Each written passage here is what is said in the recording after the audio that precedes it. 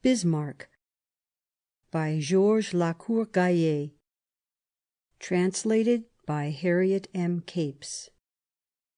Chapter 1. Years of Preparation. Otto Eduard Leopold von Bismarck was born on the 1st of April, 1815, at Schönhausen, a village of Brandenburg in the Kingdom of Prussia.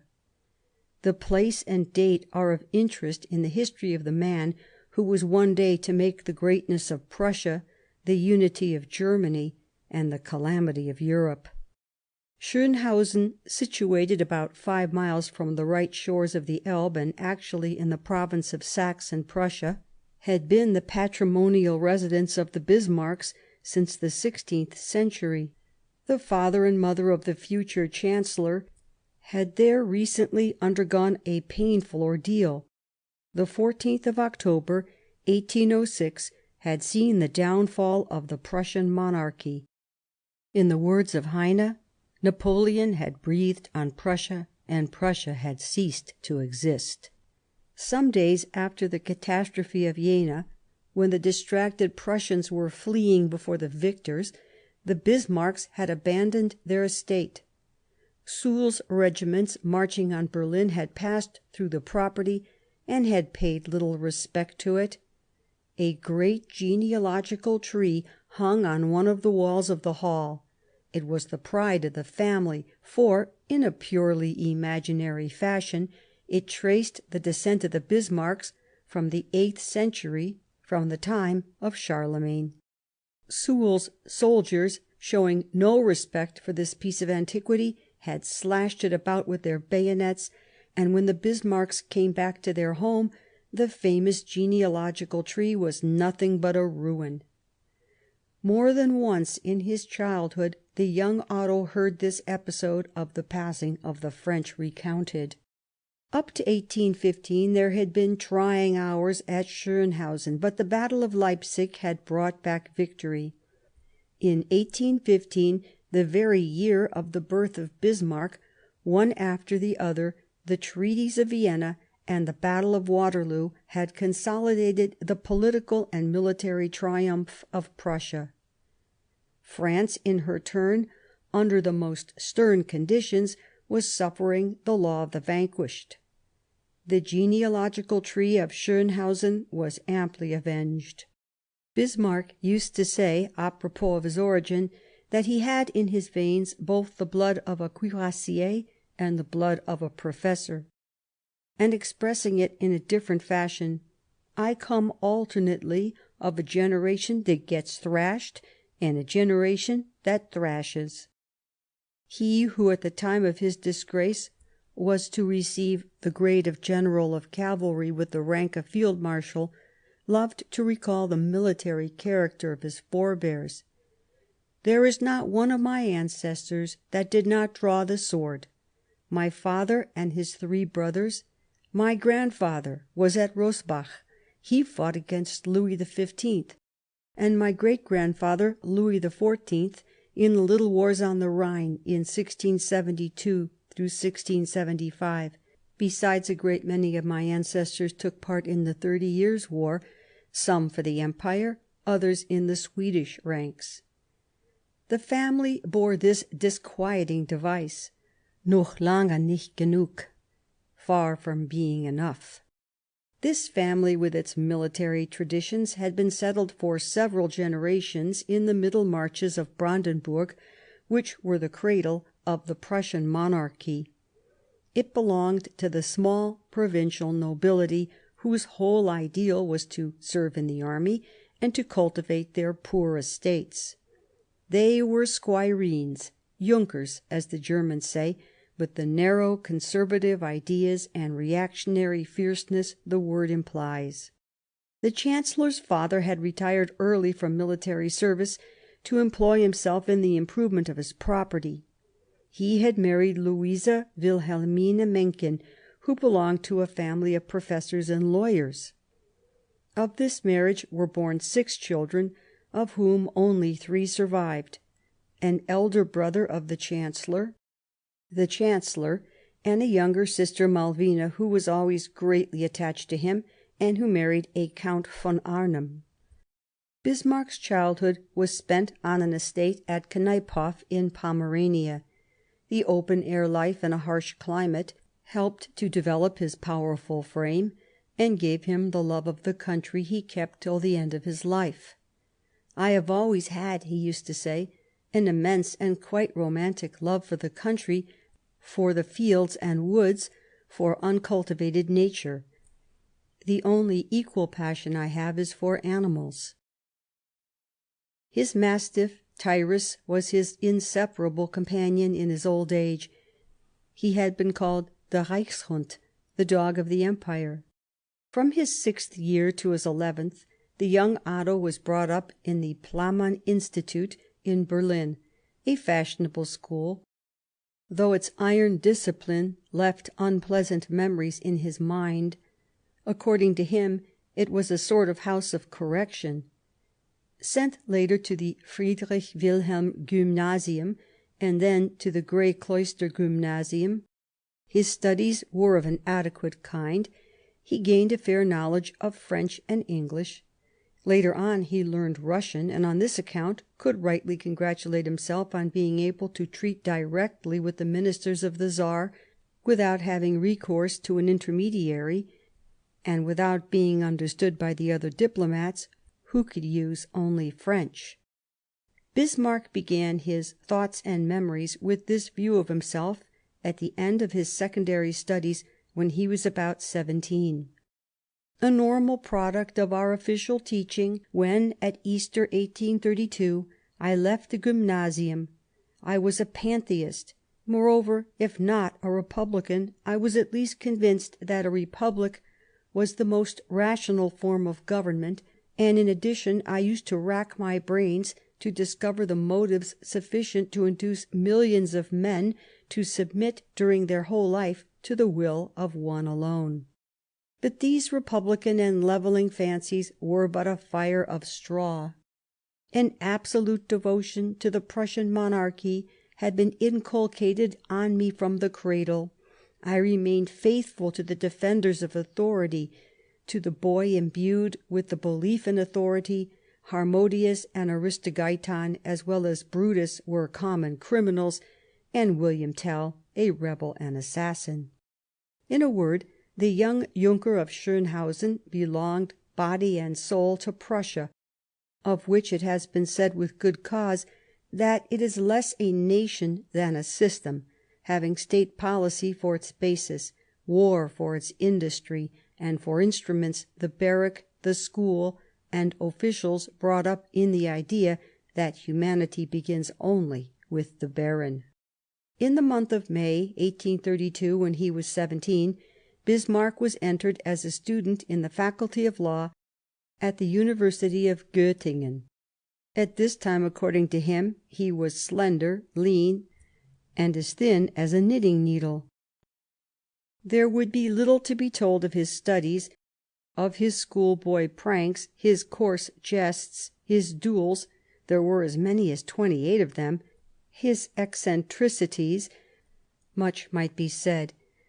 It is much more interesting to recall that he had definitely taken up his position in the ranks of the reactionary party.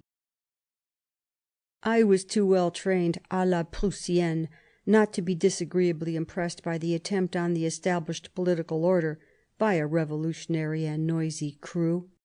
It is well to take note of another statement thenceforth imprinted on his mind. If I let my eyes fall on the map of Europe, it maddened me to think that France had kept Strasbourg. His student life came to an end at the Berlin University in 1835 at the age of 20. Great eater, great drinker, great blusterer, easily made violent and brutal, this giant of more than 6 feet high gave the impression of a character but ill-balanced, concerned above all in making himself singular by his extravagances. All this seemed unlikely to fit Bismarck for the diplomatic career about which he was vaguely thinking. He consulted Ancillon, the Minister of Foreign Affairs, who absolutely dissuaded him. His appearance was too much against it.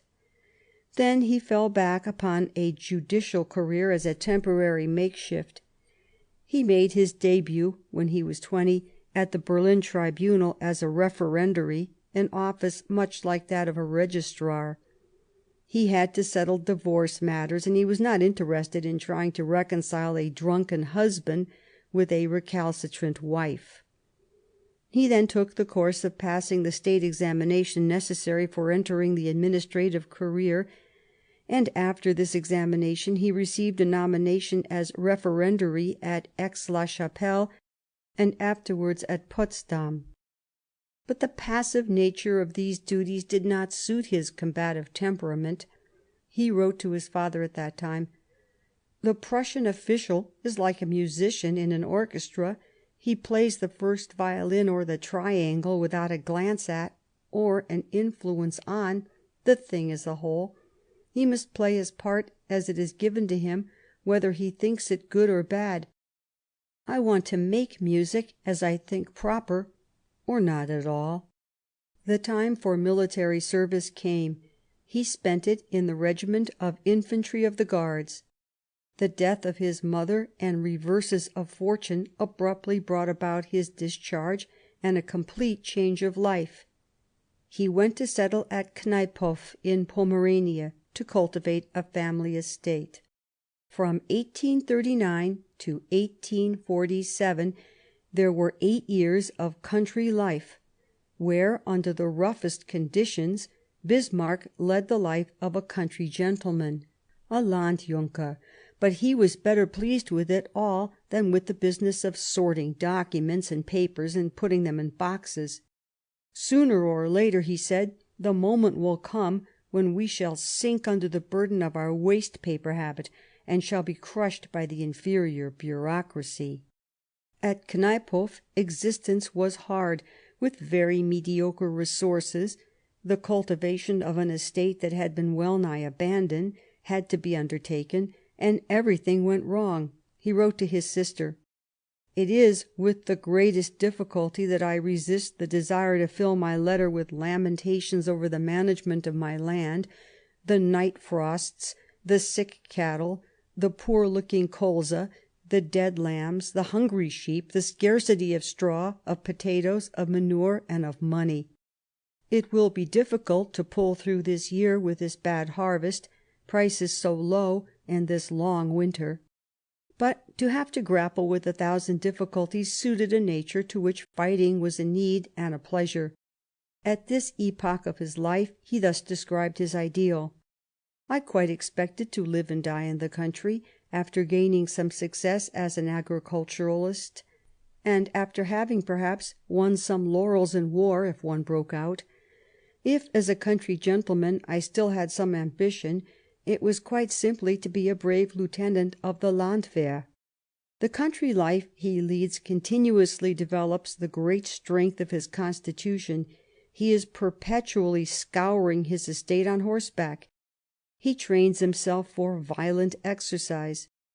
"If I say that I have fallen from my horse 50 times, I believe that would be below the mark. Last time I broke 3 ribs, and I thought that was an end of me. Twice before the doctor had declared that by scientific rules I ought not to have recovered." His violent exercises, his excesses in eating and drinking, the roughness of his discourse stamped with the most retrograde notions, all these extravagances had gained for him, among his neighbours, the nickname of the mad squire, der tolle Junker. But this odd character, built in a fashion very unlike that of the rest of the world, was like a professional in the cultivation of his estate. In spite of a succession of bad seasons, he succeeded in drawing from the sterile soil of his moors and Pomeranian forests revenues they had not yet yielded. This was quite in harmony with the temperament of the Junkers, who, by dint of labour and perseverance, had managed to improve the unproductive soil of the north of Germany. His father died in 1845, when he himself was 30 years old, and he went to settle at Schönhausen, his birthplace. There was still the open-air life, the same sort of occupation. He was elected captain of the Elbe dikes, an office which necessitated continual supervision, for the Elbe in that flat and marshy country divides into several branches, of which some mingle with the neighbouring Havel. To prevent these inundations it was necessary that the dikes should be kept in perfect order. The new captain conscientiously fulfilled his duties. A letter written at this time may give an idea of his turn of mind. In the summer of 1844, when he was at the sea baths at Norderney, he wrote his impressions to his dear sister Malvina. Lest the eye should envy the palate, they've put a lady beside me at table whose aspect makes me melancholy and homesick, for she reminds me of von Pfeiffer at Kneipow, when he was at his thinnest. Opposite sits the former minister Z, with one of those faces that appear to one in dreams when one is not well. He's like a big frog without legs. For every morsel he is going to devour he opens his mouth as far as his shoulders. He looks to me like a travelling bag you open to put something in. When I see this, I'm taken with giddiness, and for fear of falling, I seize hold of the edge of the table. Near me there's also a Russian officer. He's a good fellow, but when I look at his tall, slim figure and his short legs curved like a Turkish sabre, the thought of a bootjack invariably comes into my head. About his 30th year, Bismarck experienced a religious crisis, and the vague pantheism he had inherited from his mother gave place to a more precise belief.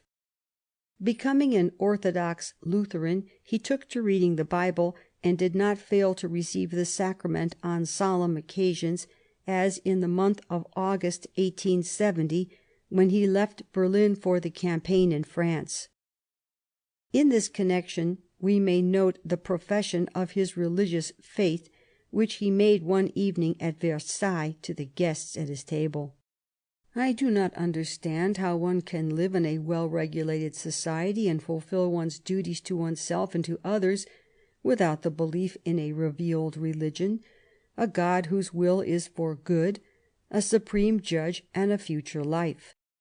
If I were not a firmly convinced Christian, if I did not possess the admirable support of religion, I should never have been the Chancellor you know." During his stay at Schönhausen, country neighbours had introduced Bismarck to the Puttkamer family, who were extremely pious. He had at once noticed the daughter of the house, Jeanne, 9 years his junior, and he asked her hand. The father, according to his own expression, felt as if his head had been struck with an axe.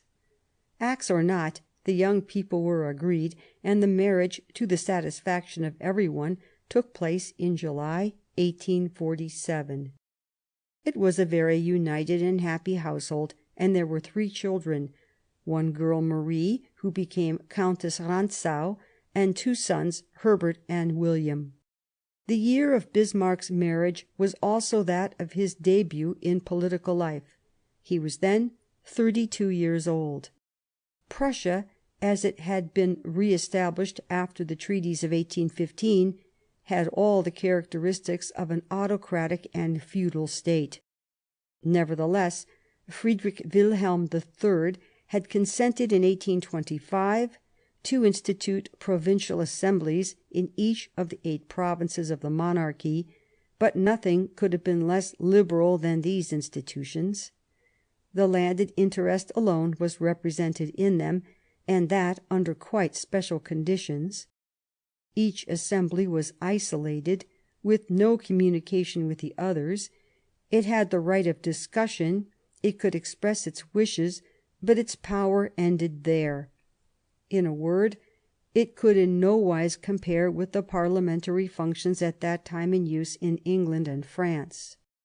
The new king, Friedrich Wilhelm IV, who began his reign in 1840, could not be suspected of giving in to new views, but anyhow he understood that it might be opportune to make some concession to liberal ideas. The concession was moderate, It consisted in uniting, under any conditions he might think proper, the 8 provincial assemblies in a single Diet called the United Diet. This plenary assembly possessed no more efficacious powers. Its setting was a little more solemn, but it was nothing more than a setting. The first of these Diets was held at Berlin in 1847. At the opening sitting on the 1st of April, Friedrich Wilhelm made a declaration to the deputies which had nothing equivocal about it. The inheritor of a crown which I received intact, and that I ought to and will leave intact to my successors, never will I transform the natural relation between prince and people into a constitutional compact, never will I admit that a written sheet (here is already the scrap of paper dear to Bethmann Hollweg) may, like a second providence, interpose between our God and this country, to govern us with its paragraphs, and by them replace the holy and ancient fidelity. It was at this United Diet of 1847 that Bismarck made his debut in politics in consequence of accidental circumstances. Some months earlier he had been elected in the landed interests assistant member to the Landtag in the province of Saxony. He was not intended to sit at Berlin, but the illness of the chief deputy left a vacant place, and Bismarck had to fill it. Concerning this period of his life, Bismarck wrote, in his Thoughts and Memories, that he was not imbued with the prejudices of his caste, and had never thought that the ancient royal power of Prussia ought to be restored with its absolute authority. Still, it would have been difficult to find a more convinced champion of conservative and reactionary royalty than he. It is always interesting to know the political debut of a man who later on was one of the foremost personages of his time. Bismarck spoke his first words at the sitting on the 17th of May, 1847. An orator on the left had just recalled the rising of Prussia in 1815. He had declared that Prussia had fought then to gain a constitution. A noble people, he said, an enlightened people like the Prussians, knows no national hatred. The assertion was singularly audacious, and the whole history of Prussia gives it the lie. Patriotisms founded on generous sentiments, and not exclusive of sympathy with other people, are known. Prussian patriotism has never been nourished but by jealousies and hatreds. Bismarck himself was the man of national hatred. He never concealed it. He protested energetically against the words of his colleague of the left. As if the popular movement of 1815, he exclaimed, ought to be attributed to other causes, or that any other motive was needed than shame at seeing the foreigner ruling in our country. In my opinion, it would be to render a bad service to the national honour if one allowed that the oppression and humiliation the Prussians had to endure at the hands of a foreign ruler were not enough to make the blood boil in their veins and to stifle every sentiment under hatred of the foreigner. Today these sentiments would evoke enthusiastic acclamations in the Prussian chamber. Then they let loose a tempest. Bismarck was not greatly moved. He took up a newspaper lying on the platform and began to read it quietly. When the storm abated, he finished his speech. From the first, he had not posed as an orator, which he would never be. His style would always be too rough and abrupt. He had set up as a man who frankly spoke out all he thought, not caring in the least to please or flatter, a man with whom his adversaries would be obliged to reckon. The first United Landtag separated at the end of 2 months and a half without having done anything striking. Bismarck, who had just been married, made his wedding journey in the land where the orange tree blossoms. At Venice he met King Friedrich Wilhelm, who sent him an invitation to dinner and lavished attentions on him. He was enchanted with them. It was, in fact, the proof that his political attitude at the Diet had had his sovereign's full approbation. Events soon took a tragic turning. The revolution of the 24th of February 1848, which had overthrown Louis Philippe and proclaimed the Republic, had its repercussion almost all over Germany. Bismarck's first move was to get his arms ready, as officer in the Landwehr, to march upon the Rhine, as he wrote to his brother on the 1st of March. But the danger was not on the frontiers. It did not come from France. It was in the very capital of the Prussian monarchy. For several days already Berlin had been the scene of lively agitation in the streets, when on the 14th of March the first barricades were set up. The government remained undecided. The evil grew. On the 18th of March the revolution was in full swing. There was a regular battle in the streets, which were strewn with dead and wounded. General von Pritzwitz posted 14,000 men and 36 guns at the approaches of the castle, the king's residence. But Friedrich Wilhelm seemed terrified at the scenes of massacre whose echoes reached him, and gave orders to the troops to retire. Revolution was mistress of the capital. The insurgents, carrying corpses, surrounded the royal palace, calling loudly for the king. The unhappy man came down. Passing in front of more than 200 litters, he bowed down before the dead, and himself wearing the cockade of the insurrection, he took part in the procession through the streets of Berlin. Bismarck was at Schönhausen when he heard of these events. He had the black and white flag, the flag of Prussia, symbol of loyalty, hoisted on the belfry. He had arms taken from the peasants. One only among his neighbours wished to act for the insurgents at Berlin. Unmoved, Bismarck said to him, "You know me. You know I am a peaceable man. But if you do that, I fire upon you." "You will not do that," replied the other. "I give you my word of honour that I will, and you know I am a man of my word, so keep quiet." He rushes to Potsdam, sees a former minister, Bodelschwingh, talks to him of the king. "Oh, that mountebank," replies the old minister. But Bismarck is convinced that the king is not a free agent. He makes numerous attempts to gain access to him, but is unsuccessful. Arrived in Berlin, where, since the part he took in the United Diet, he is known to many, he takes precautions to put the curious off the scent. He has his cheeks shaved, keeping a long tuft on his chin. He wears a broad-brimmed hat ornamented with the tricolour cockade, black, red, and yellow, the cockade of the German party. With his great height, his hat, his tuft, and his dress coat, for he reckoned on being received by the king, he looked odd enough. A street urchin shouted at him, "Look, there's a Frenchman."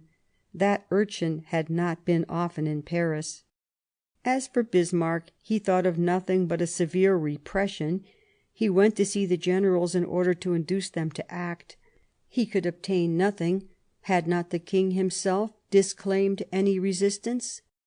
Some days later he was at the reception of the officers of the guard in the Marble Hall, and listened with amazement to these words of the king: "I have never been more free and safe than under the protection of the citizens of Berlin." Murmurs and the clank of swords were heard, Bismarck reports, such as a king of Prussia had never before heard amidst his officers, and will never again hear, so at least I hope. I went back to Schönhausen broken-hearted. A second United Diet opened on the 2nd of April, less than a fortnight after the days of March, and again Bismarck sat in it as a substitute deputy. It will be supposed that he was set on making his indignant protest heard there. The majority proposed a resolution that resembled approbation of the past. He took up the word. "What decides me to vote against the address is the expressions of joy and gratitude with regard to recent events. The past is buried, and more bitterly than many among you, I regret that no human power is able to resuscitate it. the crown itself having cast the earth upon its coffin. But if I accept the fact, constrained by force of circumstances, I cannot break with my customs and words at the United Landtag by a lie, by feigning to be grateful and joyful about that which in my eyes is, at the very least, a false issue." So strong was his indignation, it appears that tears came into his eyes and interrupted his speech. Before separating, the Diet voted for a project of electoral law with 2 grades of electors and no franchise conditions. To Bismarck this liberal measure was a further misfortune, and he described it as the Jena of the Prussian nobility. Despite the gravity of the days of March and their consequences, the interest of German history at this time was much less at Berlin than at Frankfurt on Main. On the 18th of May, 1848, in the ancient church of St. Paul, a Germanic Parliament, elected by universal suffrage, had been opened. It had for its object the substitution of the unity of Germany for the system of Germanic Confederation, which dated from the treaties of 1815. Composed mainly of professors, the Parliament of Frankfurt listened to the discussion of numerous political theories, but did little other business. At Schönhausen, Bismarck followed these debates with but little sympathy. Some months before, in connection with the Polish riots that had taken place in Posen, he had written that "the first impulse of unity and German strength ought to be to wrest Alsace from France and set up the German flag on the Cathedral of Strasbourg." Therefore all the discussions of the parliamentarians of St. Paul's Church seemed to him idle, if not dangerous. If the unity of Germany ever came to pass, it ought not to be through a more or less revolutionary thrust from below, but through political action from above for the benefit of one country, Prussia, and that of one dynasty, the Hohenzollerns. In fact, the man who did create the unity of Germany was, and always remained, profoundly Prussian to his very marrow. After 6 months of deliberation, the Frankfurt Parliament had finished by voting for the establishment of a German Empire, and for offering the crown of this empire to the King of Prussia. In answer, Friedrich Wilhelm had refused. He could not, he said, accept any crown but that which bore stamp of the seal of God. In replying to the delegates from Frankfurt, he entrenched himself behind the free concurrence of the crowned heads, the princes, and the free towns of Germany, which for him was the necessary condition of this transformation. 10 days later, the 13th of April, 1849, Bismarck, who had been elected deputy in the new Prussian Chamber, the outcome of the Constitution of December 1848, made this spirited declaration from the tribune: "It is best that Prussia should remain Prussia. As such, she will always be able to give laws to Germany, instead of receiving from it such or such others. Gentlemen, as a deputy, I have the honour of representing the ancient electoral capital, the city of Brandenburg, which has given its name to this province, the birthplace and cradle of the Prussian monarchy. I feel myself all the more obliged to oppose the discussion of a motion which tends to undermine and overthrow the state edifice built by centuries of glory and patriotism. The crown of Frankfurt may be very brilliant, but the gold which would give it true brilliancy could be obtained only by melting the Prussian crown, and I believe not at all in the success of a recasting in the mould of this Constitution." One of his opponents, Baron von Vincke, spoke of his antediluvian ideas, as shown by this speech, but he continued to declare himself the champion of reaction. Here is the conclusion of a lengthy speech on the 6th of September, 1849. "We are Prussians and will remain Prussians, and I hope that, with God's help, we shall still be Prussians, when this piece of paper, the Frankfurt Constitution, will long have fallen into forgetfulness like a dead leaf of autumn." He always preferred the strong hand. The revolution had broken out in the Palatinate. The Bavarian troops were untrustworthy. The only thing he wished for was their open revolt. For then, as he said to the Bavarian minister, the ulcer will be cured at once. If, on the contrary, you come to terms with the hesitating troops, the ulcer will spread inwardly. The more squarely you deal with it, the better. Bismarck was the sort of fellow with whom it was not well to have a dispute. One day in a Berlin restaurant he heard a drinker speak lightly of the royal family. "Out you go," said he. "If you're not gone when I've emptied this glass, I'll break it on your head." Which he did. Then, addressing the waiter, he said quietly, "Waiter, how much for the broken glass?" One day at Sans Souci he spoke very harshly to the King, accusing him without circumlocution of having evacuated Berlin after the days of March, and of having inoculated his people with revolution through the mouthpiece of the royal authority. "I no longer believe in the help or support of the King," he said. Parliamentary verbosity was hateful to him. On leaving a sitting of the Chamber on the 28th of August 1849, he wrote to his wife: "Our eternal repetitions and decisions are worth no more than the moonlight contemplation of a sentimental young man building castles in the air." He had no wish to imitate the French form of government. In the Chamber he said: "The example of France is not very attractive, and truly in the present situation (in 1849) I see nothing to persuade us to clothe our healthy and vigorous body in the Nessus shirt of the French political theorists. French equality is the visionary daughter of the envy and covetousness which for the last 60 years that richly dowered nation has pursued through blood and aberration without being able to reach it." Friedrich Wilhelm was aware of the worth of this rough giver of advice, who spoke his mind on everyone and everything. There had been at one time some question of putting him in the ministry. The King struck off his name and wrote in the margin of the paper: "Could not be made minister unless the bayonet is to be absolute master." While waiting for the forming of a vigorous ministry, he might be employed in diplomacy. He was sent to the Diet of Frankfurt. In spite of the blow which had shaken all feudal Germany to its depths in 1848, the regime of 1815 was being restored.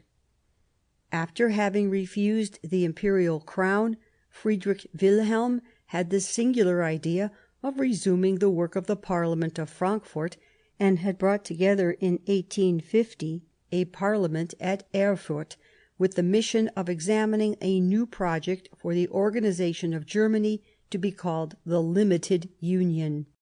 This Parliament lived hardly a month, and Bismarck, who had been a member of it, did not regret it. As Austria had just overcome the revolution in Hungary and Italy, she undertook to re-establish in Germany the system of 1815, which was all to her profit. Schwarzenberg, Francis Joseph's minister, had with Manteuffel, Friedrich Wilhelm's minister, an interview at Olmütz, soon followed by conferences at Dresden. The result of these negotiations was that the old Diet of Frankfurt was revived as in the past.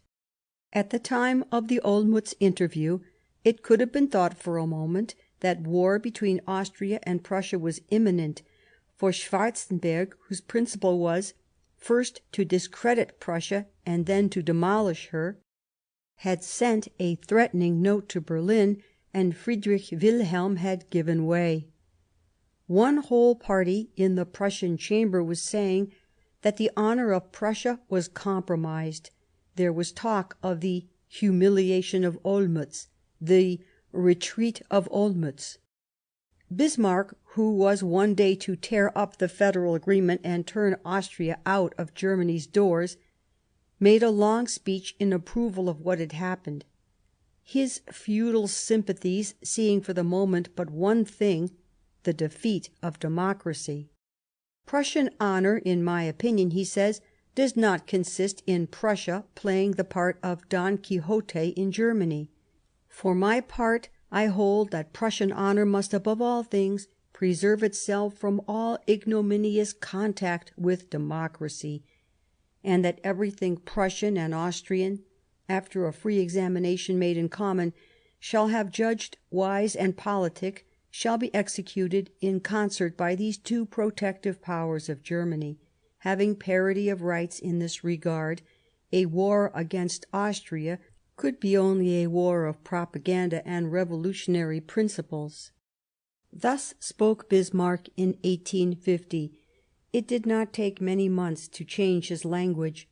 What would never change in him was the definition he gave in the same speech: the only wholesome and salutary foundation for a great state is political egotism, and not a taste for the romantic. It is certain that a taste for the romantic was never to be an element in the temper of the Iron Chancellor. At the Diet of Frankfurt, Prussia was represented by General von Rochow. 2 councillors of legation were to be his colleagues. Bismarck was one of these. The king, undecided in anything, could not prevent himself from saying: "You are very courageous to undertake without preparation duties with which you are not familiar." "It is your Majesty that shows courage in entrusting this post to me," replied Bismarck. "And after all, your Majesty is in no wise obliged to sustain my nomination any moment when you ascertain that you have nominated a man who is incapable of fulfilling the duties. As for me, I cannot know if the task is above my capacity before I have set to work at it." "We will make a trial of it," answered the king. Bismarck had made up his mind to renounce the dream he had written of to his wife about this time. "I have a constant fancy which pursues me everywhere. It is to sit in a bare, deep valley in summer heat, my head on your knee, and to gaze at the blue sky and the green tops of the trees through the smoke of my cigar, with you looking at me, and to do absolutely nothing. When will that be?" Bismarck's nomination to the Diet was signed on the 6th of May, 1851. It was the beginning of the political career which was going to make him President of the Council of Prussian Ministers and Chancellor of the German Empire. His life as a statesman was to last 39 years. The Federal Diet of Frankfurt was resuming the course of its sittings, which had been interrupted by the events of 1848. At this precise moment, as in the past, it comprised 39 sovereign states. The delegates of these states alone, without any collaboration with the deputies elected by the provinces, formed the Assembly. As in the past, it was put under the presidency of Austria and the vice-presidency of Prussia. As in the past, the machinery of its deliberations was made up of complicated and creaking wheels within wheels, with their old ring of scrap iron. Appearances remained the same. The only thing changed was the air it now breathed on the banks of the Main. For 3 years Friedrich Wilhelm had maintained an ambiguous attitude, in harmony with his character, but one which had, in spite of everything, revealed the latent antagonism between Prussia and Austria. He had refused the imperial crown offered him, and then he had endeavoured to effect a grouping of the states of northern Germany. Austria had not dissembled her ill temper, and Prussia, humiliated by the backing out of Olmütz, had consented to the restoration of the old federal law. But she had done it under the pressure of a threat, and the victory of her rival had left a painful impression. Far from weakening, these feelings of jealousy and revenge were challenged to take a more violent form from the moment when the representative of Prussia was, like Bismarck, a fundamentally Prussian. When Bismarck arrived at Frankfort he was 36. At that age, and as we know, of far from patient disposition, he was not the man to conceal the irritation the pretended superiority of Austria caused. He had begun by getting rid of his official chief. On the 15th of July, hardly 2 months after his arrival, he himself was appointed chief ambassador. Then, on every subject, whether on serious matters or on futile, he skirmished with the representative of Austria so constantly that at last this representative, who was then Count Rechberg, proposed to settle their quarrel pistol in hand. But Bismarck, quite unmoved, gave him to understand that diplomatic affairs were not to be treated according to the rules of duelling. Then there was the famous incident of the cigar which Bismarck loved to relate. At the Diet, the representative of Austria, President of the Assembly, alone had the privilege or habit of smoking. One day Bismarck, who was a great smoker, took a cigar from his pocket and quietly asked the President, Count Buhl, for a light. Greatly astonished, Buhl complied. The amazed onlookers looked for a great diplomatic incident. The news was telegraphed to Berlin. It was soon an official event. 2 great powers, Austria and Prussia, were smoking at the Diet. In 6 months' time Bavaria took to lighting his cigar, then Saxony, then Württemberg, and soon all the other states followed, except Hesse-Darmstadt, who thought himself too small a boy. Austria had lost its monopoly in the matter of tobacco, and was on the way to lose more. Bismarck spent nearly 8 years in the Diet of Frankfurt. He had gained a perfect knowledge of the field into which flowed the internal and external statecraft of the Germanic body. It was, he said, a run of foxes, every outlet of which he knew down to the vent-holes. Heine's epigram on the Germanic Confederation always came in aptly. O Bund, du Hund, du bist nicht gesund. Confederation, thou dog, thou art not healthy.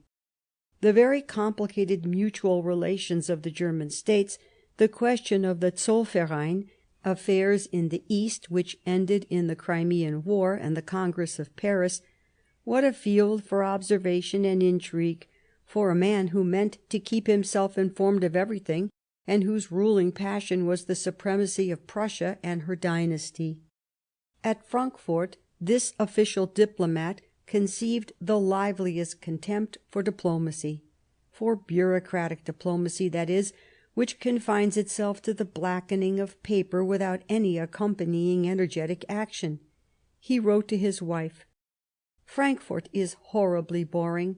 Picture to yourself a perpetual malicious espionage. Send me X the cobbler, or M from blank, and if they were well washed and combed, I'd make diplomats of them. In this case I am making rapid progress in the art of talking much and saying nothing. Each one of us fancies and believes the same of the others, but he is full of ideas and projects, and yet the lot of us altogether haven't a hair's breadth of knowledge as to what Germany will become, any more than we could tell what kind of weather there will be next summer. No one, not even the most malevolent democrat, has any idea of the incapacity and charlatanism of this diplomacy." At Frankfurt another idea was making rapid growth in Bismarck's mind, until it completely absorbed it. It will be remembered that he had supported the Olmütz Convention, and had been a partisan of the alliance between Prussia and Austria, and here now is Austria, seen at work in the presidency of the Diet, speedily inspiring him with feelings of aversion, or rather hatred.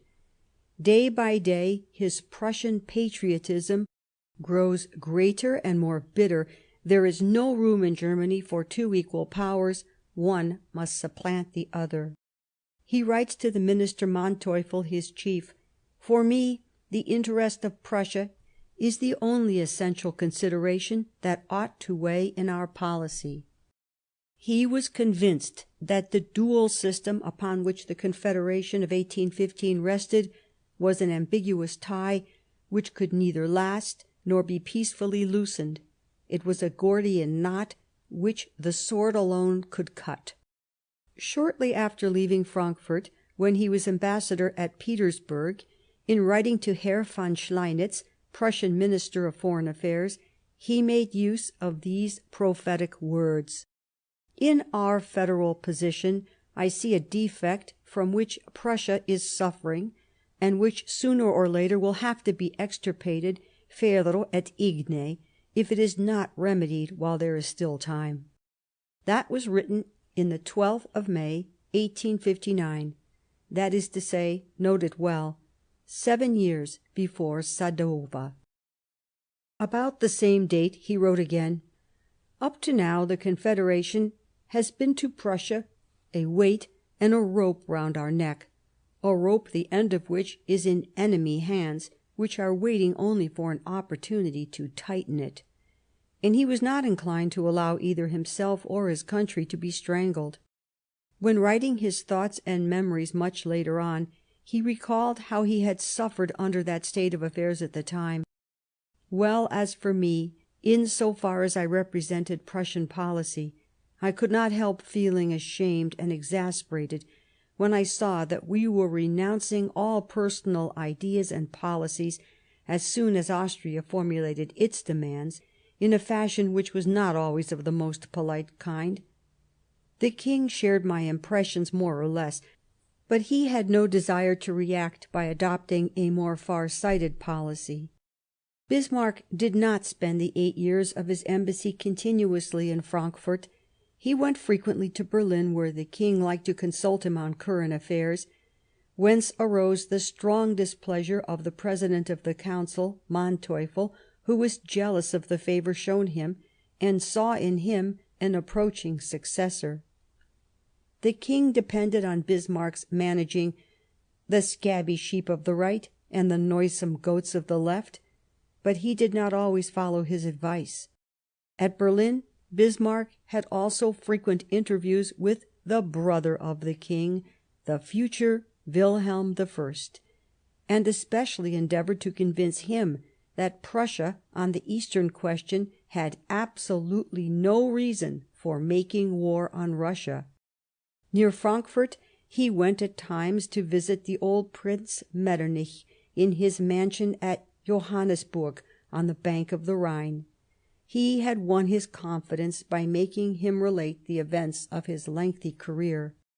From time to time, he said, I struck the bell to make it go on sounding, and the ancient Chancellor told his little stories.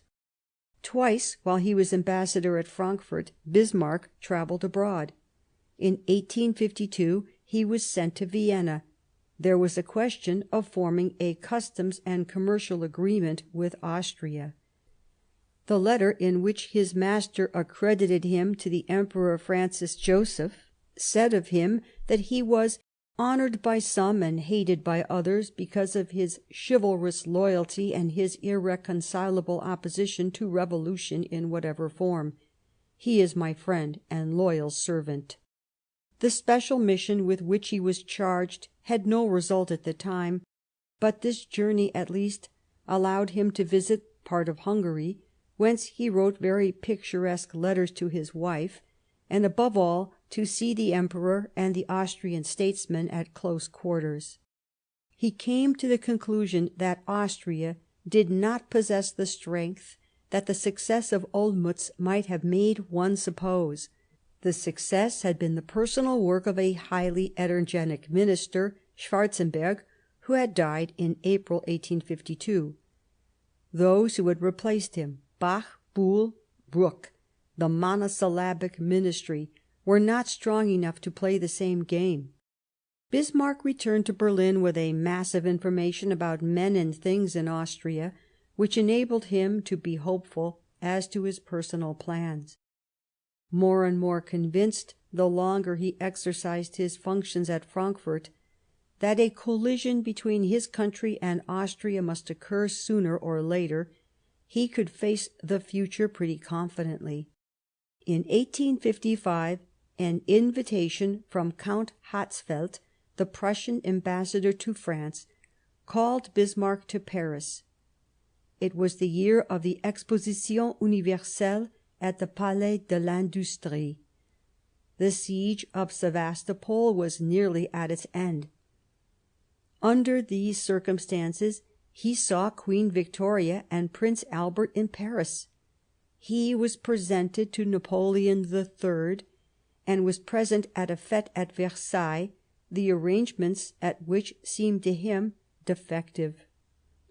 The days were long past, he said with his Teutonic fatuity, when one could take lessons in politeness and good breeding from France at the court of Paris. The Emperor, whom he saw several times, spoke to him of the establishment of a close agreement between France and Prussia. These two neighbouring states, placed at the head of civilization by their intellectual culture and their institutions, owed each other a mutual support. Such was, it seems, Napoleon's opinion. Bismarck relates it without comment. But from that moment he had looked upon the Emperor as stupid and sentimental, walking in the midst of the most fantastic ideas. 2 years later, the future Chancellor again saw Napoleon, when he again went to Paris in order to discuss the settlement of the Neuchatel question. The Emperor talked with him of various projects, always coming back to his idea of a Franco-Prussian alliance. As for him, he listened and found a more and more justifiable opinion of this vacillating and dreamy sovereign. It seems to me, he said at that time to the King of Prussia, that the Emperor is an intelligent and amiable man, though he is not so clever as they like to say. Whatever happens is put down to him, and if it rains unseasonably in Eastern Asia, they attribute the cause to some perfidious machination of the Emperor. Bismarck expressed himself in this fashion a short time after the Congress of Paris, where the government of Napoleon III had been the arbitrator of European peace. He held that there was an overrated opinion of the Emperor of the French, which did not deceive himself. From Paris, as from Vienna, he brought back personal views which allowed him to have confidence in the future. In the month of October 1857, King Friedrich Wilhelm, who was showing signs of physical and mental weakening, gave over the administration of the kingdom to his brother for 3 months. A year later, in October 1858, his bad state of health obliged him to do still more. He entrusted the regency to his brother. He was brought to sign his own abdication, which preceded his death by about 2½ years. This dynastic change had interesting consequences on Bismarck's career. His first relations with the Crown Prince, the future Wilhelm I, went back to 1835, when he himself was only 20. After the days of March, when the Prince was returning from England, where he had been making a short stay, Bismarck had read to him a poem of the day which was circulating in the army, and gave expression to the anger of the soldiers at the time of the evacuation of Berlin, which had been forced upon them. Black, red, and gold, their flag shines in the sun. The black eagle falls, sullied from the staff. Here ends, O Zollern, thy glorious story. Here fell a king, but not in battle. No longer do we turn our eyes to the fallen star. What thus thou didst, Prince, thou wilt repent. Not one will be faithful as were the Prussians. The Prince had been unable to restrain his tears at this humiliating memory. Since then, the two men had had fairly frequent interviews. Bismarck was aware of the far from favourable sentiments of the Princess of Prussia, the future Empress Augusta, respecting him, but the Prince's confidence in him was not disturbed by this fact. He soon received a proof of it in an unexpected way. In January 1859, the Regent informed him that he intended to appoint him to the embassy at Petersburg. Bismarck could not forbear setting forth the objections. He was now thoroughly at home on the Frankfurt ground, having worked it for 8 years. To take him away from Frankfurt, would it not be to lose the benefit of the position he had gained there? "I cannot understand," replied the Regent, "why you take the thing so tragically. St. Petersburg has always been considered the highest post of Prussian diplomacy, and you ought to accept your nomination as an evidence of my great confidence." Bismarck could but bow to the decision. His nomination was signed the 29th of January, 1859. In the Regent's mind, the embassy of Petersburg was but an appointment preparatory to higher office. No doubt he was thinking of giving, after a short delay, the presidency of the Council to a man whose great mental qualities and exclusive devotion to the Prussian cause he appreciated. He himself was jealous enough of his authority. One day, when he was talking freely with Bismarck of his colleagues, he had said, "Do you by chance take me for a nincompoop? I shall be my own Minister of Foreign Affairs and my own Minister of War. Those are matters I understand." Nevertheless, he felt that the general policy of the realm should be directed by a man who had given the country serious reasons for confidence in him. Why should not Bismarck be that man? When he sat in the legislative assemblies, he had always stood up as an energetic opponent of revolution in all its forms. At Frankfurt he had gained special mastery of diplomatic questions. A great embassy would put the finishing touch on his authority, and then he could return to Berlin and receive the presidency of the Council. So Bismarck, in March 1859, went to represent the government of Friedrich Wilhelm IV, or rather of the Regent, Prince Wilhelm, at the court of Alexander II. Chapter 2: The First Passage of Arms. When Bismarck left Berlin to take up his post as the ambassador in Russia, he had to make a long stage of the journey in a post-chaise under very uncomfortable conditions, for at that time there was no connection between the Prussian and Russian railways. From Königsberg to Bischow, more than 600 kilometres, Bismarck's carriage rumbled along without a stop for 96 hours, 4 days and 4 nights. This fashion of travelling in snow and cold, which in the night went down to 12 degrees, left him with disagreeable memories. "Russia," he wrote, "grew longer under our wheels. The versts brought forth young at each halt. The inside of the coach was too low for his great height. He had to make the journey on the outside seat, which was open in front, and he suffered so greatly from the cold that the skin of his face peeled off." But these discomforts were speedily forgotten in the warm welcome he received at Petersburg. It was then the 3rd year after the Crimean War.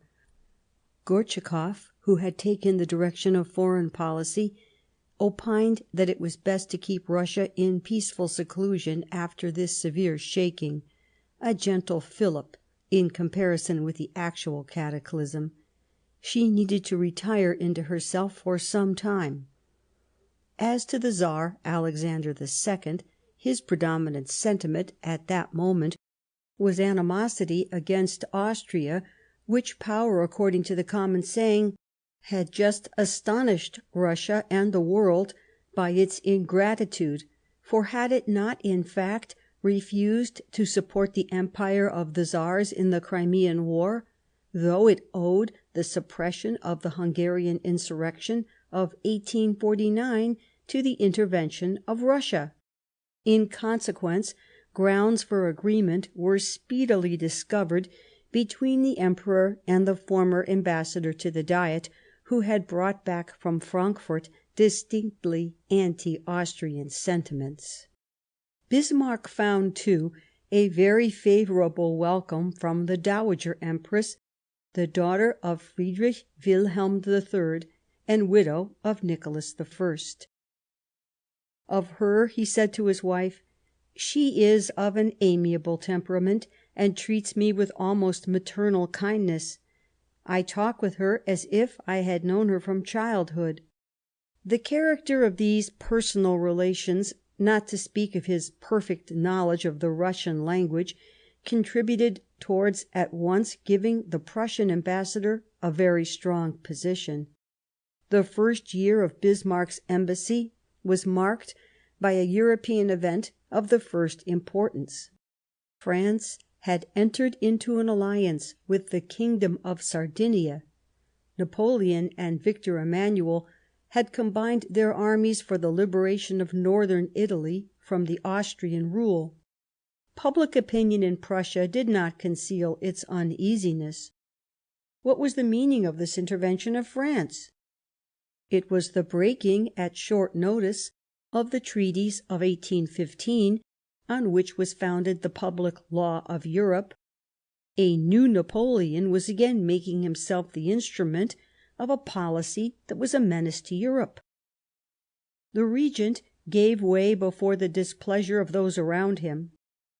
After the battle of Magenta, which had decided the fate of Lombardy, he had ordered the mobilization of 6 army corps, about 80,000 men. After the battle of Solferino, when the French reached the entrance to Venetia, the military preparations of Prussia were pushed on furiously. The papers were already anticipating a victory on the Rhine and the annexation of Alsace, so the armistice of Villafranca on the 11th of July caused deep disappointment in Prussia. It had been believed that the blow was to have been struck at the hereditary enemy, which had been impossible in 1840. Once again the sword must be left in the scabbard. At this time Bismarck did not share this warlike temper, for he was not inclined to play Austria's game in any fashion.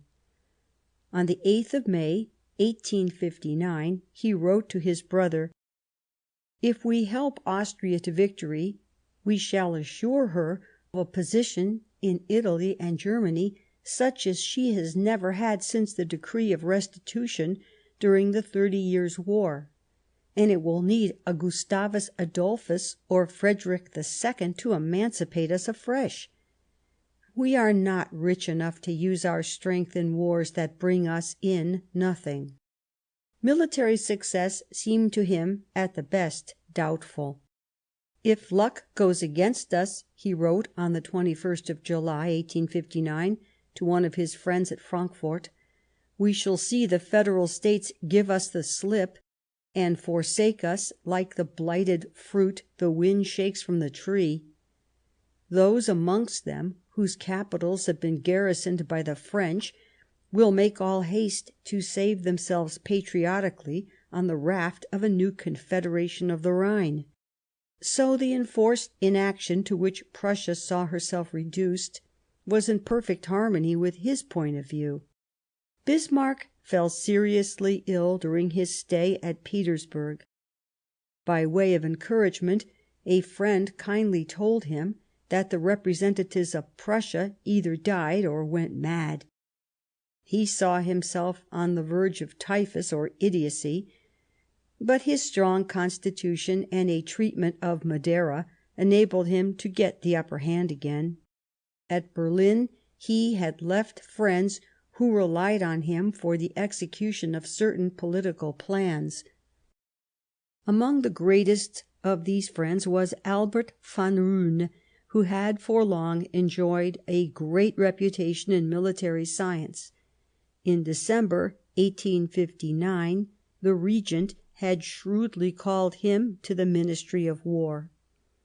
He was to keep this important office till the end of 1875, that is to say, continuously for 14 years, a thing which is of interest in countries where ministerial instability is, as it were, a principle of political life. Bismarck and Roon had been acquainted since 1835, when one was 20 and the other 32. They had become more and more intimate, as if they had guessed that one day they would need each other for the realization of great plans. For the moment, Roon had decided to undertake the reorganization of the army. As the attempt at mobilization in the summer of 1859 had been but moderately successful, he considered that it was necessary to remodel its rules. He foresaw lively opposition in the Prussian Second Chamber. He was, in consequence, anxious to have at Berlin a fellow fighter in the ambassador at Petersburg, whose great energy he well knew, and he therefore exerted himself to get his friend into the ministry. The head of the military cabinet of the Regent, Edwin von Manteuffel, the future general of 1866 and 1870, gave his support to the same candidate, and both begged the portfolio of foreign affairs for Bismarck. The Regent took the course of asking the ambassador, when on a visit to Berlin, to state before him and some of his ministers the programme he proposed to follow. "The feeblest side of our policy," said Bismarck, "is our meekness toward Austria, who has domineered over us since Olmütz. If, in agreement with Austria, we could settle the question of our influence in Germany, that would be all the better. But that agreement will be possible only when, at Vienna, they are convinced that in a contrary case we shall not shrink from rupture and war." It was important to preserve good relations with Russia, for they were valuable to Prussian policy. Schleinitz, the Minister of Foreign Affairs, spoke in his turn. According to him, the real dangers which threatened Prussia came from the West, from Paris and nowhere else. He recalled finally the will of Friedrich Wilhelm III, vanquished at Jena and Tilsit, victor at Leipzig and Waterloo. The Regent, son of Queen Louisa, was touched by these paternal traditions. He allowed Bismarck to return to Petersburg. Perhaps Bismarck was not altogether sorry.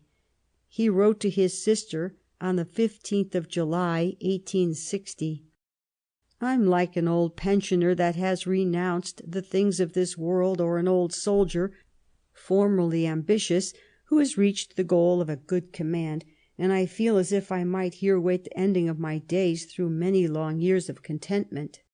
And again he wrote on the 14th of March, 1861, "I don't find the winter so bad as I thought, and I don't ask for any change in my circumstances until, please God, I may go and take my rest at Schönhausen or Rheinfeld, and have my coffin made there in leisurely fashion." Meanwhile, the sad existence of Friedrich Wilhelm IV had come to an end on the 2nd of January, 1861. His brother, the Regent, inaugurated his personal reign at the age of 64 under the title of Wilhelm I. He had himself crowned with extraordinary solemnity at Königsberg, the capital of the first King of Prussia. Bismarck had assisted at the ceremony and then gone back to his post. His stay in Russia had but increased the inimical feelings which, in his character of a good Prussian, he bore toward everything Polish. "Every success of the national movement in Poland," he wrote, "is a defeat for Prussia. We can fight this element according to the rules, not of the people's rights, but of those of war. We must look upon Polish sympathies not with humanity, but as an adversary. Between us and the restoration of Poland there is no peace possible." This was for him yet another reason for maintaining good relations with Petersburg, whose hostility to Poland was also a principle of the government. How Bismarck and Prussia kept faithful to this Polish hatred one knows but too well. But how Polish patriotism has succeeded, in despite of every persecution, in maintaining its national traditions and its unquenchable hope of happier days, we know too, and shall know still better when the present war finds its righteous end. In May 1862, Bismarck was recalled from Petersburg, and a few days later he was appointed ambassador to Paris. Before this nomination gave prominence to it, in the best informed circles in Prussia, Bismarck was already looked upon as a man with a great future. A general officer who, as a sub-lieutenant, had joined the École d'Application at Metz in 1861, told us that he had heard Bismarck spoken of under the following circumstances in the month of February 1862. The officers of the École d'Application, during the winter of every year, gave a subscription charity ball, at which the German officers of the neighbouring garrisons, Saarbrück and Saarlouis, were present. The Frenchmen received them at their table and talked with them as comrades. One of these foreign officers, the son of a Prussian minister, had a lengthy and serious conversation with our sub-lieutenant. He spoke to him of a man who was beginning to rise, and seemed destined for great eminence.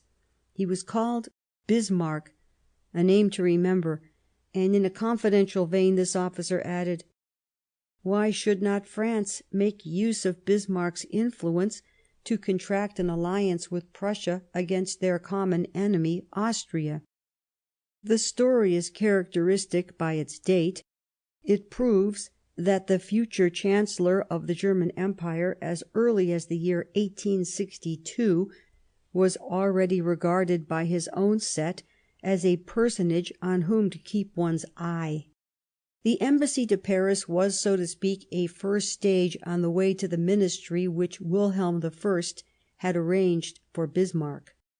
Bismarck only passed through Berlin.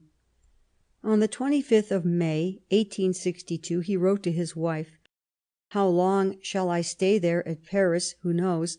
Perhaps some months, perhaps some weeks only. Here every one is conspiring to keep me in Berlin, and I shall hold myself lucky on the day when I find at last, on the banks of the Seine, a spot where I can be quiet, and a porter who won't let any one come near me." But once settled in the ancient mansion of Prince Eugene in the Rue de Lille, from the point of view of comfort, all did not appear perfect. The house, he writes to his sister on the 16th of June, 1862, is very well situated, but it is dark, damp, and cold. Its whole aspect is north, and there's a smell of mould and drains. Hatzfeld and Pourtal lived here all the time, but they died of it in the flower of their age, and if I remain in this house, I too shall die sooner than I wish. On the 1st of June, 1862, Bismarck was received officially at the Tuileries in order to deliver his credentials to Napoleon III. He received me in a friendly manner. He is good looking, has become a little stouter, but has not grown fat or aged. The Empress is still one of the most beautiful women I know, in spite of St. Petersburg. She has, in fact, become still more beautiful during these 5 years. Bismarck was invited to Fontainebleau by the Emperor, and walking in the Jardin de Diane, the two men discussed political questions. The Emperor asked his guest point blank if he thought the King of Prussia was inclined to enter into an alliance with him. Bismarck took refuge in a polite and evasive answer. The Emperor made a fresh attempt and spoke of the advantages of a diplomatic alliance. But Bismarck, who knew how opposed his king was to any rapprochement with France, was greatly embarrassed. In face of the Emperor, he said, "I was like Joseph before Potiphar's wife." and one knows, in fact, that the attitude of the son of Jacob and Rachel was one of extreme awkwardness in face of the ardent advances of the Egyptian woman. The Fontainebleau interview had no results, though at least, coming after those of 1855 and 1857, it allowed the Joseph of Schönhausen to study the character of his interlocutor, and to divine the vagueness and indecision of the thought that could thus lay itself bare, heedless of precautions. In this same interview the Emperor declared that before long there would be a rising in Berlin, a revolution in the country, and that the king would have the entire nation against him if he attempted a plebiscite. And Bismarck made this somewhat impertinent reply: "Our people don't build barricades. In Prussia, kings alone make revolutions." This was the Emperor's verdict on Bismarck. He is not a serious man. On his side, asked by a Russian diplomat what he thought of Napoleon III, Bismarck answered in the words of La Fontaine: "De loin c'est quelque chose, et de près ce n'est rien." Seen from afar he is something, seen near he is nothing. The ambassador had not much to do in Paris at this season. For amusement and instruction he set forth on a journey over France, Chambord and the castles on the Loire, Bordeaux, Bayonne, Biarritz, whence he pushed on as far as Saint Sebastian, Pau, Lourdes, Cauterets, Bagneres, Luchon, Toulouse, saw the passing of this traveller, enchanted at living his own life, and delighted with the scenes which France offered him, especially in the region of the Pyrenees. While on his way he had news of Berlin through Roon. The king was still hesitating over his decision, but the ambassador's friends were still importunate. "The pear is ripe," said one laconic despatch. At Paris he found another despatch signed with an assumed name: "Periculum in mora," make haste. He delayed no longer. The next day, the 19th of September, he left for Berlin. His embassy to France had lasted 4 months in all. The whole interest of this flying visit, no doubt, centred for him in the Fontainebleau interview, when a few short hours had let him see, as man to man, what the Emperor of the French was. Bismarck arrived at Berlin in the midst of a political crisis. In February 1860, Roon had set forth his scheme for military reorganisation. Since then, relations had become more and more strained between the government, which approved of the plan, and the Second Chamber, which dreaded an excessive extension of militarism. Roon had won only some support by speaking of an attempt at reform of a temporary nature, but the attempt was not long in taking the character of a definite organisation. The Chamber had wished to protest, and had been dissolved in March 1862. A new Chamber, animated by the same spirit, had first, in September, refused the credits asked for the reform of the army. Roon had not waited for this vote to telegraph to his friend that there was danger in delay, and Bismarck had hastened back. Wilhelm I was convinced of his rights, but worn out as he was by the difficulties which had only increased for 2 years, and thinking that a younger monarch might more easily get out of them, he had made up his mind to leave the throne to the Crown Prince, who was one day to be the Emperor Frederick III. However, he consented to have, on the 2nd of September, another interview with Bismarck, who had just arrived. "I will not govern," he said, "unless I am in such a position as to do so in the way for which I can answer to God, to my own conscience, and to my subjects. But I cannot do it if I am to govern according to the will of the present majority of the Landtag. And I no longer find ministers who are inclined to direct my government without submitting themselves and me to the parliamentary majority. Therefore I have decided to give up my sovereignty, and I have already prepared my act of abdication, actuated by the motives I have pointed out." He showed Bismarck the document, who replied that he was ready to enter the ministry, and that he was confident that with Roon he could constitute a stable cabinet. "Are you prepared," said Wilhelm, "to support as minister the reorganisation of the army?" "Yes, sire." "Even against the majority of the Landtag?" "Even against the majority." "Then it is my duty to attempt the continuation of the struggle with you, and I will not abdicate." The interview was prolonged, and Bismarck confirmed Wilhelm I in his decision by this emphatic declaration: "I would rather perish with the King than forsake your Majesty in the fight against parliamentarism." The King threw the act of abdication aside, and tore up a programme in which he had made some concessions to the Liberals. That same evening Bismarck was appointed Minister of State and Provisional President of the Ministry.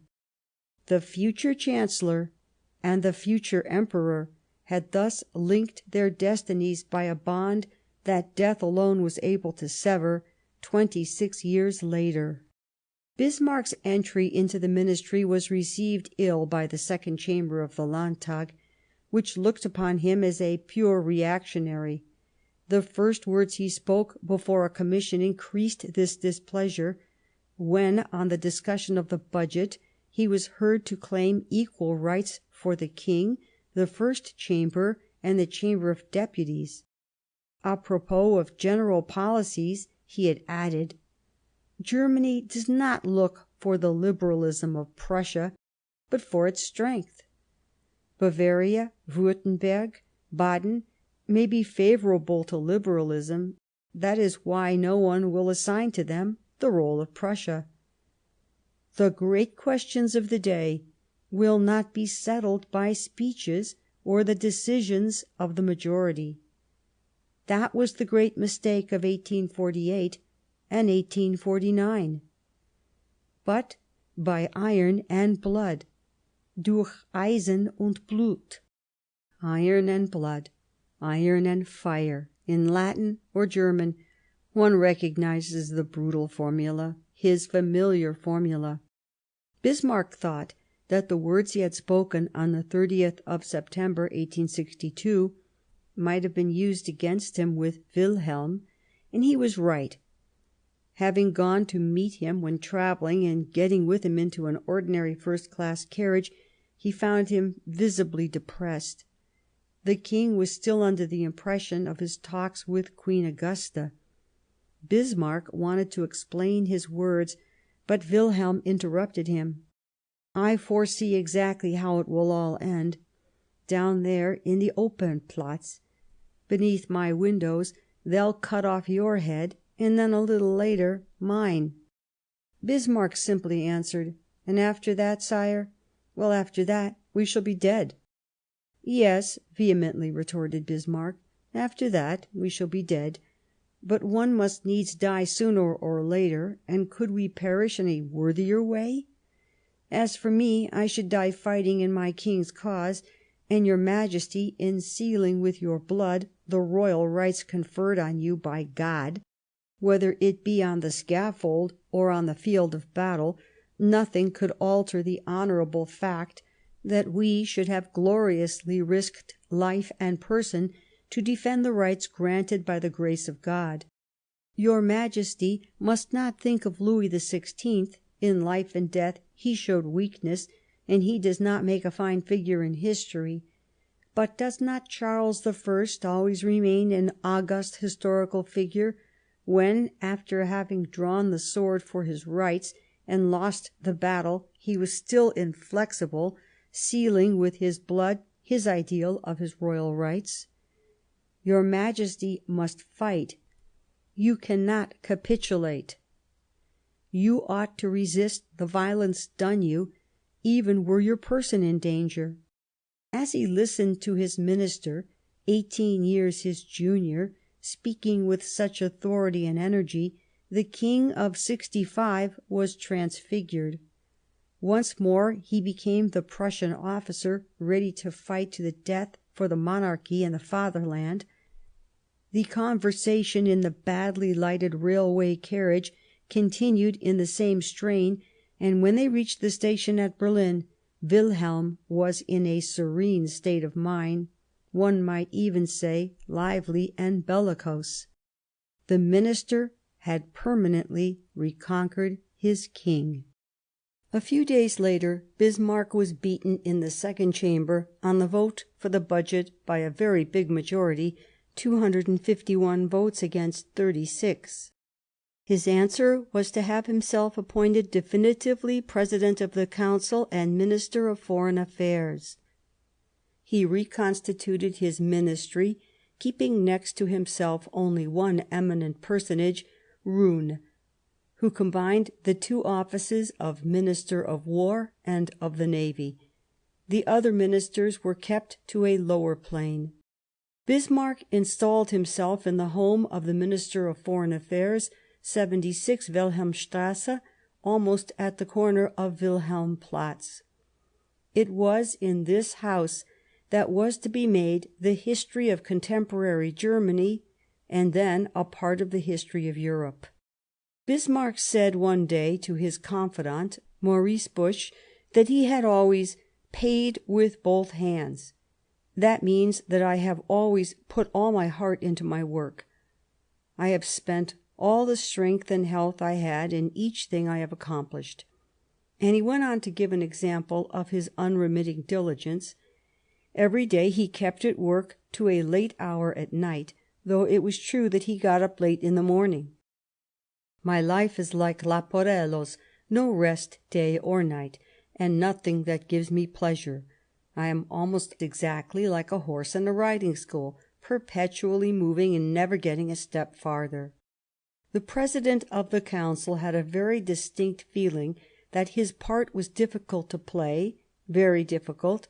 At home it was either to overcome the obstinacy of the Second Chamber or to find the means of governing by doing without its concurrence.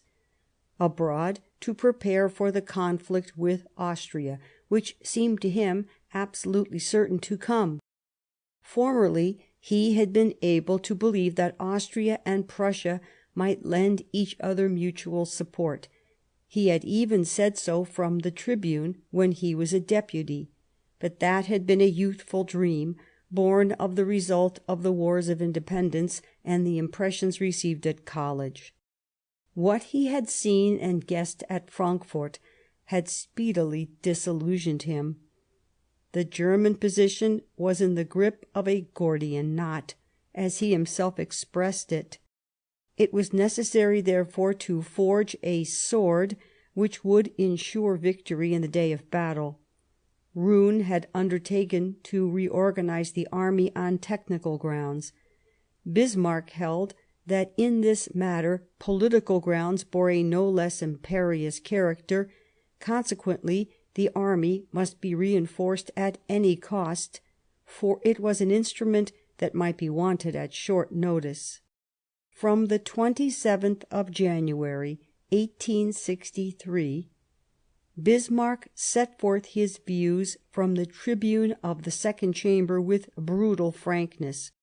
It was with respect to the discussion on the address, the ministers having accused him of violating the Constitution. "How are laws made?" said the President of the Council. "By agreement between the Crown and the two chambers. All constitutional life is a series of compromises. If one of the powers persists in its views with pedantic absolutism, the series of compromises is interrupted. In their place arises contentions, and as the existence of the state cannot stop, these contentions degenerate into a question of power. Whosoever holds the power in his hand continues to go forward in his own way, because the life of the state, I repeat, cannot stop for a moment. The government is firmly resolved, so long as I possess His Majesty's confidence, to oppose strongly the efforts you will make to extend your legislative powers beyond the limits laid down by the Constitution. The rights it gives you will remain yours without any restriction, but what you claim beyond this we refuse, and we will steadfastly maintain the rights of the Crown in the face of such claims."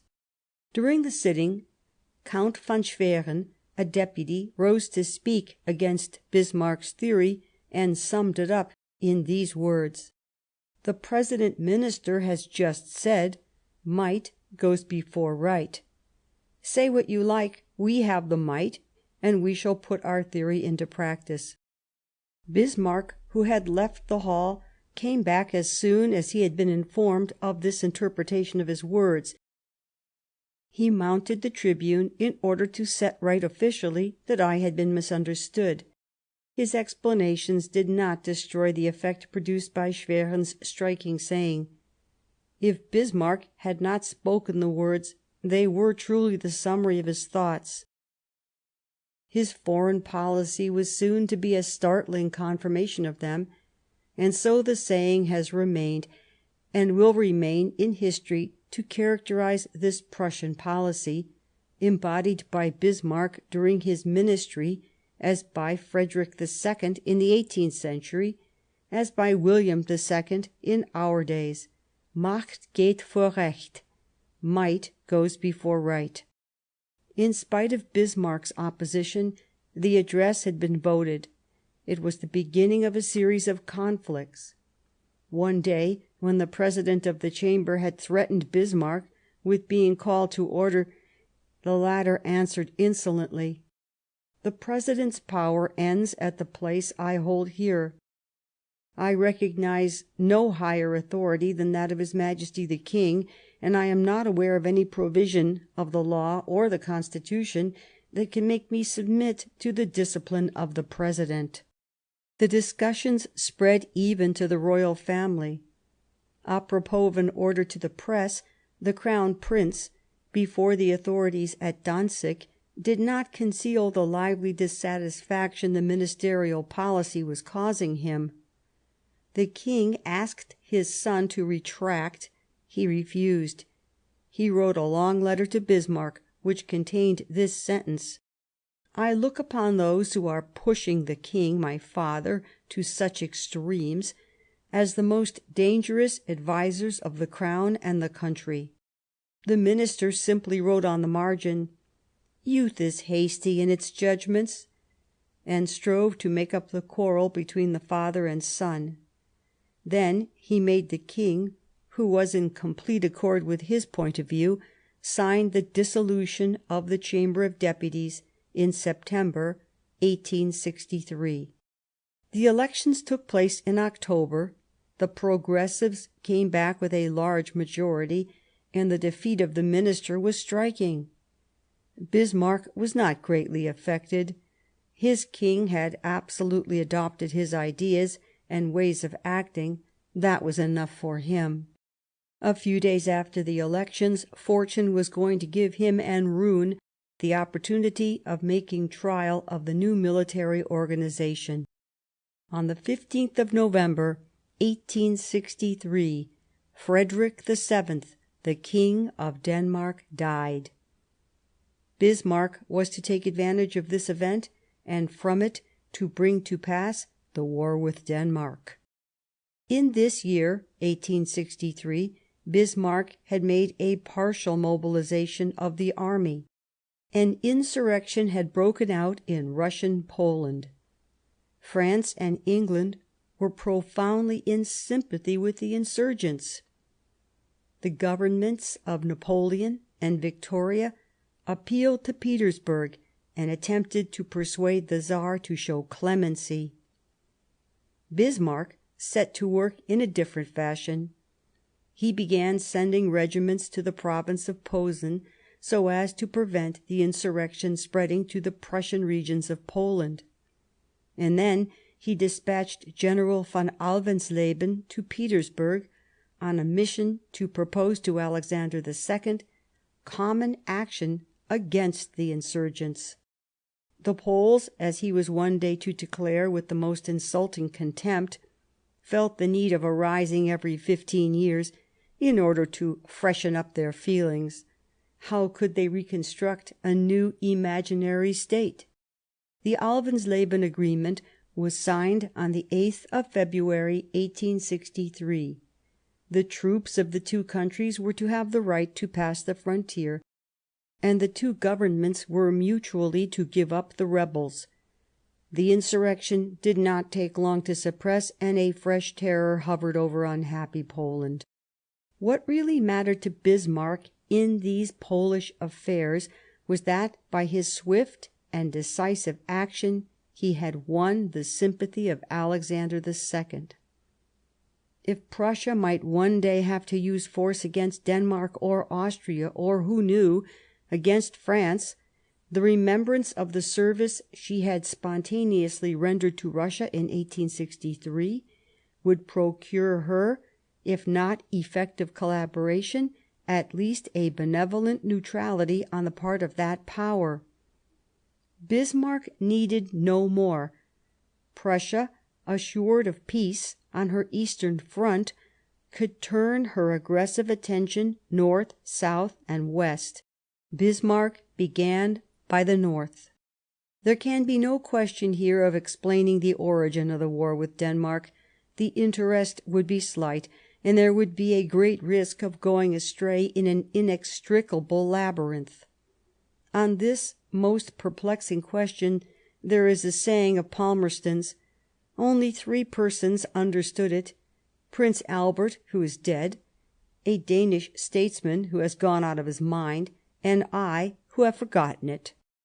The 2 Danish duchies situated on the north of Jutland, Schleswig and Holstein, not to speak of the little territory of Lauenburg, were, from an international point of view, in a very complicated position. Holstein and Lauenburg, mainly inhabited by Germans, were at the same time integral provinces of the Danish monarchy and of the states of the Germanic Confederation. Schleswig did not possess this mixed character, being purely Danish, but its southern portion was inhabited and worked by a population mostly German, which dreamed of uniting it with Holstein, and in consequence of this fact the Danish government came across many difficulties in the administration of the duchies. Europe had already interfered in the question of the Elbe duchies, improperly at least as to Schleswig, it was said. The Treaty of London of 1852 had proclaimed the integrity of the Danish monarchy, and recognised in advance Prince Christian of Glücksberg as legitimate successor of the reigning king, Frederick VII. Prussia and Austria were among the signatory powers of this treaty. In 1863 things came to pass in accordance with the Treaty of London. Frederick VII having died on the 15th of November, Christian of Glücksberg became King of Denmark under the name of Christian IX. At once a competitor, a relation of the dead king, Frederick of Augustenburg, took the title of Duke of Schleswig-Holstein. He demanded the autonomy of the duchies, and attempted to have himself recognised as their sovereign. One whole party of the court at Berlin was inclined to recognise the claims of the Prince of Augustenburg, and to compel the King of Denmark to give up the duchies.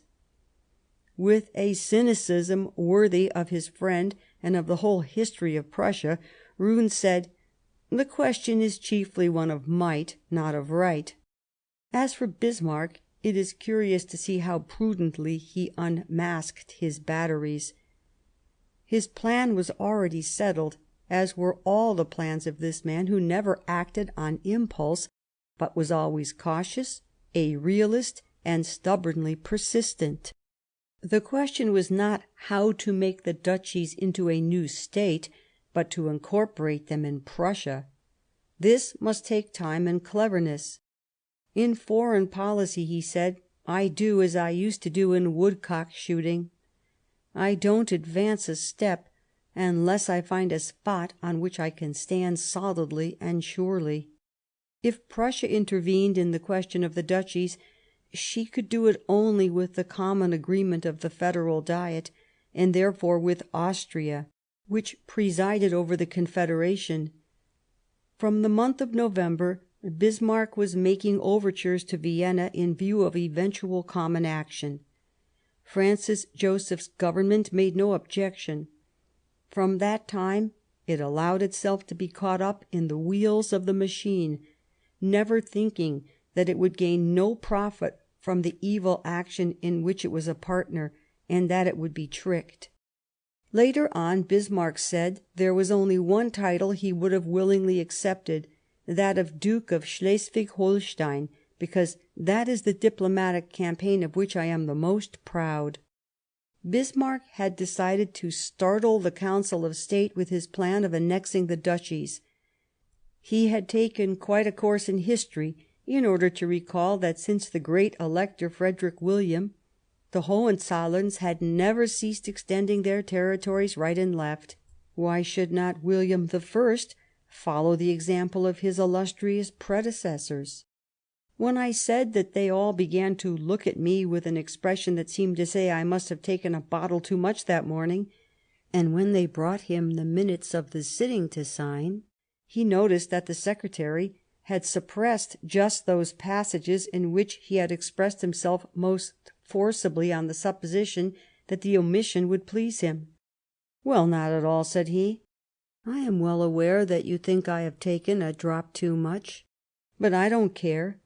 I expect everything I have said to be strictly set down." As for the Chamber of Deputies, it persisted in its irreconcilable opposition. In vain did Bismarck recall the saying of the Sergeant King, "I establish sovereignty like a brazen rock." In vain he added, "That brazen rock is still standing. It forms the base of Prussian history, of Prussian glory, of Prussia become a great power, and of constitutional monarchy. You will never succeed in shaking that brazen rock." None the less did the Chamber refuse the military credits. Bismarck had them passed by the Upper Chamber, and approved by the King in keeping with the principle that the life of the State cannot stop for an instant. The Federal Diet wanted to impose various conditions on Christian IX for the administration of the duchies. He refused. His refusal became the pretext for war. France and England, who had signed the Treaty of London, permitted the execution of this military design. It was a great mistake, which was to be cruelly expiated before long. The school of Salerno had a precept salutary not only for bodily health, principiis obsta, oppose the beginnings of things. The silence of the Western powers in the war of 1864 was in itself a moral complicity. On the other hand, if the Bismarckian policy had been held in check in the question of Holstein and Schleswig, it could not have devised 6 years later the question of Alsace, and in consequence the evils of today might have been avoided. But let us not regret it overmuch, despite all the blood, all the tears, all the desolation they cost us, for their result will be to put a term to the reign of violence from which Europe has too long suffered. The War of 1914 was born of Bismarck's deeds, but the War of 1914 will destroy the deeds of Bismarck. The War of Denmark was to reveal the military qualities of the chief of the Prussian Great General Staff, General von Moltke, who had left Denmark, his own country, while a lieutenant, to take service in Prussia, and from this time the triumvirate, Bismarck, Roon, and Moltke, which has done so much for the brutal greatness of Prussia and for our misfortune, was formed. It may be noted, by the way, that Moltke, who was 15 years older than Bismarck, was at the head of the Great General Staff during 31 continuous years. It is thus easy to understand that under these conditions he was able to create and impose a doctrine. Bismarck, Minister of Foreign Affairs for 28 years, Roon, Minister of War for 14, Moltke, Chief of the General Staff for 31. Let us once more remind the parliamentarians, whose passion is the overthrowing of cabinets and men, of these figures. Little Denmark met the combined forces of Prussia and Austria with heroic resistance, but from April 1864 the loss of Düppel had decided their fate, for it had opened to the invaders the approach to Jutland. A conference of powers held in London could alter nothing in results won by force. The Crown Prince of Prussia vainly urged moderation on Bismarck, of course as a matter of expediency. "I think I understand," he wrote to him, "that in the war we are now waging on Denmark you have some secret view, some mental reservation as to Prussian aggrandizement. Let me briefly tell you my opinion, which is that such projects falsify all our German policy and prepare for us complications with Europe. It will not be the first time Prussia has tried to take in the other powers, and she will end by falling between two stools." Nevertheless, Bismarck gave the Prince of Augustenburg, whose candidature had provoked the war, to understand that he had incurred the hostility of Russia and would have to pay the costs of the war, etc. Frightened by these threats, the wretched candidate gave up the game. He had played a ridiculous part in this affair, and perceived a little later that Prussia had made a complete fool of him.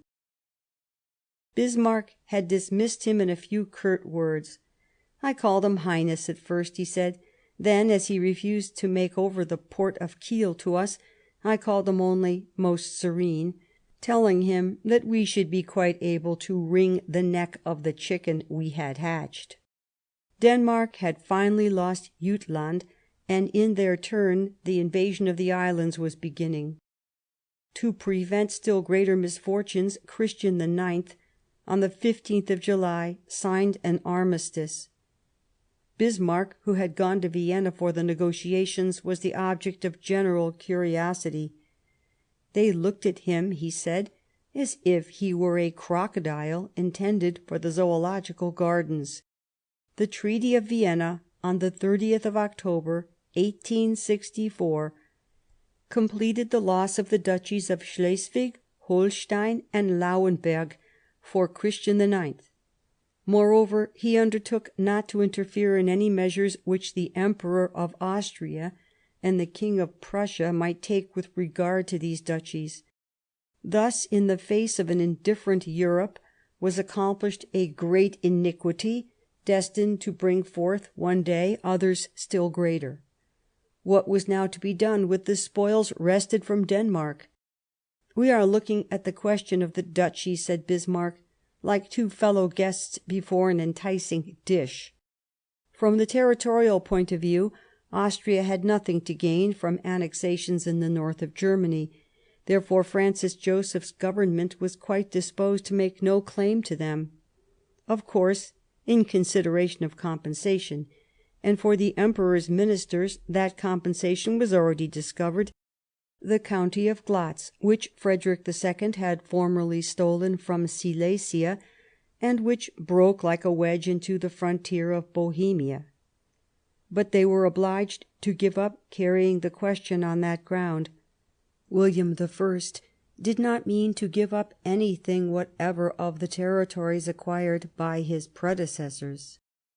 Austria could not succeed in getting out of the wheels of the machine which she had allowed to catch her up. Far from it, indeed, for she was about to get herself into a still greater fix on the question of the duchies, and so, by her unconscious imprudence, to pave the way for the war with Prussia, for which Bismarck himself was longing. With Bismarck, as we know, the idea was an old one, going back to his stay in Frankfurt. A war between Prussia and Austria was, in his eyes, an inevitable necessity. More than a century before, in the time of Maria Theresa and Frederick II, The duel between the Habsburgs and the Hohenzollerns had begun.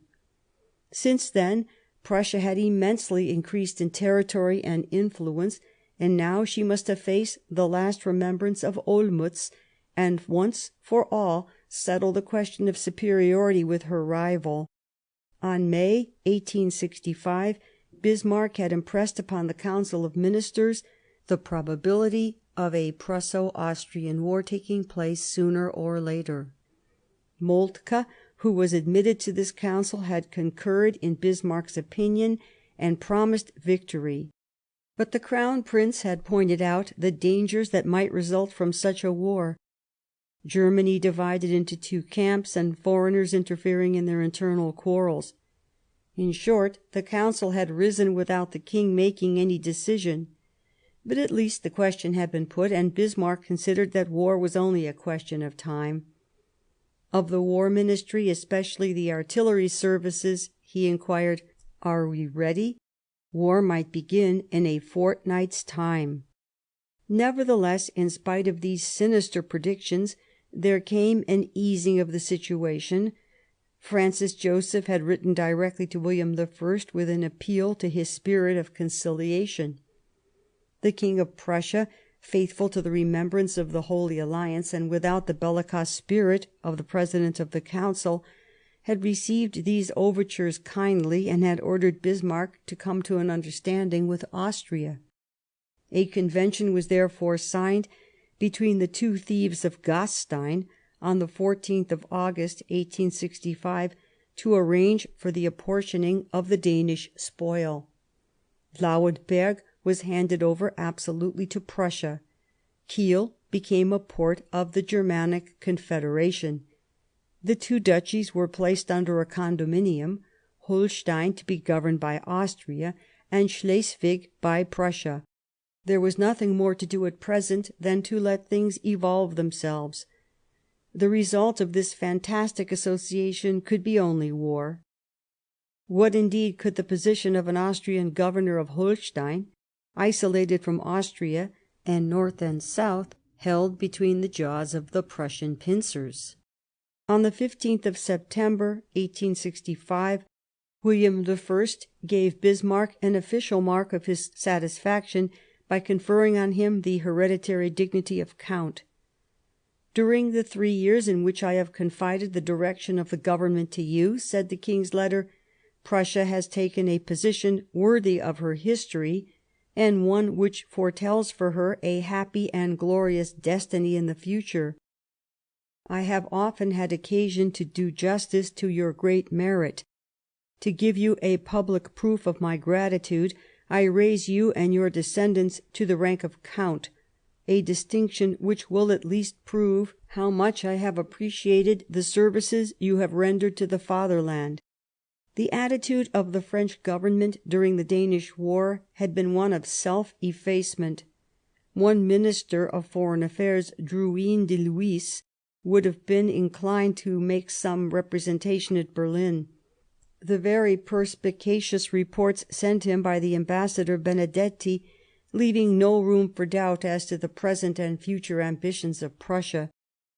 But Napoleon III, hesitating and uncertain as was his habit, had limited himself to expressing the wish that the populations of the duchies should themselves be consulted as to their future position. Bismarck, without giving a formal adhesion to the idea of a plebiscite, had appeared somewhat inclined to this consultation. The reason is known. The convention of the 14th of August had divided the populations as butchers divide cattle. At that time there was a lively movement of ill humour at the Tuileries and the Quai d'Orsay. A circular from Drouyn de Lhuys to French diplomatic agents expressed regret that the wishes of the populations had not been consulted. "We regret to find in the Convention of Gastein no foundation but that of force, no justification but the reciprocal convenience of the co-sharers.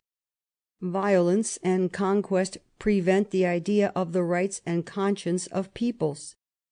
L'Indépendance Belge had published this circular, The protest it contained could not alter the course of events, but none the less it gave Berlin a disagreeable impression, for the brigand does not ordinarily like to be reminded of his brigandage. Bismarck was always dreaming of the war against Austria. It was his idée fixe. If this war were to succeed, with all the consequences he foresaw, France must not by any intervention whatsoever come in to upset his plans. A military diversion by France in the direction of the Rhine seemed improbable, for at the time the French government was growing more and more engaged in the Mexican adventure. Still, whether through military or diplomatic action, danger was always possible on the western frontier of Prussia. The best thing Bismarck could do under the circumstances was to ascertain for himself what were Napoleon's inclinations. A personal inquiry and a few hours of intimate conversation would give him more than all the reports of official agents. He determined to pay a visit to the Emperor, who was then in villeggiatura at Biarritz. His wife and daughter accompanied him on this journey as if to deprive it of any state character. Passing through Paris, Bismarck had an interview with Drouyn de Lhuys and another with Rouher, the two best-known French politicians at the time, arriving at Biarritz at the beginning of October 1865. Mérimée, who was then sharing the country life of the court at the seaside, did not forget to speak of these visitors. He noticed the feet of the Countess, the largest on the other side of the Rhine. As to the Count, he was a big German, very polite and intelligent, but not at all simple or sentimental. Simplicity, truly, was never the besetting sin of the Iron Chancellor.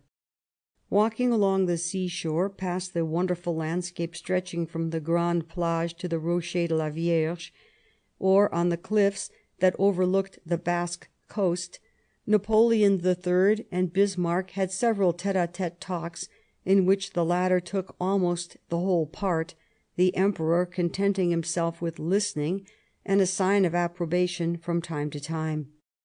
There was the question of the relations between Prussia and France, which Napoleon himself wished to keep as good as possible. There was then the question of Venetia, which was still wanting from the kingdom of Victor Emmanuel, though all Italy, from the Alps to the Adriatic, was free, according to the imperial saying of 1859, and Bismarck supported the Napoleonic ideas, of which there was none dearer to the nephew of Napoleon I, the former Carbonaro, than the unity of Italy. There was the question of the two Danish duchies, which no doubt Prussia would succeed in having handed over to her entirely by Austria. There was the question of the territorial modifications which might arise some day or other in the midst of the Germanic Confederation, with a view to giving more cohesion to the Hohenzollern lands. Prussia, said Bismarck, had an absurd configuration. She had too little chest on the Hesse and Nassau side, and a dislocated shoulder on that of Hanover. There was the question of the advantages France might find in this territorial alteration. Bismarck himself was like the pike that sets the fish moving. Who could say if the French-speaking districts on the frontiers of Belgium or Switzerland might not end by falling into Napoleon's net? Let us add here an unpublished detail which is certainly of interest. On his return from Biarritz, Bismarck informed the King of Belgium, Leopold II, that the Emperor Napoleon, when speaking of the possible enlargement of France, had himself asked for not only Dutch Luxembourg, but also a part of Belgium Luxembourg. Leopold was cut to the heart, and all possible protestations and proofs could never remove the conviction that at Biarritz it was Napoleon who had suggested the famous arrangement, which in fact was the work of Bismarck. Before the Ems telegram, the fact is significant of the man's duplicity. Between the Emperor and the Prussian minister nothing definite had been agreed upon, nothing signed, everything had passed in conversation and in considering possibilities. Napoleon had let his guest speak without being so completely duped by his words as he might have seemed. In fact, he thought the Austro-Prussian war would last long enough to allow him to intervene and play the part of arbiter. As for Bismarck, he brought away the certainty that if France ever acted, she would not act at once, and that was enough for him. The journey to Biarritz had not been useless. Bismarck came back convinced that the passivity of the French government would allow him to undertake and dare everything. For success he counted on the military tool which his friends Roon and Moltke were unceasingly perfecting. As he went through Paris before returning to Berlin, Bismarck had another audience of Napoleon at Saint-Cloud. He had interviews also with Cavaliere Nigra, the Italian minister in France. He spoke to him of a war between Prussia and Austria as a sort of fatality that could not be avoided, and a war that might bring about a lucky reaction for Italy. It appeared that the greatness of Italy was as dear to him as the greatness of Prussia. If Italy did not exist, he said, it would be necessary to invent her. Once back in Berlin, Bismarck could consider the results of his journey with satisfaction. To his mind, two things were gained. On one hand, France would remain neutral. On the other, there was nothing to prevent the conclusion of an alliance between Prussia and Italy. France neutral, Italy an ally. On these two conditions Bismarck could vouch for the victory of his master. There was nothing more to do but to let things take their course. War was soon to come forth from the Convention of Gastein, as the fruit comes forth from the seed. Chapter 3. Sadova. One day in 1880, Bismarck related to his confidant, Maurice Busch, how the War of 1866 was born. "What I wanted," he said, "was that Austria alone should not have authority in Germany, and should not be for ever hiding Prussia under a bushel. So I asked that Prussia should have a position in the Confederation which would enable her to repulse the aggressions of neighbouring powers. At Vienna they couldn't even hear that spoken about. So we went on being abominably treated, so much so that one fine day we were obliged, for our personal preservation, to give Austria material proof that she was mistaken in supposing that we had absolute need of her, and that we could do without her assistance. In 1866 we took the first opportunity that occurred, and we bundled Austria out." Indeed, for long it had been Bismarck's idée fixe to bring about the struggle with Austria, so as to give the Hohenzollerns the supremacy in Germany. "When I came to power," he said on another occasion, "I had but one aim, the unification of Germany under the hegemony of Prussia." Therefore, far from waiting for the opportunity, he provoked it. The Convention of Gastein, which had established the rule of the condominium, was a nest of quarrels. War was its inevitable result. The Prussian delegate in Schleswig was General Manteuffel. The Austrian delegate in Holstein was General Gablenz. Their ways of procedure were entirely different.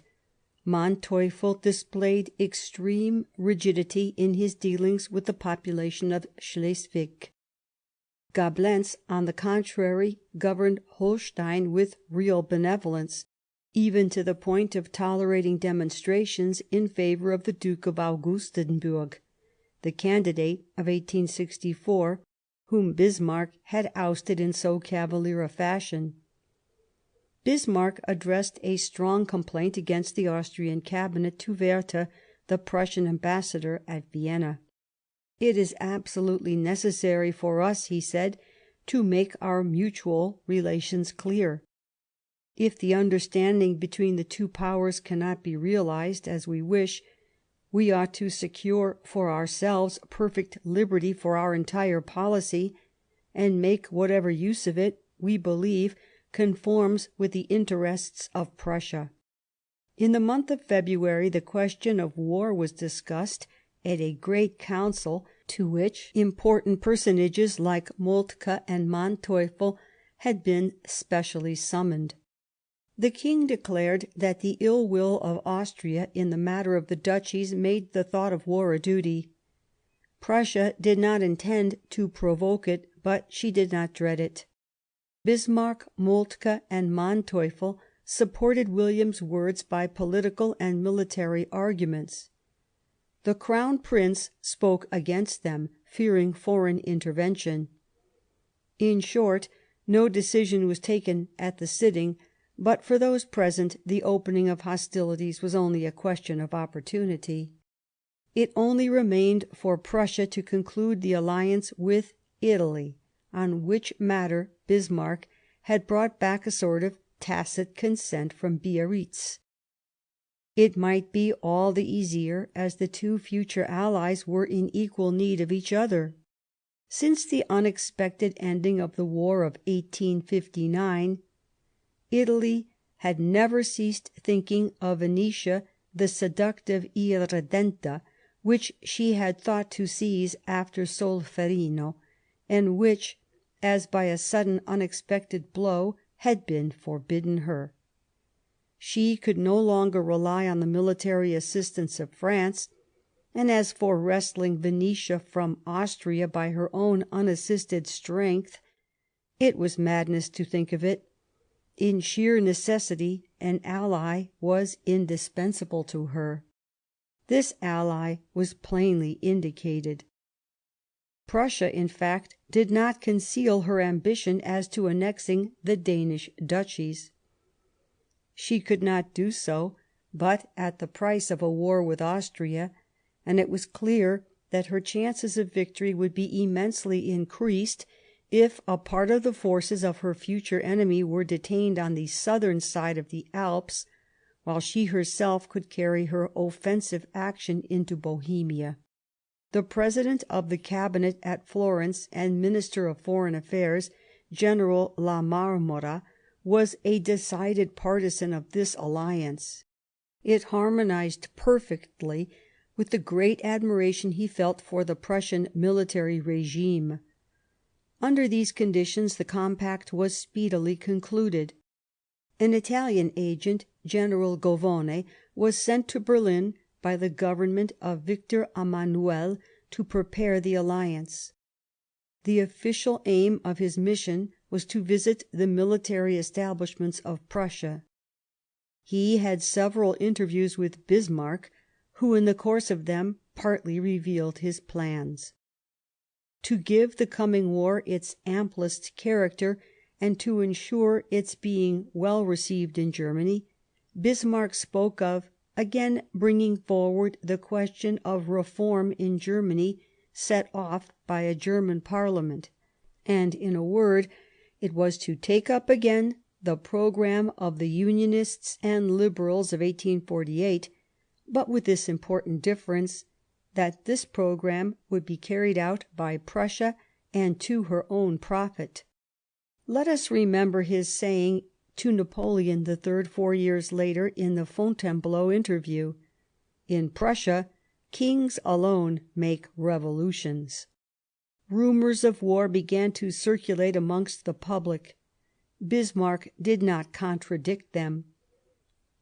One day, when at dinner he was seated next the wife of the Minister of Saxony to Berlin, and she was expressing her uneasiness about the possible conquest of Saxony, he said, half seriously, half humorously: "Don't you doubt it. I've never thought anything else, and I've never ceased preparing for it since I entered the Ministry. The time is coming fast. Our guns are all cast. You'll soon have the opportunity of satisfying yourself whether our transformed artillery is not superior to the Austrians." Bismarck's neighbour, far from reassured, declared that she would go to take refuge in her castle in Bohemia. "Don't go to Bohemia," said he, with a knowing look. you'll be exposed to terrible adventures, for we shall beat the Austrians in the neighbourhood of your domain. Go quietly to your castle at Nautheim, where you'll be safe from accidents." On the 8th of April the treaty between Prussia and Italy was signed at Berlin. Italy undertook to attack Austria in Venetia if, within 3 months, Prussia herself began hostilities against Austria. Although the treaty had not been made public, an uneasy atmosphere was beginning to spread over Germany. The Biarritz interview, the exchange of notes between Berlin and Vienna, Govone's mission to Berlin, the rumours that leaked out as to military preparations, justified this uneasiness. It was with a sort of stupefaction that it became known that the Diet of Frankfurt had just been startled on the 9th of April by the unexpected motion of the delegate for Prussia, Savigny. "May it please the Diet to decide that a council, the result of direct election and universal suffrage of the entire nation, be convoked in order to discuss the plans of the government on the reform of the Confederation." Up to now Bismarck had approached the Prussian chambers horsewhip in hand, and behold, all of a sudden he was making himself the instrument of the revolutionary party. He was asking for a national parliament, a parliament the result of universal suffrage. Could one believe in the sincerity of this volte-face? The great German states like Bavaria, Saxony, Hanover, Württemberg, Baden were little inclined to such an adventure. They did not conceal their sympathy for the status quo, that is to say, the cause of Austria. One night, when Bismarck was leaving the castle to go back to the Wilhelmstrasse, a student fired 5 shots at him from a revolver. By a sudden reaction, manifestors collected before the ministry and cheered the minister, who had courageously faced the assailant. Shouts of "Hoch Bismarck" resounded. They were the first echoes of popularity. Meanwhile, Napoleon, who was a believer in the virtues of conferences, was talking of getting together a congress to determine the relations of Prussia and Italy with Austria. This idea was opposed to Bismarck's plans, which were for rapid and brutal action, ferro et igne. It was on these terms only that it could be effective. Luckily for him, Austria would not listen to any talk of a congress. It was enough for her to be ridiculed by Prussia and to be challenged by Austria, who made no secret of her warlike preparations. She refused all intervention, and the congress did not take place. The situation was too strained not to run the risk of rupture, but Bismarck, keeping his game quiet, was waiting. In fact, he wished to leave the initiation and the responsibility for the rupture to Austria. If Prussia were attacked, it would be easier to win opinion on his side. On the 1st of June he gained his ends. On that day Austria denounced the Treaty of Gastein.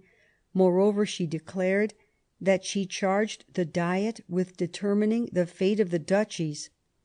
Before leaving the Diet time to act, Bismarck hastened to seize one of the objects of litigation.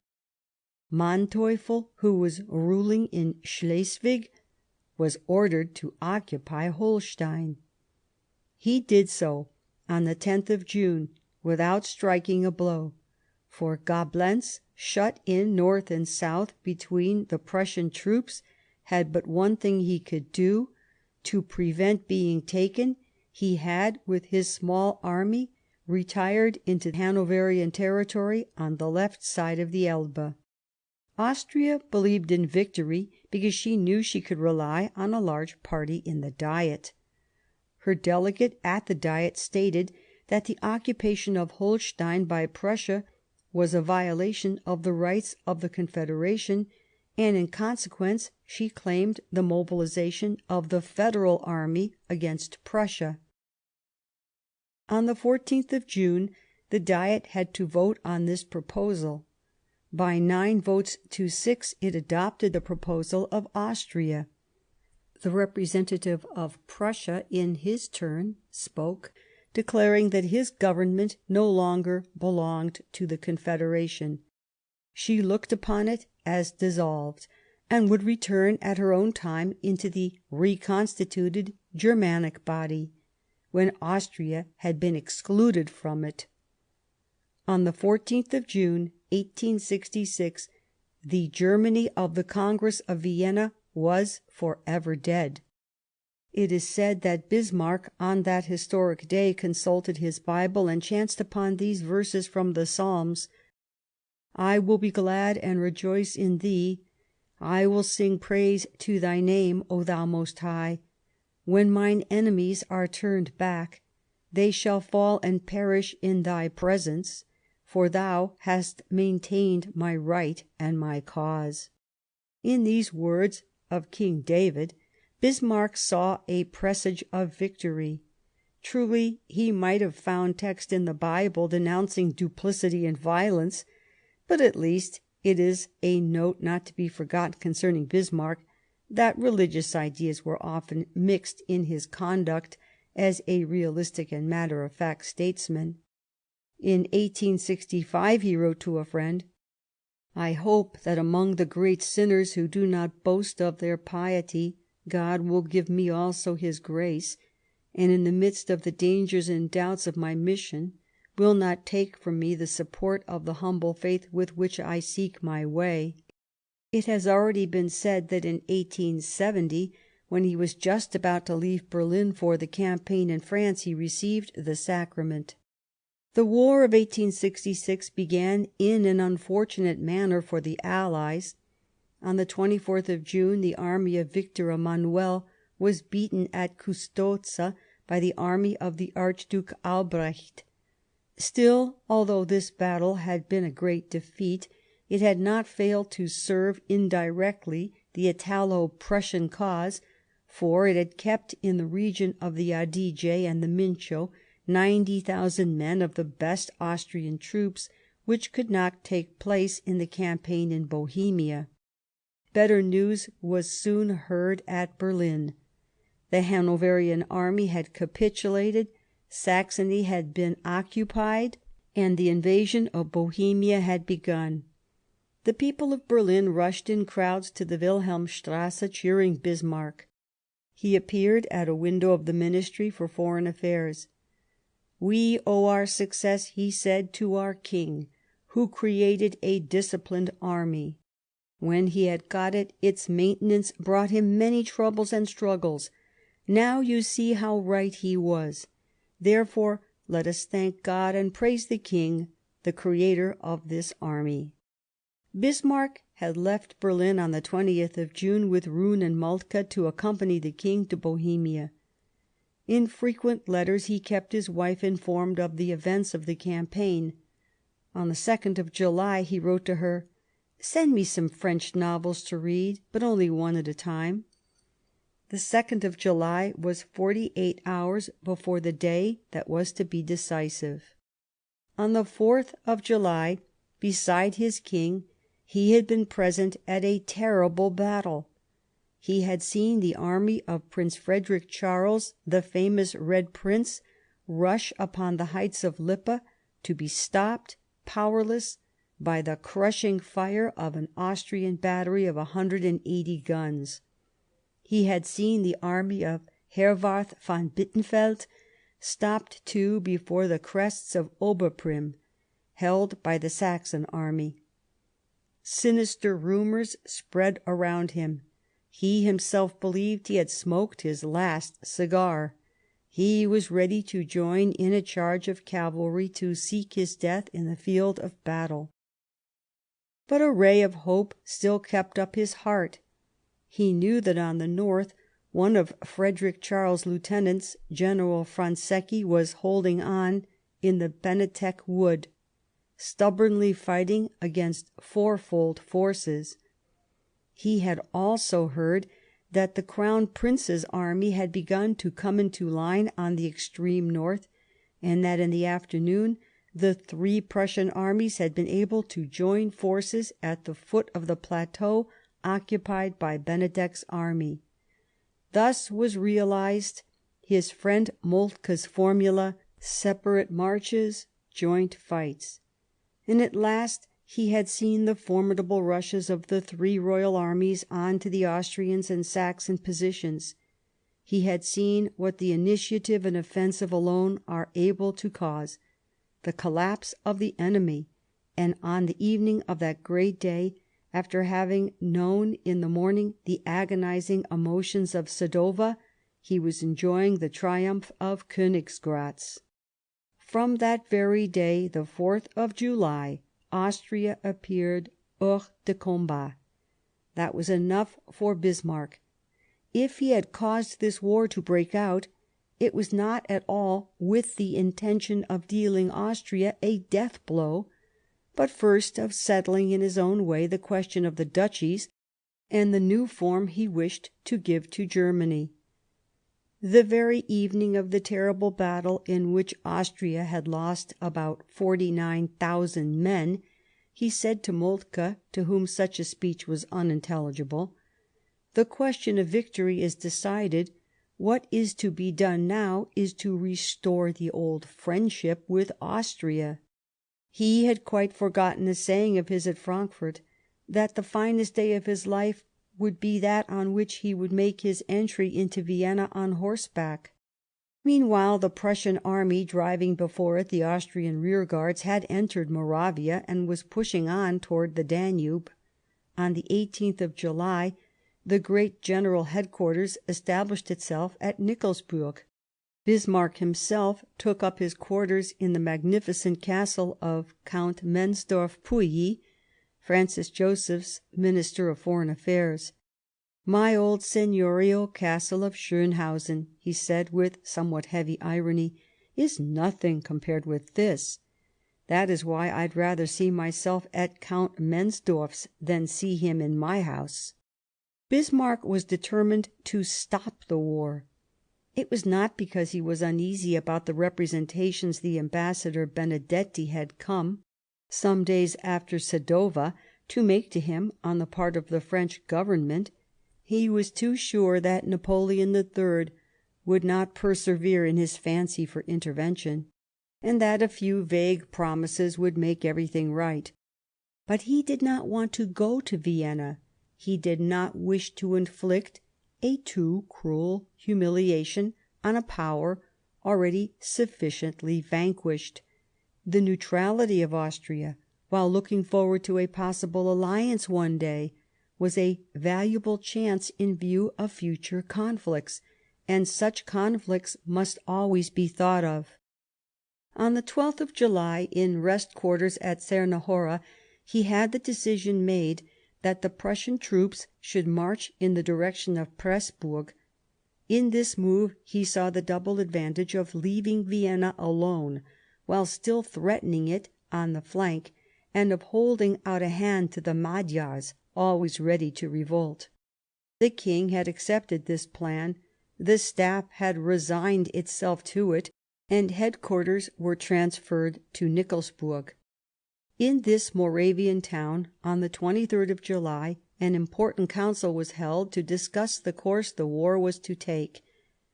The generals were of opinion that there should be a push to Vienna and an invasion of Hungary. A military entry into the Austrian capital was, in their eyes, the logical and certain conclusion of the victory at Sadowa.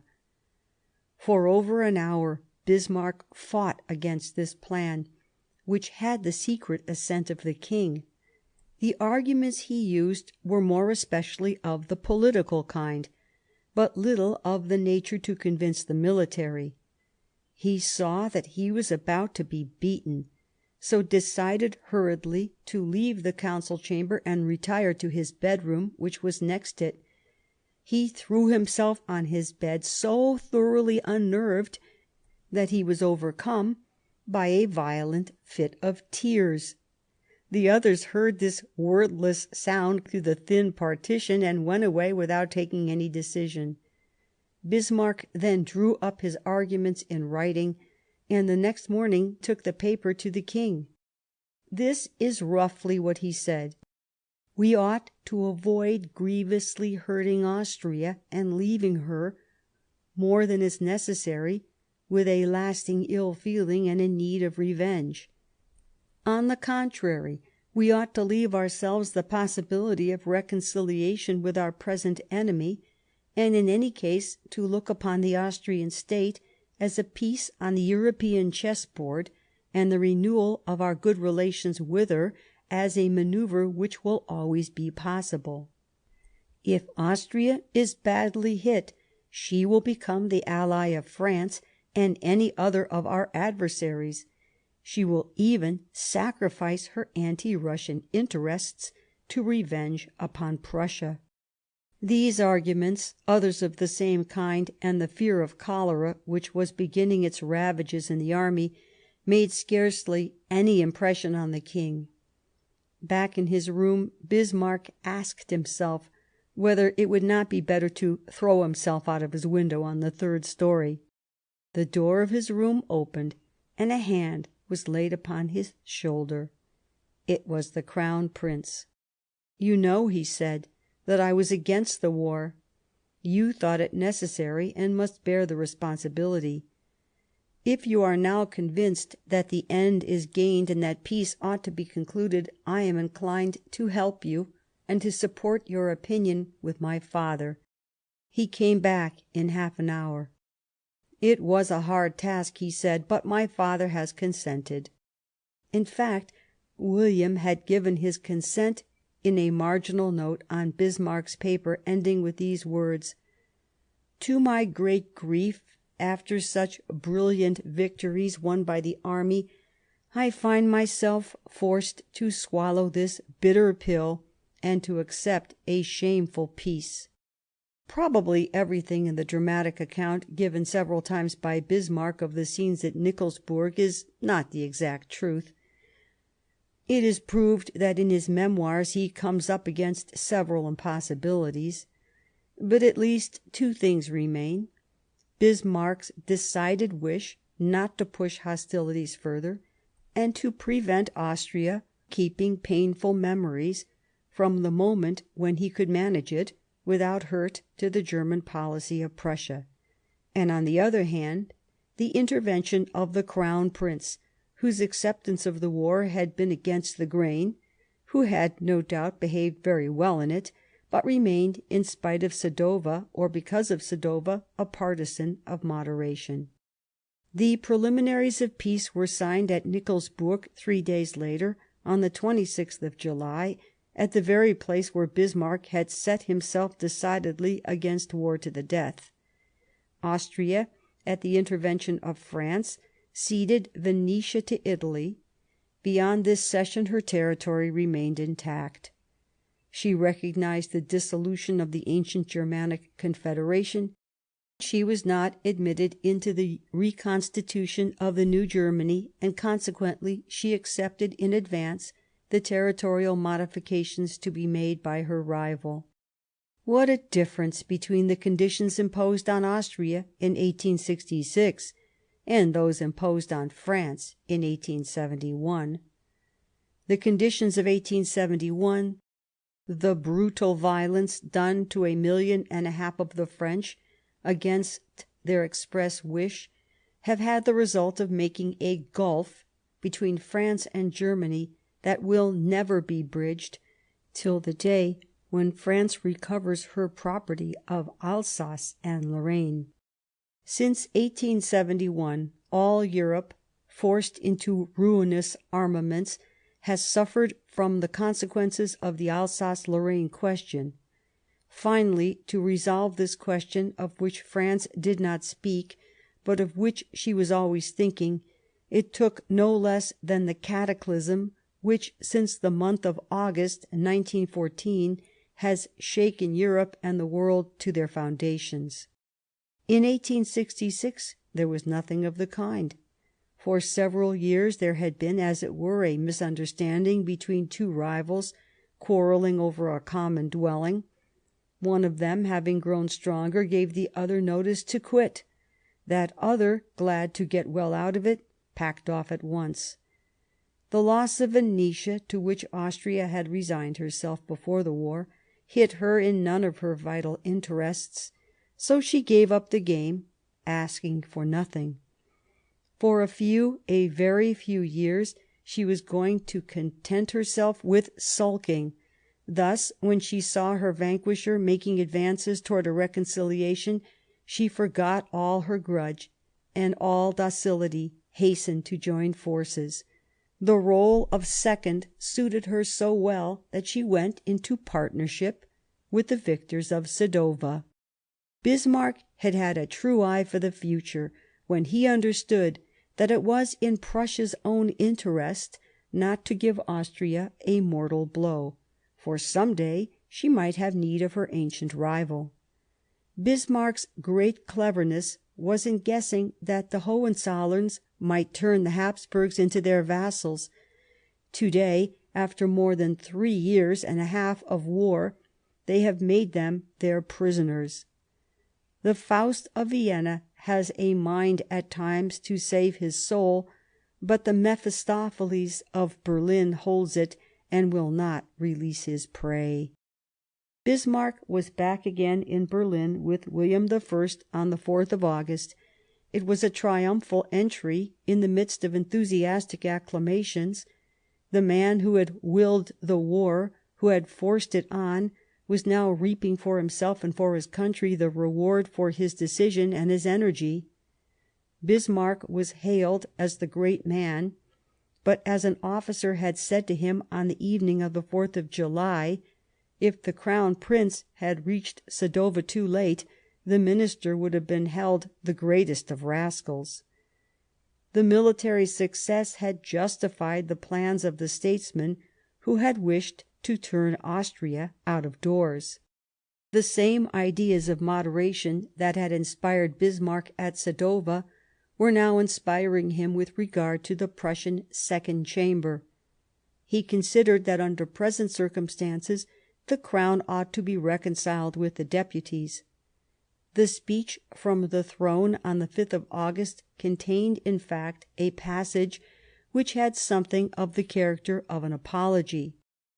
In late years, said William I, the budget has not been settled in agreement with the national representation. The public expenses incurred during this period, therefore, want a legal basis. I feel confident that late events will contribute to bring about an understanding, for which purpose it is indispensable that the bill of indemnity asked by the representatives for administration without a legal budget should be freely and voluntarily granted. A few days later, Bismarck himself, from the tribune of the Chamber, pleaded the cause of reconciliation.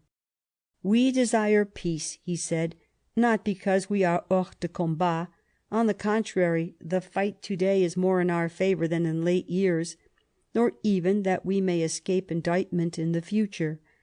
We desire peace because the country needs it, today more than formerly, because we think we may find it at this moment.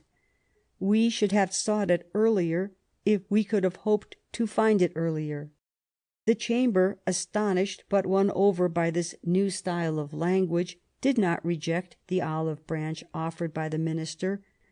By a big majority it voted the indemnity bill asked for by the Government. In the joy of the patriotic victory, the adversaries forgot thus their mutual resentment. From that moment, Liberals and Nationalists grouped themselves round the Ministry and formed the National Liberal Party, which for several years was to be the firmest support of Bismarckian policy. It will be supposed that the opposition could no longer show severity to a minister who was now making up to it and who had brought about such great results in a few weeks. In fact, while the bulk of the Prussian army was invading Bohemia and striking the decisive blow at Sadowa, other armies were occupying several of the states of the Confederation which had taken the side of Austria. According to General Vogel von Falkenstein's rather bombastic saying, all the countries north of the Main were at the feet of His Majesty. Thus Bismarck intervened to apply his treatment by iron and fire, with no care for the rights of the population, which was nowhere consulted. He increased the kingdom of Prussia by 4,200,000 inhabitants. If he was to be believed, he had preached moderation to his master. The king, he said, had decided to take away a piece of territory from each of the beaten German princes as a punishment. I am going, he incessantly repeated to me, to exercise the justice of God. I ended by telling him one day that it was better to leave God to exercise his justice alone, and that he ought not to take more territories than he had need for. If I had listened to him, we should have taken all northern Bohemia, all Austrian Silesia, and half Saxony. I had hard work to prevent him. Bismarck, a moderate? Indeed, a curious epithet for this man. 3 years earlier, when he heard that England had renounced the protectorate over the Ionian Isles, he had said, "A state which leaves off taking and begins to give up is finished as a great power." It was never the idea of Bismarck, nor of any other Prussian statesman, to leave off taking. The kingdom of Hanover, the electorate of Hesse, the duchy of Nassau, the free town of Frankfurt am Main, the duchies of Schleswig and Holstein, such were the spolia opima of a campaign which had lasted at most a month. The Prussian government had appealed to the decision of war and the need for political reorganization of the entire German fatherland. The royal message of the 16th of August set forth that all the wrong was on the side of the 4 annexed German states, for they had declined the neutrality and the alliance offered them, with security for their territories, and especially in consequence of their geographical position, they would be able, in case their autonomy was maintained, in the future to prepare by a hostile or equivocal attitude serious obstacles to the political and military action of Prussia. The real truth is that after this work of rapine, Prussia, between the Elbe and the Rhine, made up now a much more homogeneous mass. Once more Bismarck had acted up to the formula which his master, Frederick II, had formerly used at the expense of Poland. There is no happiness to compare with that of making a whole of one's states. The government had asked for pecuniary rewards for the generals who had led the campaign of 1866. To the names of the generals, the Second Chamber's commission added Bismarck's. In the Chamber itself there was but feeble opposition. How the times had changed! A national recompense of 400,000 thalers, about £60,000 was voted to the Minister-President. According to the King's wish, Bismarck employed this sum in the purchase of a great country estate, that of Varzin in Pomerania. He was to make of this property a model of cultivation in preparation for the time when it should be a retreat for his last years. Bismarck had taken German opinion by surprise. When, at the beginning of the Prusso-Austrian War, he, the reactionary country gentleman, had taken up on his own account the principles of 1848 and announced the approaching convocation of a Parliament on the basis of universal suffrage. It might have been thought that this promise was but a plan made for the occasion and intended to attract the sympathy of Germany for Prussia for the duration of the war. But Bismarck made it a point of honour to make his promise a reality once the war was finished. As early as the 15th of August, That is to say, scarcely 9 days after his return to Berlin, the government brought in a bill. The Reichstag was to be elected by direct and universal suffrage for the affairs of the Confederation of Northern Germany. Such was the name Bismarck gave to the new Germany, Germany north of the Main, from which Austria was excluded, and where for the future Prussia was to exercise incontestable supremacy. The elections for the Reichstag took place in the month of February 1867. They gave the majority to the National Liberal Party, which then had Bismarck's sympathy. It was opened with great pomp at Berlin on the 24th of February by a speech from William I. On the 11th of March, Bismarck explained to the new Assembly the character of the political transformation just accomplished. It could not enter our minds, he said, to create the theoretical ideal of a constitution, assuring for ever the unity of Germany, and leaving full liberty to any particular movement. Let us leave to the future the business of finding, if anywhere it exists, that philosopher's stone. Our mission at present is not to dream of succeeding by a few inches in squaring the circle. These theoretic formulas, little in Bismarck's ordinary style, were intended to inform the newly elected Assembly that it would have no responsible administration nor any constituent power, but that, such as it was, it represented the wishes of the German people to the federal government, and that was sufficient to allow it to do a useful job. The minister ended his speech thus: "Set to work quickly, gentlemen. Let us, so to speak, put Germany into the saddle. She will ride all right by herself." The federal constitution, such as Bismarck had organized it, was ratified in turn by the federated governments, by the Reichstag, and by the parliaments of the different federated states. Dated the 24th of June, it came into force the 1st of July, 1867. What was this new Germany? It was a confederation of 21 states, situated north of the Main, grouped around a federal government. This government was made up of 3 parts: an hereditary president, who was the King of Prussia; a federal council, Bundesrat, composed of delegates of the states, real officials solely dependent on these governments; and an assembly elected by universal suffrage, the Reichstag, representing the German populations. It must be acknowledged that it was a clever juxtaposition of the 3 forces that had acted upon Germany for half a century. The ruling of 1815, as it worked at the Diet of Frankfurt, took into account only the German states.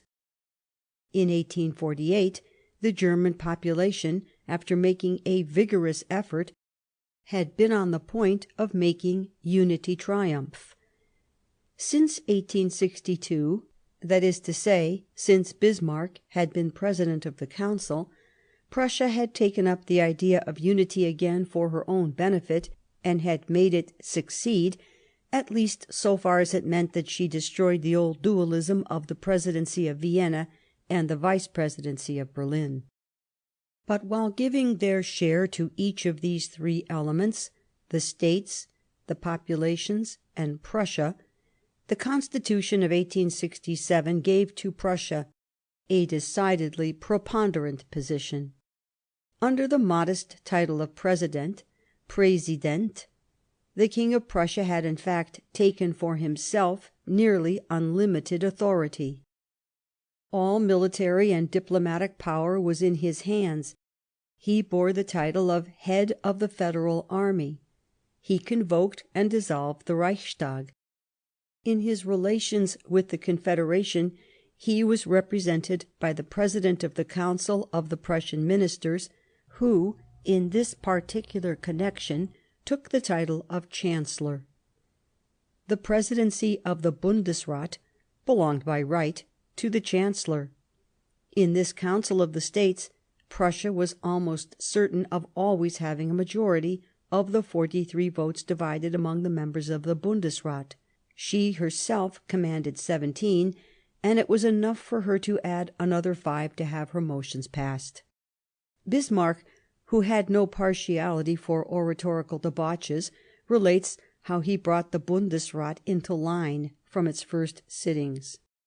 I spoke to my colleagues somewhat in these terms: "Gentlemen, there's no way of doing anything here with eloquence, or with speeches which expect to convert any one of us to another opinion, because each of us arrives with his conviction in his pocket, that is to say, with instructions from his government.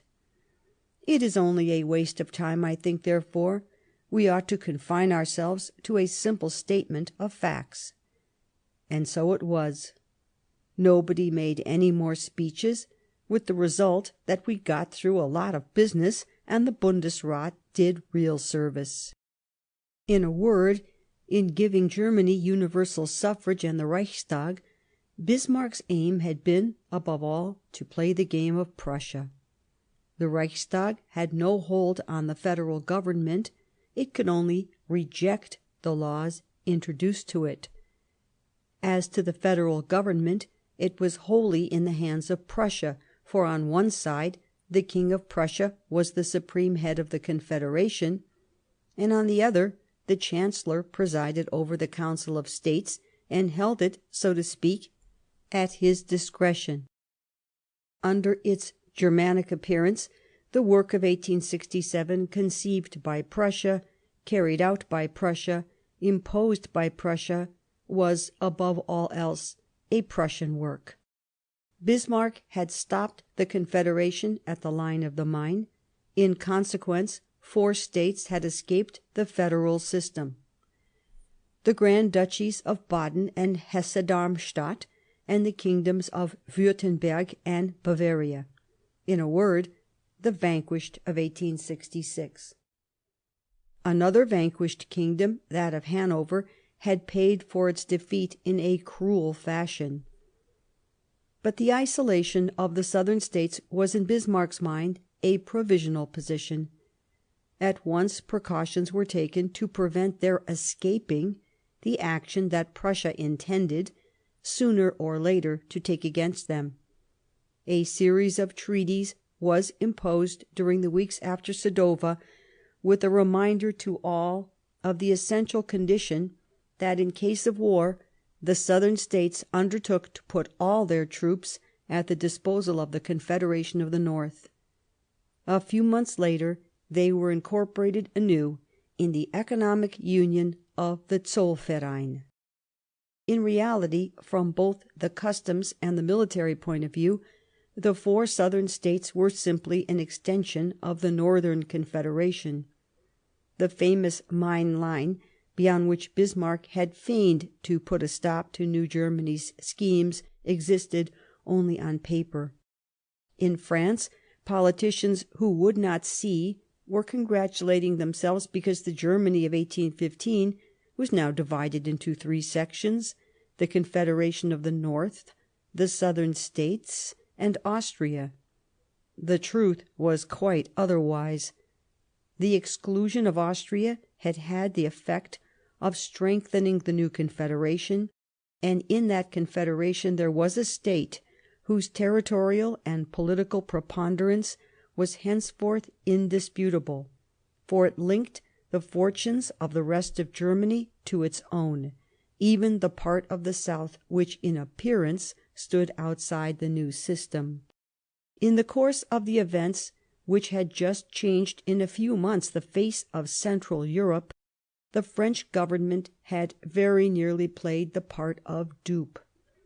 The kingdom of Italy had been augmented by Venetia, and on this Napoleon III might congratulate himself as on a personal triumph, for his idea of 1859 had been completely carried out.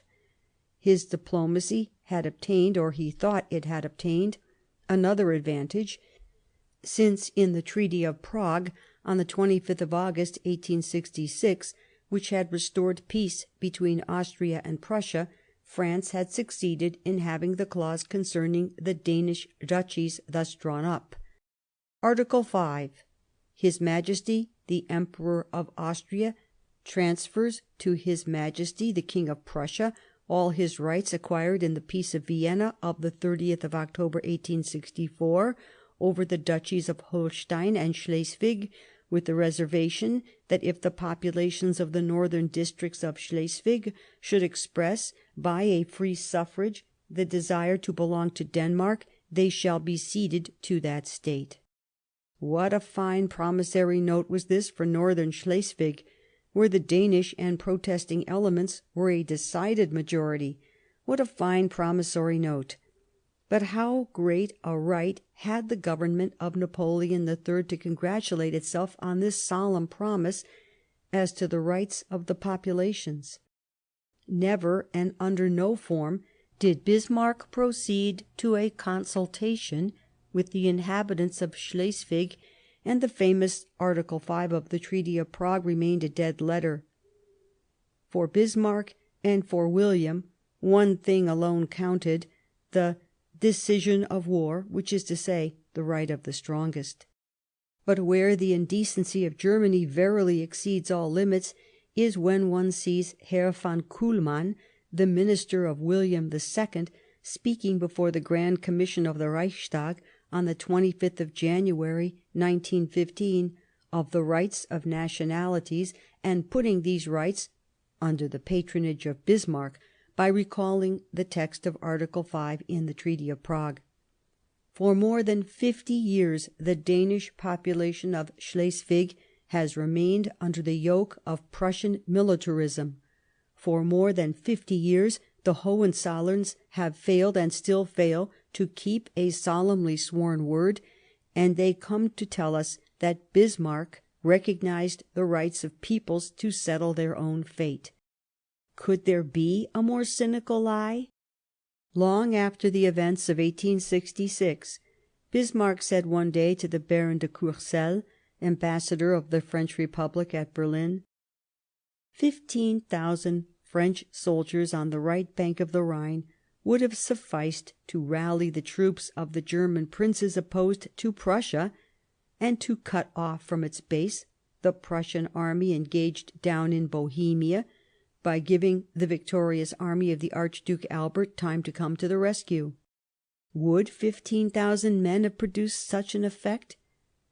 Would the Archduke Albert, even after his victory at Custozza, have been at liberty to transport his Italian army elsewhere? Did not Bismarck feel a sort of retrospective pleasure in putting into relief the mistakes of France at an epoch when Prussia had known how to play her game so ably? It is certain that there are circumstances under which abstention is the worst of errors. Inertia sapientia was a saying which, it seems, was correct at the court of the Tuileries in those days. Alas, the deliberate decision to do nothing, systematic inertia, has never had anything in common with wisdom. 3 years earlier, in 1865, apropos of the abstention of France from the drama of the Polish insurrection, Prince Napoleon had spoken in this fashion from the tribune of the Senate: "It has been said that for a great country to speak without acting is a bad thing. We agree. But there would be something worse, which is, when one does not act, not to speak either." These words remain sadly true. The Minister of Foreign Affairs, Drouyn de Lhuys, on his own initiative, had attempted to act in the actual theatre of war. He had ordered the ambassador Benedetti to overtake Bismarck after Sadowa. Benedetti had succeeded in reaching him on the night between the 11th and 12th of July at Zwittau in Moravia. Bismarck was somewhat angry that the blundering of the military police at the rear of the army should have allowed such a visitor to reach him. Nevertheless, he received him, and a political conversation took place between the two men, lasting from 2 to 5 o'clock in the morning. When they went to rest, in the early hours of the day, Benedetti shared the room of the Councillor of Legation Abeken, while his secretary Lefebvre de Baine had to share the bed of the secretary Keudel. In vain had Benedetti attempted discussion with the victor. For his part, Bismarck had ordered the Prussian ambassador at Paris, Herr von Goltz, to inform Napoleon III personally of the conditions he was determined to impose on Austria, and which in fact were imposed. Napoleon had listened, accepted everything, and not made any objection. "Now," said Drouyn de Lhuys, "there is nothing left for us to do but weep." Nevertheless, Paris had returned to the idea of a territorial compensation. Since Prussia was increasing herself in an inordinate manner, why should not France, to maintain the equilibrium, obtain the Bavarian Palatinate, which, on the left bank of the Rhine, would extend the territory of Alsace as far as and comprising Mayence? Bismarck, from the tribune of the Reichstag on the 2nd of May, 1871, told, after his own fashion, how Benedetti had come to seek him on the 6th of August and had offered him the ultimatum, "Mayence or war." "So be it," he had answered, "we choose war." Things had not happened in that dramatic manner, but it is certain that Bismarck was quite decided not to yield an inch of German territory, and that he let that be well understood while wrapping up his refusal in protestations of friendship. "I feel the strong hope," he said, with singular audacity, "that France and Prussia will henceforth form a partnership of intelligence and progress." In face of these repeated defeats, Drouyn de Lhuys sent in his resignation as Minister of Foreign Affairs in August 1866. His place was taken by the Marquis de Moustier, formerly ambassador to Vienna and Constantinople. Then a fresh question came into sight, one that had been already spoken of secretly, the question of Luxemburg. The Grand Duchy of Luxemburg was a part of the Germanic Confederation. Its capital had a Prussian garrison. On the other hand, it was the personal property of the King of the Netherlands, William III. As this sovereign had but slight sympathy with Prussia, France had a chance of coming to an understanding with him. His consent seemed the best warrant of final success. When Benedetti talked with Bismarck of the possibility of this annexation, the latter acknowledged that the King of Holland had the right to dispose of Luxemburg as he pleased, being its sovereign. "Manage in such a way," he added, "that the cession of Luxemburg is an accomplished fact before the meeting of the Reichstag, and I'll undertake to make Germany swallow the pill." Since Prussia laid her brutal hand on 4,200,000 inhabitants, she could well, truly, let the French annex 199,000 by means of a legal cession and a plebiscite. For Napoleon had declared that he would not proceed to the annexation but with the consent of the Luxembourgeois, as he had done for Nice and Savoy. With what trickery did not Bismarck let us get deep into this affair, obtain the consent of the Grand Duke, and believe that we had won the case. Then, when everything appeared settled, behold him unmasking his batteries and declaring that there had been a mistake. On the 31st of March, 1867, the Prussian ambassador von Goltz suddenly came to M. de Moustier to announce that the Luxemburg business had taken the worst of turns. It had run up against the opposition of the military party in Prussia. Therefore he begged the French government to go no further. M. de Moustier's surprise was extreme. At this moment the question was practically settled. The French ministry had always gone with Herr von Bismarck in this matter. It was impossible that they should have been led into a trap. On the very same day in Berlin, Bismarck was making to Benedetti the same announcement as Goltz at the Quai d'Orsay. He said that he was overwhelmed by the agitation that had burst forth in press and Parliament. He had been in too great a hurry. Inopportune publicity had been given to the matter. The next day, the 1st of April, 1867, a solemn festival was held at Paris for the opening of the Exposition Universelle, and Napoleon made a speech in praise of the union of peoples and arts of peace, the classic theme of exhibitions. That very morning he had received from Mexico dispatches which left no doubt as to the tragic end awaiting the Emperor Maximilian. That evening he received from Berlin the news of a question in the Reichstag which had resounded like a war cry. Bennigsen, a member of the National Liberal Party, had put a question to the Minister-President on the Luxemburg affair. In a few violent words he had declared that if the rumours concerning the cession of Luxemburg were well founded, German patriotism would not permit a frontier province to be torn from Germany and given over to the covetousness of France. To this question, which fulfilled his own wishes, and which was hailed with enthusiastic applause, Bismarck made a moderate and evasive answer. Very cleverly he mixed up the friendly relations Germany maintains with its neighbours with the incontestable rights of the populations and states of Germany. Right well he knew he had won the game. If Napoleon picked up the glove, France, which was not ready, was lost. If he did not, she was practically disqualified. War was the only way of answering such duplicity. But at that time France found it impossible to run such a risk. To save its face, the French government declared that it asked but one thing: the withdrawal of the German garrison in Luxemburg. Bismarck made no opposition.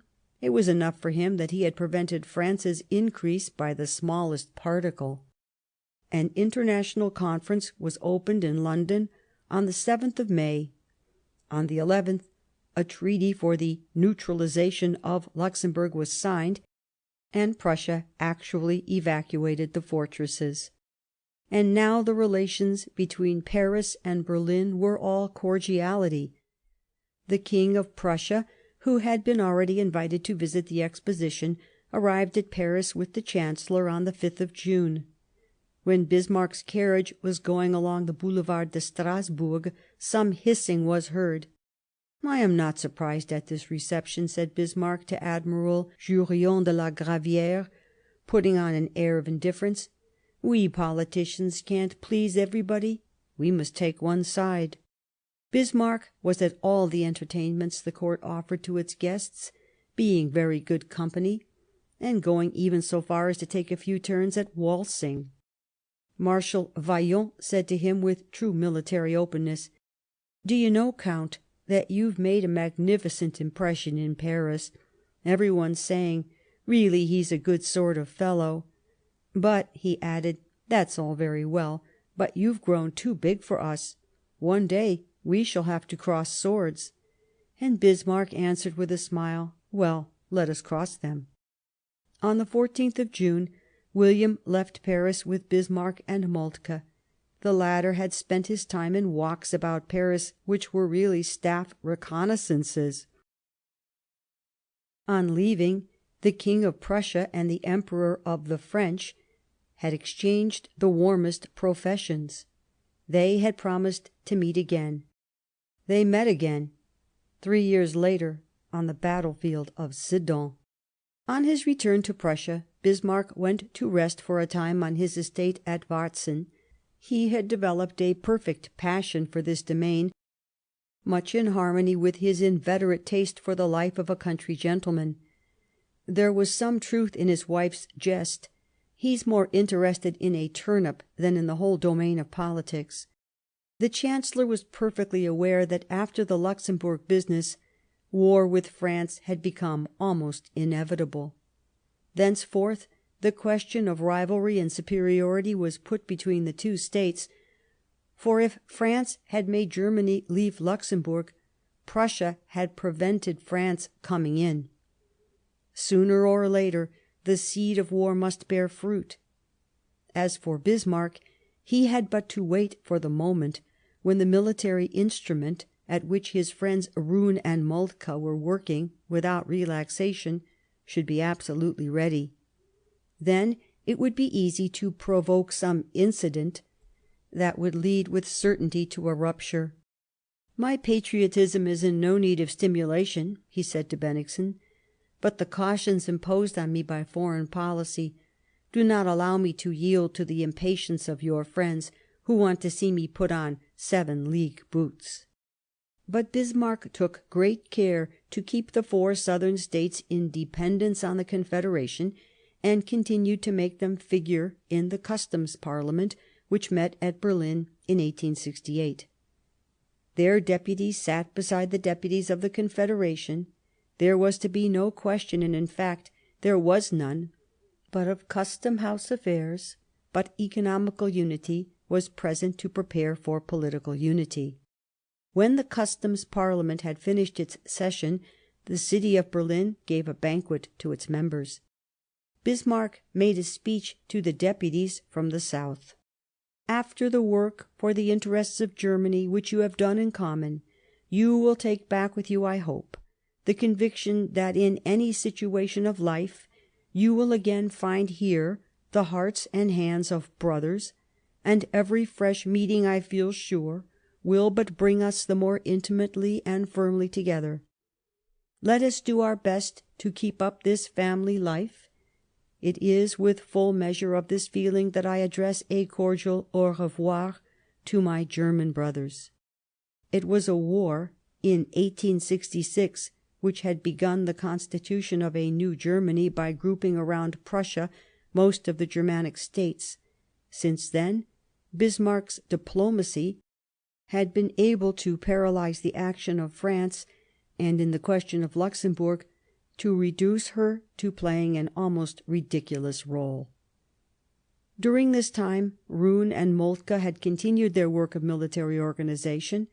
In May of 1869 a deputy to the Landtag found that the army was costing a great deal of money.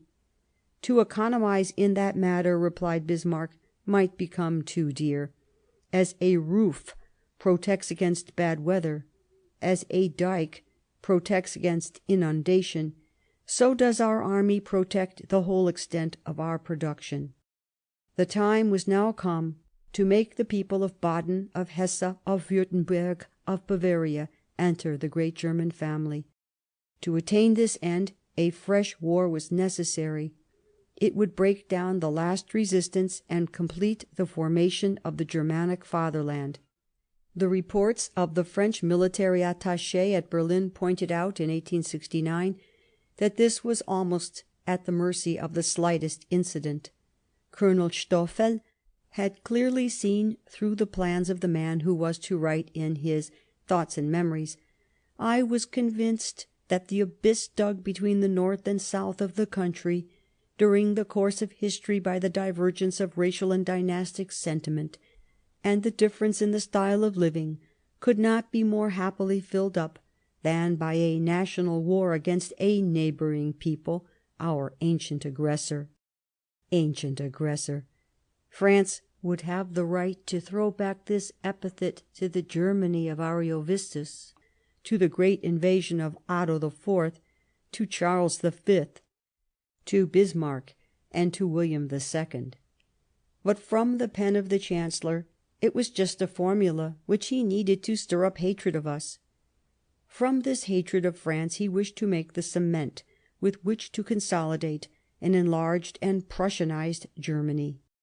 In 1870 Bismarck reckoned that the time for attacking France had come, as he had attacked Denmark in 1864 and Austria in 1866.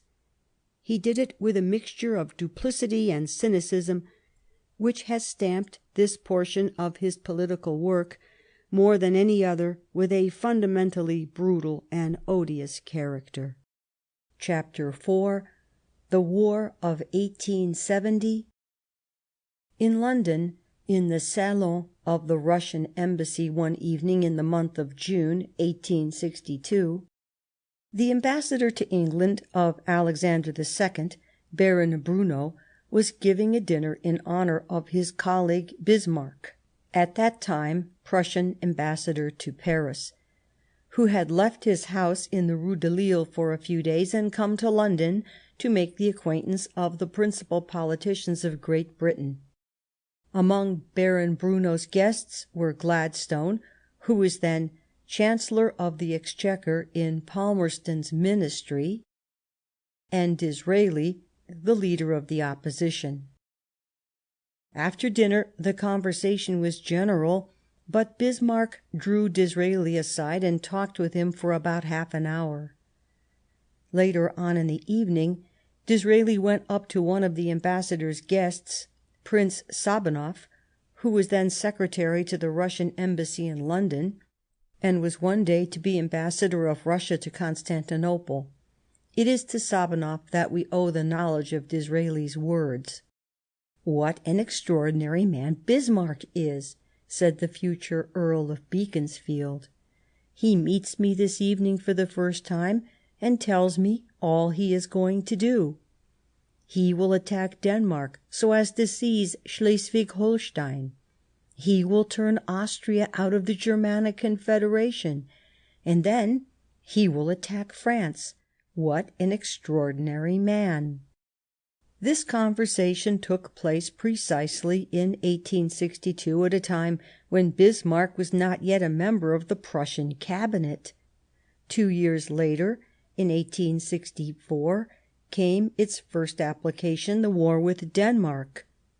4 years later, in 1866, came the second, the war against Austria. 8 years later, in 1870, came the third, the war against France. There was never anything of the nature of improvisation in Bismarck's policy. It was always the result of plans long studied, deeply matured. All that he did he had fully intended. There was purpose in all his actions. In the month of September 1868, a pronunciamento overthrew the throne of the Queen of Spain, Isabella II. One of the authors of this military revolution, General Prim, quickly perceived that it is often easier to destroy than to reconstruct. He set forth to seek a king for his compatriots, who, in spite of everything, kept their preference for a monarchical system. Several names were brought forward. One of them was that of Prince Leopold of Hohenzollern-Sigmaringen. Nothing seemed to point to this German princeling, then about 35 years old, as being likely to give happiness to the Spaniards. All that he had in common with them was the Catholic religion, nothing more. But he bore a name which for the last few years had made a great noise in Europe. He was the cousin of the victor of Sadowa. His younger brother, Charles, had become Prince of Roumania in 1867. It is difficult to tell the exact origin of this Hohenzollern candidature. Did it come from Germany by one of the 1,000 channels of secret diplomacy which Bismarck kept up almost everywhere? Was it born in Spain by means of politicians who wanted to pay court to Berlin? Two things are certain. At the beginning of 1869, Bismarck sent a professional diplomat, Theodor von Bernhardi, who was entirely in his confidence, to Madrid on a mission the secrecy of which was carefully kept. Secondly, on the 26th of April, 1869, the Augsburg Gazette published an article on Prince Leopold's candidature, which without doubt was inspired by the Wilhelmstrasse. The Marquis de la Valette, who was then French Minister of Foreign Affairs, directed the ambassador, Benedetti, to ask the Chancellor for an explanation. The latter had probably already taken toward him the attitude he takes up in Thoughts and Memories, that he considered the question as a Spanish question and not a German one, and again that he was indifferent enough to the whole question. On the 11th of May, 1869, he told Benedetti that there were many reasons why Prince Leopold should refuse an ephemeral sovereignty. In reporting this conversation to Paris, Benedetti politely added, "I'm inclined to think that Count Bismarck did not express all he thought." Perhaps the person least impressed by this dynastic candidature was the candidate himself, to whom Bismarck was secretly giving his support. After a whole series of secret negotiations and tergiversations which lasted weeks to months, in April of 1870 Leopold made up his mind to renounce entirely the candidature for the throne of Spain. But Bismarck had his reasons for clinging to the Hohenzollern candidature. War with France was a fixed idea with him. Had he not written in May of 1848 that he would have understood the German Revolution if the first impulse of the unity of German strength had been to tear Alsace from France and plant the German flag on the Cathedral of Strasbourg? Since then, his innate hatred of France had added to the conviction that the war begun in 1864 and continued in 1866 would not be completed until the day when France in her turn had been vanquished. "I did not doubt," he says, "that there must be a Franco-German war before the general organization of Germany could be realized." Napoleon's intervention after Sadowa, mild and impotent as it was, had had the effect of provoking him to a lively fit of ill temper. "Louis will pay dear for it," he said. The moment seemed to him to have come to settle once for all the accounts with France and to complete the German edifice. The Hohenzollern candidature, if one knew how to play the game, would be a certain cause of discord. In April 1870 Prince Leopold had made it known that he definitively renounced the throne of Spain. In June he declared that he was ready to accept it. What had happened in the interval? Bismarck had sent a note to the Prince and his father, urgently advising them to maintain the candidature in the interest of Germany, and the Prince had consented. At once Lothar Bucher, an ancient turncoat from the Republican party of 1848, who for some years had been one of the highest officials of the Foreign Office and one of Bismarck's assistants, started for Spain. He had already been there once on the same business, of which he knew all the ins and outs. At the same time, a Spanish deputy, Salazar Mazzaredo, had been one of the promoters of the Hohenzollern candidature from 1869, went to Sigmaringen, Prince Leopold's residence, intending to overcome the Prince's last waverings, if he still felt any. These comings and goings had up to now let only a part of the truth transpire. On the 3rd of July it burst forth wholly. A telegram from the Havas agency, reproduced in the newspapers, made it known that Prince Leopold had officially agreed to be King of Spain. At once excitement reigned in the minds of the French. After the Luxembourg business, the Spanish affair was a fresh defiance of the French. Since the 2nd of January, the minister Émile Ollivier had inaugurated the system called the Liberal Empire. The portfolio of foreign affairs was then held by the Duc de Gramont, who in May had succeeded Comte Daru. At once, on the 3rd of July itself, Gramont telegraphed to M. Le Sourd, who was in charge of the French embassy at Berlin in the temporary absence of Benedetti, asking for explanations from the Wilhelmstrasse. Bismarck was not in Berlin. The official who received M. Le Sourd in his place told him that the Prussian government knew nothing of the affair. It concerned Spain, and General Prim was the person to address. 48 hours later, on the 6th of July, Gramont made a warlike declaration from the tribune of the Corps Legislatif. He said he was ready to fulfil his duty without hesitation or weakness.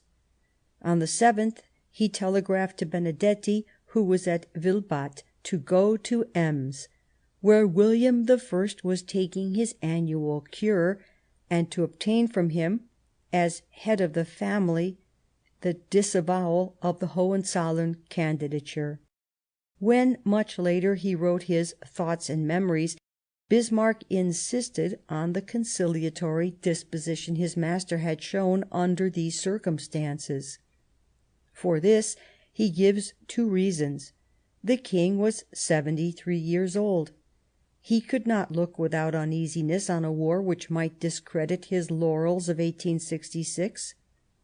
On the other hand, he was under the influence of the Queen, who, with her want of national sentiment, had begged him with tears to avoid war, remembering Jena and Tilsit. Does this deserve to be entirely believed? Did not Bismarck see two kinds of advantage in representing things after this fashion? The advantage of once more speaking ill of a woman whose vexatious influence he had never ceased asserting, and the advantage of keeping for himself, evil genius, the whole merit of the rupture, by throwing William's part into the shade. But it does not do, in this or other matters, to reduce so greatly the role of the King of Prussia. Nothing Bismarck did in this business was unknown to his master, and when Bismarck took upon himself the dealing, after his own diabolical fashion, with the Ems telegram, the king made no objection to his minister, nor addressed any reproach to him. The least that can be said of William I is that his moral complicity is always to be found at the bottom of these Machiavellian plots.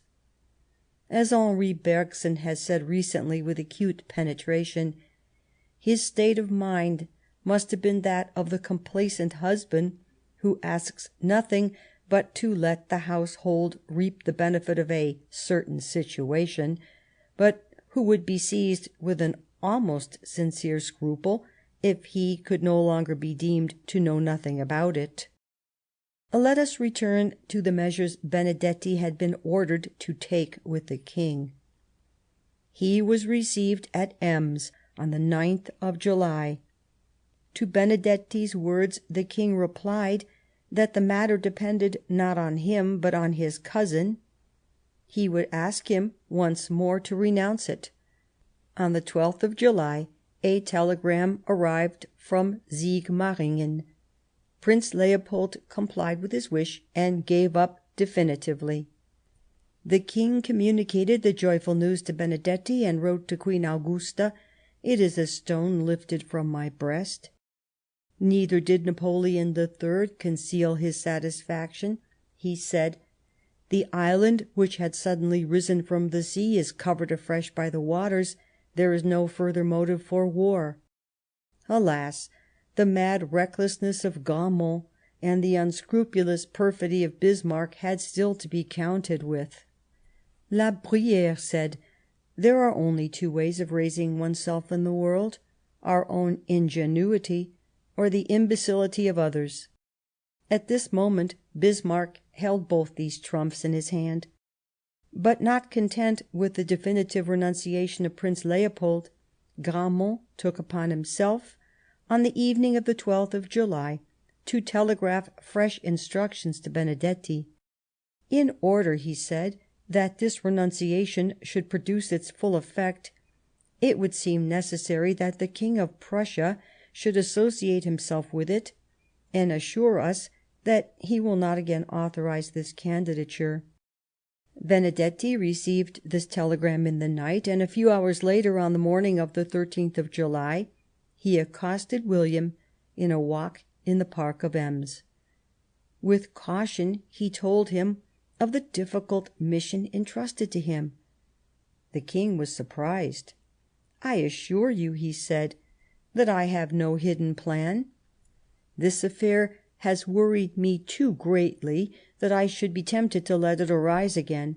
But truly it is impossible for me to go as far as you wish." During the day the king ordered his aide-de-camp, Prince Radziwill, to communicate to Benedetti the official letter of renunciation he had just received from Sigmaringen, and to tell him that he looked upon the affair as finished. The ambassador insisted on having another audience. The king replied through Radziwill that he refused to enter into another discussion. What he had said in the morning was his last word in this affair. The Comte Benedetti might rely entirely on his words. Radziwill added that his master, who was leaving the next day, authorized Benedetti to come and take leave of him when he left. Such are the events that took place at Ems on that historic day of the 13th of July. The relations between the king and the ambassador had been marked by perfect correctness. No one had been insulted, and Benedetti never complained of an insult. In the course of the afternoon the Councillor of Legation, Abeken, who accompanied the king, was ordered to send to Bismarck at Berlin a telegram relating all the incidents since the morning. The Chancellor had left Berlin for his estate in Pomerania at the beginning of June. At Varzin he was, as it were, behind the scenes. He could follow and inspire events without being seen or discovering himself.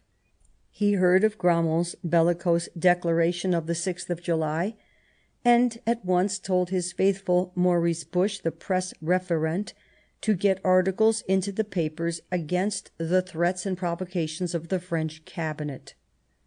At the same time he sent telegram after telegram to William I to prevent any concession on his part.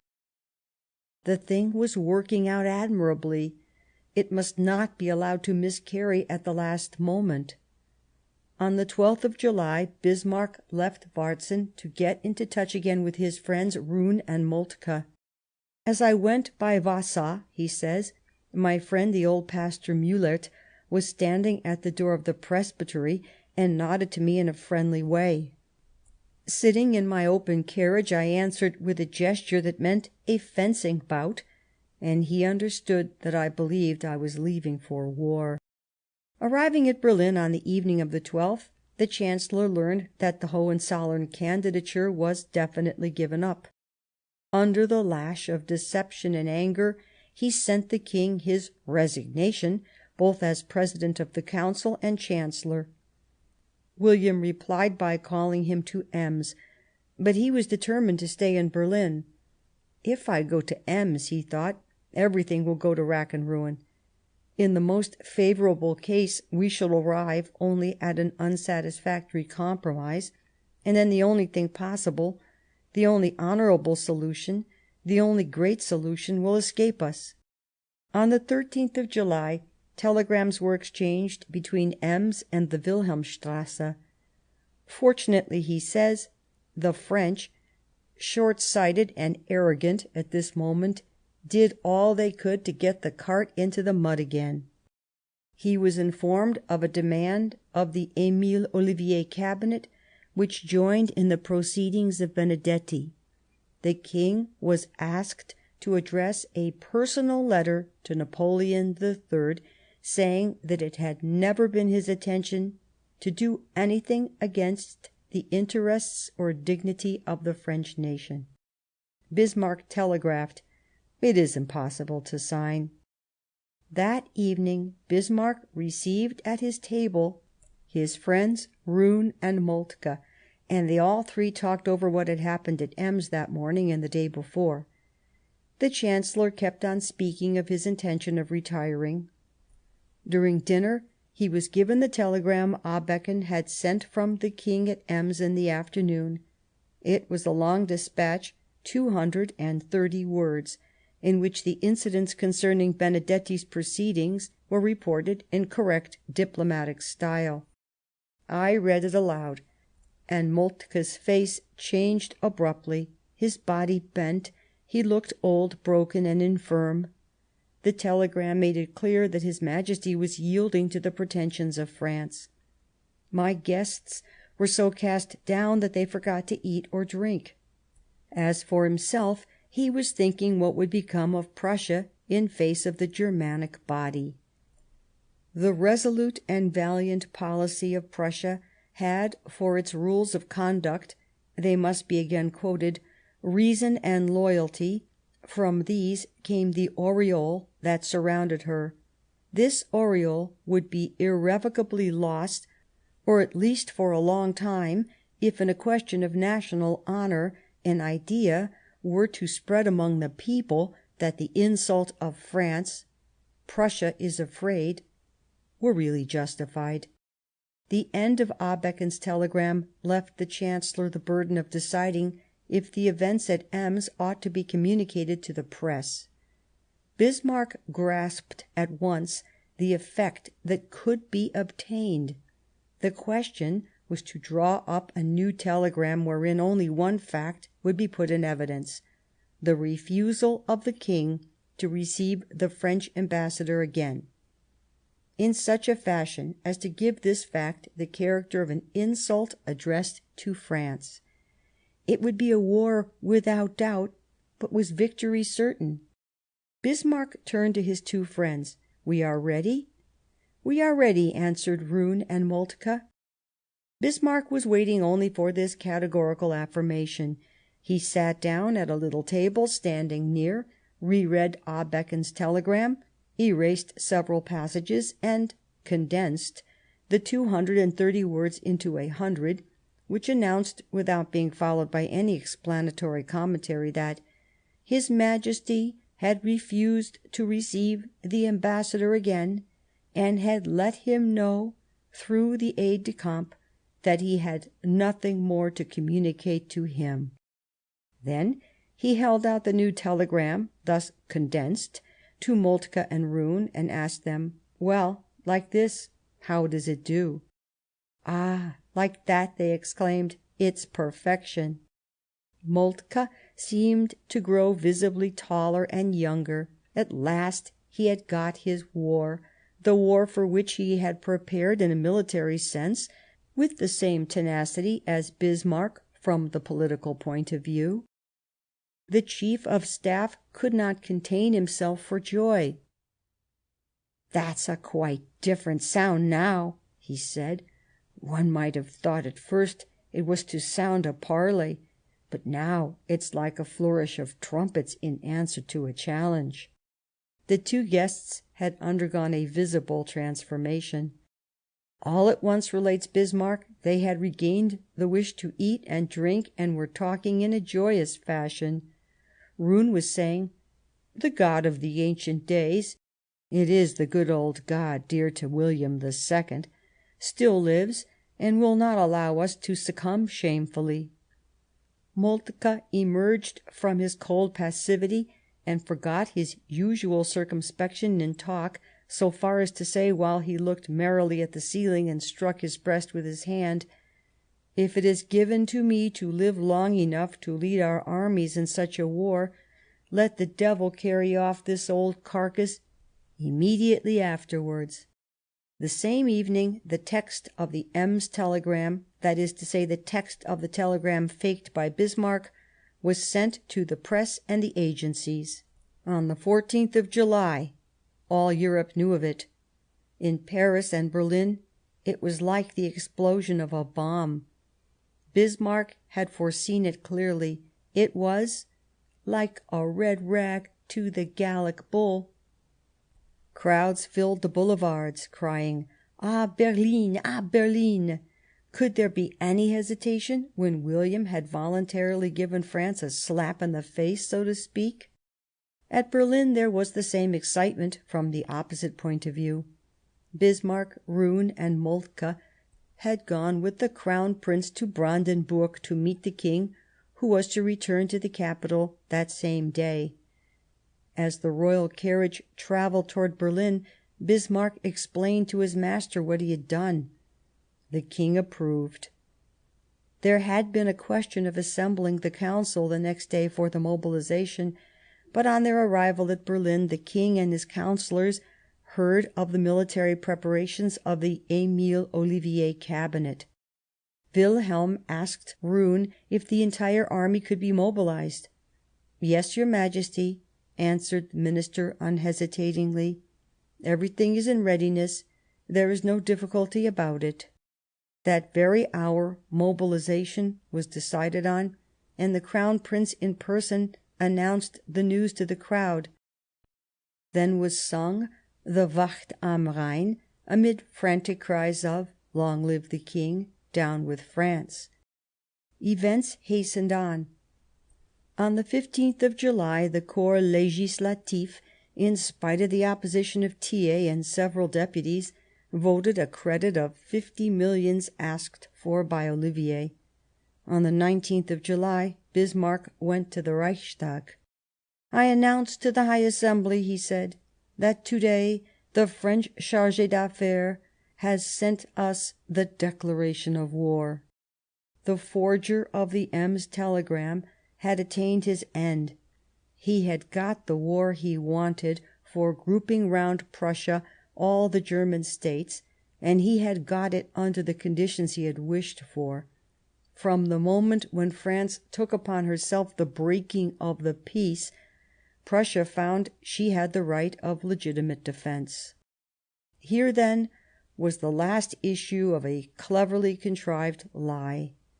Still, it must be added that the false telegram of Ems was but the spark which set fire to a powder mill full to the brim. The war between France and Prussia had not the character of a surprise. Prévost Paradol had already spoken of it in 1868 in La France Nouvelle as of imminent certainty. But that does not alter the fact that at the outset of the war of 1870 there was the fabrication and use of falsehood, as at the outset of the war of 1914 there was the theory of the scrap of paper. Natum mendacio genus, a race born for lying. This testimony of infamy dates from the 1st century of our era.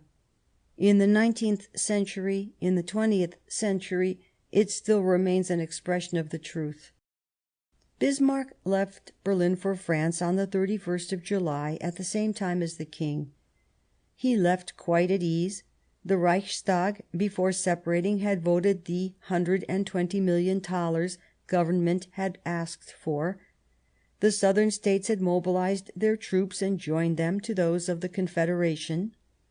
On the 25th of July, the Times had published a plan of alliance between France and Prussia, which in August of 1866 Benedetti had imprudently left in Bismarck's hands, in which there was talk of the possible acquisition of Belgium by France. France at Antwerp, what a terror to England!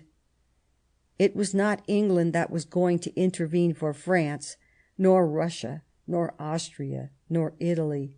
France was therefore to remain with no allies. As for Prussia, she needed none. The superiority of her military preparations was almost a warrant of her certain success. The Chancellor followed the War of 1870 more or less as a spectator, for here the chief role was resumed by the men of war, and the staffs, remembering his interference in the campaign of 1866, this time kept him in the background as much as possible. In the train that took him to Cologne he had heard General von Podbielski, while talking with Roon, congratulating himself because precautions had been taken to exclude him from military deliberations, whereupon he developed a feeling of ill temper against the generals that he took no pains to conceal. As for himself, what he wanted above all was to impress public opinion with the objects of the German war. He told Busch to spread abroad his ideas in the press, such as he had expressed in a conversation at Pont-à-Mousson on the 22nd of August. A pecuniary indemnity would only weaken France temporarily. What we demand is prolonged security for our frontiers, and we shall obtain that only by changing the two fortresses which are a menace to us, into our own protecting ramparts. Strasburg and Metz must cease to be points of attack for France and become places of defence for Germany." On the 29th of August, at Clermont-en-Argonne, he said to the correspondent of an English newspaper: "We ought to take and keep Strasburg and also Metz, if our armies are victorious. Strasburg will be our Gibraltar. You tell me that France will hate us horribly if we take Alsace and Lorraine from her, and that she will always seek to revenge herself. I grant it. But it is certain that the French are already furious enough to seek to revenge themselves in any possible manner. The best we can do in the interests of peace is therefore to take away from them the power of doing ill. Although there is no advantage to us in annexing Alsace and Lorraine, we must first of all provide against an attack of the French. The professors beyond the Rhine invented too late the doctrine of historical rights over our eastern provinces.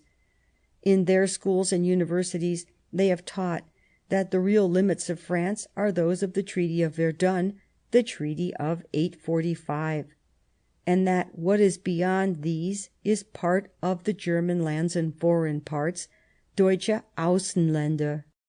When he heard these theories, over which he must have shrugged his shoulders, Bismarck must have thought of his teacher, Frederick II, at the time when the latter was entering Austrian Silesia like a thief. "I take first. I shall always find pedants to establish my rights." But as for Bismarck, anyhow at this date he was more frank. If he took French territory, it was simply for military reasons, just as later on in the Reichstag he has cynically to explain, still apropos of Alsace and Lorraine, his theory of the glacis. As early as the 14th of August, that is, when scarcely a week had passed since the Battle of Wörth, while Strasburg and Metz were still intact, an order from the Cabinet, dated from the General Headquarters at Ernie, Department of the Moselle, and completed 8 days later at Pont-à-Mousson by a letter from the King of Prussia to Bismarck, established the general government of Alsace-Lorraine. A cousin of the Chancellor, Count Friedrich von Bismarck-Bohlen, was appointed Governor-General. The territory assigned her on the map comprised already, from the 14th of August, all that part of France, with the exception of Belfort, which was to be torn from her at the Treaty of Frankfurt. The King and the Chancellor had entered France by Forbach.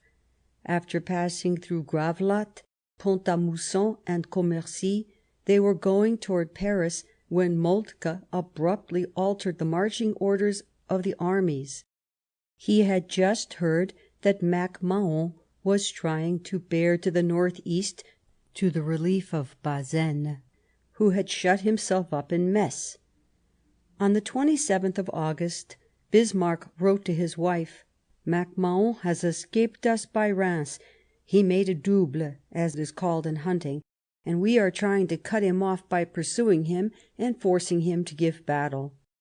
On the 30th of August, the Chancellor was present at the Battle of Beaumont, which was, as it were, the preface to the surrounding of the French. The German troops were close on the heels of Mac-Mahon's troops, which flowed back towards Sedan, but with the intention of stealing into Mézières. They were too late, and on the 1st of September the great battle took place. From the hillock of La Marfée, in the village of Fresnoy on the southwest, and at the threshold of Sedan, Bismarck, standing beside the King, Roon and Moltke, followed its vicissitudes, field glass in hand. But he felt like a spectator who knows the play will end well, and who is ignorant only of the moment when the curtain will fall. On the right, the eastern side, he had seen the savage resistance and the fire at Bazeilles. In front of him, on the northern side, he had seen the two jaws of the German armies close at the Calvary of Ely, and the French army caught in a terrible net of fire and steel. He had seen the French cavalry dash forward in violent charges, facing the west, and against the foot soldiers and gunners of the 11th and the 5th Prussian Corps he had heard King William hailing the heroism of those squadrons, charging, falling back, charging again, with untiring fury, with a cry of admiration, "Oh, the fine fellows!" At about 3 o'clock in the afternoon the tragedy was nearing its end. The white flag was floating from the turret of the town. Then William sent to the army and to the town a summons to surrender. At the close of day a French envoy, General Reille, arrived, bringing the letter in which Napoleon III delivered up his sword to the hands of the victor. The spectators on La Marfée dispersed then. Bismarck and Moltke went to Donchery, about 5 kilometres from Sedan, and the commander-in-chief of the vanquished army, Wimpfen, came to meet them in this small town to discuss the fate of his unfortunate soldiers. The discussion between the three men lasted until past midnight. In his cold, peremptory voice, Moltke at once laid down his conditions. The entire army was to be made prisoners of war. Wimpfen, in a trembling voice, strove against this. He failed to obtain the smallest mitigation. Several times Bismarck interposed to enforce his friend the general's words. It was France, he said, that declared war. Germany desires the prompt re-establishment of peace. We ought not, therefore, to neglect any means of shortening the duration of the struggle, and one of the most efficacious is to deprive France of an important army. Therefore, after having deliberated on the matter, we have decided that these should be our conditions. Your army will lay down its arms and be sent prisoners to Germany. Still, he persuaded Moltke to consent to the prolongation of the armistice till 9 o'clock the next morning. No ill consequence could result from this, since the French army was surrounded on all sides. A few hours later, about 6 o'clock in the evening, Bismarck was awakened in order to inform him that Napoleon III wished to see him. He dressed in haste and started on horseback for Sedan. As was his custom during the war, he wore his military costume, the undress tunic of the Yellow Regiment of the Heavy Cavalry of the Landwehr, the white cap and the big top boots. At about 3 kilometres distance, near Frenois, he met the imperial landau. Alone in the presence of the Emperor and the officers with him, he instinctively felt for his revolver. Napoleon saw the action, but Bismarck resumed a correct demeanour and gave the military salute. A short conversation took place. The Emperor wished to see the King. Bismarck replied that the King was too far off. In reality, he did not want Napoleon to see his master until all the conditions of the capitulation had been signed. Then, where was one to wait? For the Emperor would not return to Sedan. Then, altogether, they took the road back to Donchery. Shortly after reaching it, Napoleon and Bismarck stopped at the small house of an artisan by the roadside. Together they went up a wretched staircase into a mean room on the first floor, where a deal table and 2 armchairs were all the furniture. What a contrast with their last interview at the Tuileries! They were alone, and for about 3/4 of an hour they talked. Napoleon deplored this fatal war. He had not wished for it. It had been forced upon him by the pressure of public opinion.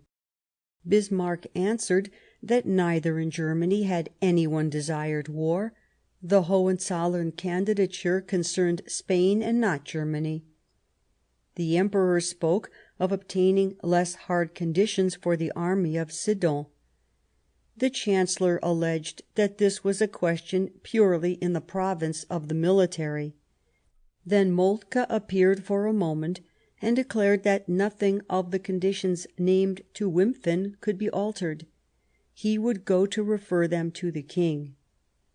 Napoleon said that, being a prisoner, he could not himself treat of peace. The government of Paris alone could do so. The conversation continued in the garden, and then the Emperor was conducted to the Chateau de Belfort. It was there that at noon the capitulation was signed, and afterwards, at the same place, there was a short interview between William I and Napoleon III. On leaving this interview the Emperor again spoke to Bismarck, and they saluted each other for the last time. The next day, the 3rd of September, William received at his table at headquarters the 3 men who had prepared for this brilliant triumph of Prussian arms and policy. At the close of the repast he drank to them in these terms: "To you, Minister Roon, who sharpened the sword; to you, General von Moltke, who used it; to you, Count Bismarck, who have brought to its present height Prussian policy by directing it for long years." The victors of Sedan had started at once for Paris. The General Staff and Bismarck stayed for some days at Reims. There must not be left any doubt in the minds of the members of the new government in Paris of Germany's aims, which the victory of Sedan seemed to have brought much nearer. Therefore the Chancellor addressed a circular in which the question of Strasburg and Metz were set forth anew to all his diplomatic agents. It said: "While France remains in possession of Strasburg and Metz, her offensive organisation will be stronger than our defensive on the south of Germany and on the left bank of the Rhine. In the hands of France, Strasburg is a side door always open towards southern Germany. In the hands of Germany, on the contrary, Strasburg and Metz acquire a defensive character." The greatest publicity was given in the German press to this official circular. Still, while preparing for a war à outrance, the Government of National Defence thought it its duty to enter into relations with the victor, to whom they addressed the appeal that he was making war on Napoleon III and not on France. Did not the fall of the Emperor now permit of talk of an armistice while awaiting peace? The unhappy mission of conferring with Bismarck fell to Jules Favre. Both physically and morally, no 2 men could have been more dissimilar than these. Bismarck, then 55 years old, Jules Favre 61, the one enormous, built like a colossus, in his cuirassier's uniform affecting a military stiffness, dry and cold in speech, champion of brute force, proud of the ascendancy given to him by 6 weeks of brilliant victories and the investment of Paris. The other, slender, delicate, of refined bearing, inconspicuous in his civilian dress, speaking with the emotion of an advocate pleading a noble cause, believing in humanity, justice, and right. His own conviction alone sustained him, for what did he represent? A government which was scarce 15 days old and a conquered country. But this country was France. The cause was a beautiful one to plead, and he pleaded it with his whole soul. How was it possible they should understand each other? Jules Favre spoke in the name of sentiment. In Bismarck's policy, that policy of realities, there was never a place for sentiment. Between Jules Favre and Bismarck there were 3 interviews, on the 19th and the 20th of September, the first at the Château de la Haute Maison, the 2 others in the Château de Ferrières, belonging to Baron Rothschild. Bismarck knew Ferrières; he had hunted there in 1865. Jules Favre asked for an armistice, for the convocation of an assembly with which Prussia could treat. Bismarck would hear nothing of an armistice at any price. He spoke of Alsace. " Strasburg is a perpetual menace to us. It is the key of our house, and we want it." During the last interview, Bismarck consented to say on what conditions an armistice might be granted. Germany would occupy all the Vosges fortresses and Mont Valérien at the gates of Paris. The elections for a National Assembly were not to take place either in Alsace or in the part of Lorraine Germany kept for herself. Jules Favre was profoundly moved. His eyes filled with tears. According to Bismarck, who was incapable of understanding such emotion, Jules Favre was simply playing a part. 2 days later, a letter from Jules Favre informed the Chancellor that France could not agree to the conditions demanded of her for an armistice. The interviews at Ferrières had been in French because, as Bismarck told Jules Favre, they had no official character. He added, "On the day when we sign the treaty of peace, you'll see we shall speak German." On the 5th of October, the German headquarters were established at Versailles. Bismarck installed himself in the house of Madame Jesset, 24 Rue de Provence. It was his residence for 5 months, up to the beginning of the month of March. He turned this house into a sort of branch of the Wilhelmstrasse, having with him his confidential assistants, Abeken, Keudel, Lothar Bucher, and Maurice Busch. He kept up his usual way of life, getting up late, but working in his study till far on in the night. Great eater and drinker as he was, he lived in abundance at Versailles. Presents of eatables came to him from all parts of Germany, hampers of game, pheasants, fish, monumental pieces of pastry, bottles of beer and wine, dainties of all sorts. But the Parisians were dying of cold and hunger. The drawing-room of the Jesset house witnessed a constant stream of politicians. At times they heard the sternest of speeches, such as Bismarck made one day to the mayor of Versailles. "Germany wants peace, and will make war until she obtains it, whatever may be the deplorable consequences for humanity, should France even disappear, like Carthage and other ancient nations." The constitution of the German Empire, the capitulation of Paris, the preliminaries of peace, were all signed in that historic room. On the table there was a clock surmounted by a head of Satan. This diabolical figure presided over all these events. It seems Bismarck did not take it away with him when he departed.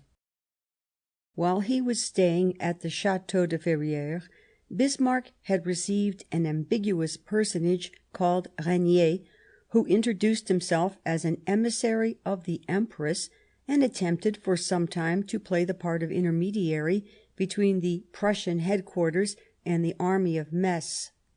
At Versailles the Chancellor saw a personage of another sort appear, General Boyer, chief aide-de-camp de Bazaine, who engaged him in diplomatic discussions which came to no end, for it was a question of the army of Metz being still the army of the Empire, resolved to support the government of the Regent. But this last took days, and during those days Metz was dying of hunger. Since the day of Saint Privat, Frederick Charles had strictly blockaded the capital of Lorraine. From Versailles, Bismarck followed and hastened the agony of the heroic city. On the 27th of October, Bazaine gave up to Germany Metz-la-Pucelle and an intact army of 175,000 men. Shortly afterwards, under these desperate circumstances, on the 21st of November, Thiers presented himself at the house in the Rue de Provence. Bismarck has written with singular sans-gêne of this good servant of his country. He is, he says, an amiable and clever man, witty and brilliant, but he is not a diplomatist. He's too sentimental. He is incontestably more shrewd than Jules Favre, but he, too, lets himself be too easily bluffed. I can pump him as much as I like, and then he has a regrettable folly. He drags out the negotiations with which he is charged by introducing matters that have nothing to do with them. The future liberator of the land came to beg for an armistice which would allow of the convocation of a national assembly with which the question of peace could be discussed. The negotiations between Thiers and Bismarck lasted 5 days and were without result. As at the Ferrières interview, the Chancellor had again spoken of the occupation of one of the Paris forts. He would not permit the election in Alsace and Lorraine, nor authorise the revictualling of Paris. Thiers debated these conditions inch by inch. The only alternative he could obtain was either the armistice without revictualling, or the election without the armistice. The Government of National Defence directed Thiers to break off negotiations which had no result. During the course of the siege of Paris, Bismarck's diplomacy was suddenly drawn to affairs in the East. On the 31st of October, the Chancellor Gortschakoff addressed a circular letter to the signatory powers of the Treaty of 1856, asking for the revision of the articles which limited the Russian forces on the Black Sea. In London and Vienna there was a lively sense of ill humour. In Paris there were other things to do than to utter a Platonic protest. Bismarck remembered that the part Prussia had played in the Polish insurrection of 1865 had won him the friendship of Russia, and that this friendship had left him elbow room in the War of 1866 and in the present war. Therefore it was to his interest to husband this precious friendship, all the more because the question of the Black Sea had then but very distant relations with the policy of Prussia. He proposed to refer the question to an international conference. Russia very willingly agreed, and England and Austria consented. The conference opened in London on the 17th of January, at a time when France was unable to take part in it. The Convention of London of the 14th of March, 1871, gave Russia entire liberty of action on the Black Sea. Bismarck and Gortschakoff had each about the same time carried through an excellent transaction, one concerning Strasbourg and Metz, the other Sebastopol. But Bismarck, in his house at Versailles, was pursuing with untiring tenacity the transformation of the Confederation of Northern Germany into an empire comprising all the German states.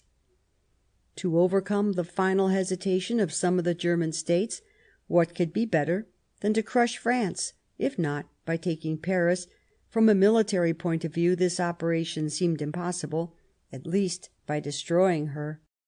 The Chancellor was one of those who were exasperated by the resistance of Paris. He shared the sentiments of his wife, who was always filled, he said, with a rabid hatred of the French, all of whom, down to the little children, she would like to see shot and cut to pieces. Early in November she wrote to him: "I am going soon to send you the Book of Psalms, so that you may read the prophecy against the French. I say unto you, the impious must be exterminated." After the rupture of negotiations at the beginning of November, the question of the bombardment of Paris came up perpetually in the Chancellor's conversations. "I know," he said, "that several papers make me responsible for Paris not being yet bombarded. It is absurd. From the first I asked that the capital should be destroyed from top to bottom. But the military authorities are for ever shuffling. I spend my time in overcoming their scruples, and they spend theirs in making preparations and begging for an increase of munitions." He spoke to the King on the matter, who declared that he had given the order to the generals. "But I understood at once," added Bismarck, "that this was not true. I knew him. He doesn't know how to lie, or anyhow how to set about it." Behind these delays in beginning of the bombardment, Bismarck guessed at the influence of a feminine cabal. "It is the Queen of England," he said, "who does not wish Paris to be bombarded. She has influenced her daughter, the Princess Royal, who in her turn has influenced her husband, the Crown Prince." One day, when Bismarck wanted to speak of the bombardment to the Crown Prince, the latter stopped him with these words: "I should prefer to give up my command." The Chancellor was on the point of answering: "I am ready to take it. I should give but one order. It would be, begin the bombardment." On the 27th of December, Bismarck's diabolical wishes were granted. The bombardment began. On the 12th of January it was reported at Versailles that Paris was on fire. Great columns of smoke on the horizon could be seen over the capital. "That's not enough," said the Chancellor. "We ought to be able to smell the reek here." Bismarck's sense of smell was like that of Vitellius, who on the field of battle of Bedriacum said that the corpse of an enemy always smelled good. On the afternoon of the 2nd of September, when visiting the battlefield of Sedan, passing Bazeilles, he had smelt with a mixture of disgust and pleasure a strong smell of burnt onions, and had said, "Pfff, these burning Frenchmen." The first shells of the bombardment fell on the Avron plateau. On the 5th of January they began to fall on the town itself. The Panthéon, the Val de Grâce, the Museum, served as targets to the German batteries. Then Bismarck's delight broke forth. "At last they have begun to fire," he wrote to his wife in a cry of savage joy. On the 19th of January, the day after the proclamation at Versailles of the German Empire, the garrison of Paris had made a supreme effort on the side of Montretout and Buzenval. They had been unable to get through, and had left on the battlefield 1,200 dead and 4,000 wounded. Trochu sent to ask for an armistice of 48 hours to carry away the wounded and bury the dead. Bismarck sent a refusal. "And besides," he added, "the dead are just as comfortable above the ground as underneath it." Jules Favre presented himself at the Chancellor's house at 7 o'clock in the evening of the 25th of January. "He had grown paler and stouter," said Bismarck to a confidant. "It is no doubt the effect of eating horseflesh." The conversation between the two men lasted over 2½ hours. Then Bismarck went to William and talked to him for 3/4 of an hour, coming back afterwards to his intimates in the dining room. He was radiant, and turning to his cousin, Count Bismarck-Bohlen, "Do you know this?" he asked, and he began to whistle the call of the hunter who has brought down a stag. "Yes," said Bohlen, "it is the death signal." "No, not quite that," and again he whistled. "But at any rate, I believe this time it's all right." Jules Favre had come to treat of the capitulation of Paris. Shells had had no effect on the great city, but famine had accomplished its death stroke. Paris without meat, without coal, and nothing left but surrender. Jules Favre had said that in Paris one saw ladies taking pretty children to walk on the boulevard. "That surprises me," said the gentle Chancellor. "You haven't eaten them all, then?" On the 28th of January, after 5 days of very painful negotiations for Jules Favre and the generals who accompanied him, an armistice of 21 days was arranged for the electing and convocation of a National Assembly. As to the Army of the East, the perfidy of Bismarck, who wanted Belfort at any price, fooled Jules Favre's ignorance by showing him an inaccurate line of demarcation of the armies, so that the entire Army of the East was excluded from the armistice, and was obliged to continue its disastrous retreat, and after worse sufferings to retire into Swiss territory. On the eve of the signature, the cannon from Mont Valérien was heard for the last time. Paris had capitulated. The National Assembly had met at Bordeaux and had elected Thiers as head of the executive. On the 21st of February Thiers went to Versailles to settle the preliminaries of peace.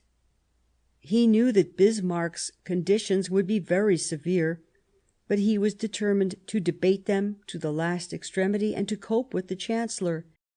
Though saying to Thiers that he did not want to jockey him, Bismarck laid down his exigent terms: all Alsace, including Belfort, German Lorraine with Metz, an indemnity of 6 milliards francs, the entry of the German troops into Paris. The negotiations lasted till the 26th of February. Jules Favre had accompanied Thiers, but it was the latter who bore the whole weight of the discussion. "No," he said, "I will never give up Belfort and Metz. You wish to ruin France financially, to ruin her on her frontiers. Very well, take her, ravage her, destroy her houses, flay her unoffending inhabitants. We will fight to our last breath. You will have to govern her in the sight of Europe, if it allows you." Bismarck fell back upon the unalterable conditions of the King in Moltke, but there was one point upon which he himself was determined never to come to terms, which was the acquisition of Lorraine with Metz. Gortschakoff had written to advise him to leave German Lorraine and Metz to France, and he had answered the Russian Chancellor with these words: "We must keep strictly to the programme that 6 months ago we communicated to St. Petersburg. The realization of this programme is indispensable for our security, and Germany would not for one instant tolerate the alteration of even a comma. We must have Metz and Lorraine." The discussions between Thiers and Bismarck were at times stormy. One day, at some fresh exaction of the Chancellor's, Thiers started up and exclaimed: "But that is an insult." Bismarck went on with the conversation in German. "Do you know," said Thiers, "that I don't know German?" Bismarck answered in French: "Why, just now you spoke of an insult. I found that I did not know enough French, and so I preferred to speak German, in which I understand what I say, and especially what I mean."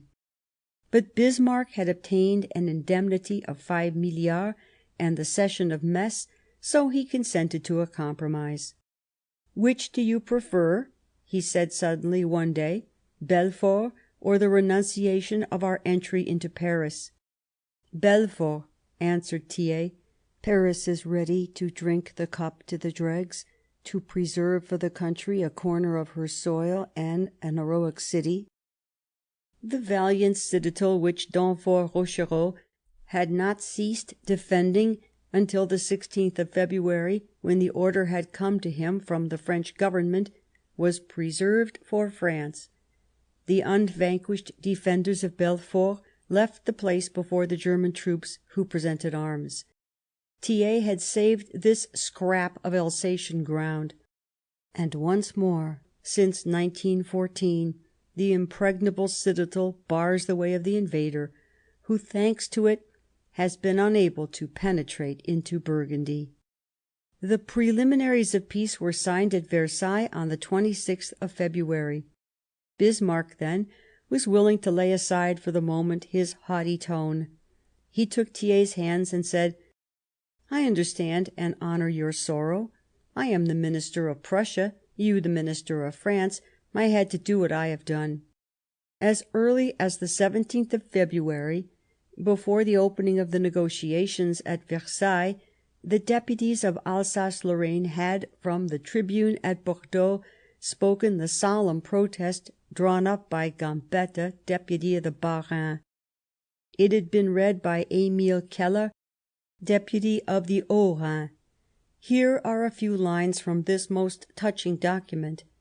The two eastern provinces owe to it that they have kept, as a right, their French character. "We call our fellow citizens of France, the governments and peoples of the whole world, to witness that we hold beforehand as null and void all acts or treaties, votes or plebiscites, which may consent to give over to the foreigner the whole or part of our provinces of Alsace and Lorraine. By these presents we proclaim for ever the inviolable right of the Alsatians and Lorrainers to remain members of the French nation, and we swear for ourselves and our constituents, our children and their descendants, to claim it for evermore and in every way against all usurpers." On the 1st of March the Assembly of Bordeaux, compelled, as Thiers said, to bow its head beneath the power of the foreigners, ratified the Versailles preliminaries. Then a deputy of the Haut-Rhin once more entered a supreme protest. "Given over, in defiance of all justice, and by an odious abuse of strength, to the domination of the foreigner, we have a last duty to perform. Once more we declare null and void a pact which disposes of us without our consent.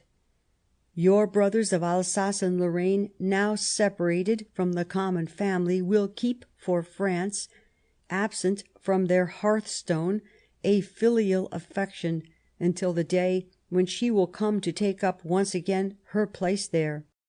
The rapidity with which Thiers had made the Assembly ratify the peace preliminaries had this fortunate consequence, that the French government was able to obtain, from the morning of the 3rd of March, the evacuation of Paris. On the 1st, William I had reviewed the German troops on the Longchamp racecourse. Bismarck was on horseback. There was some hissing as he went by.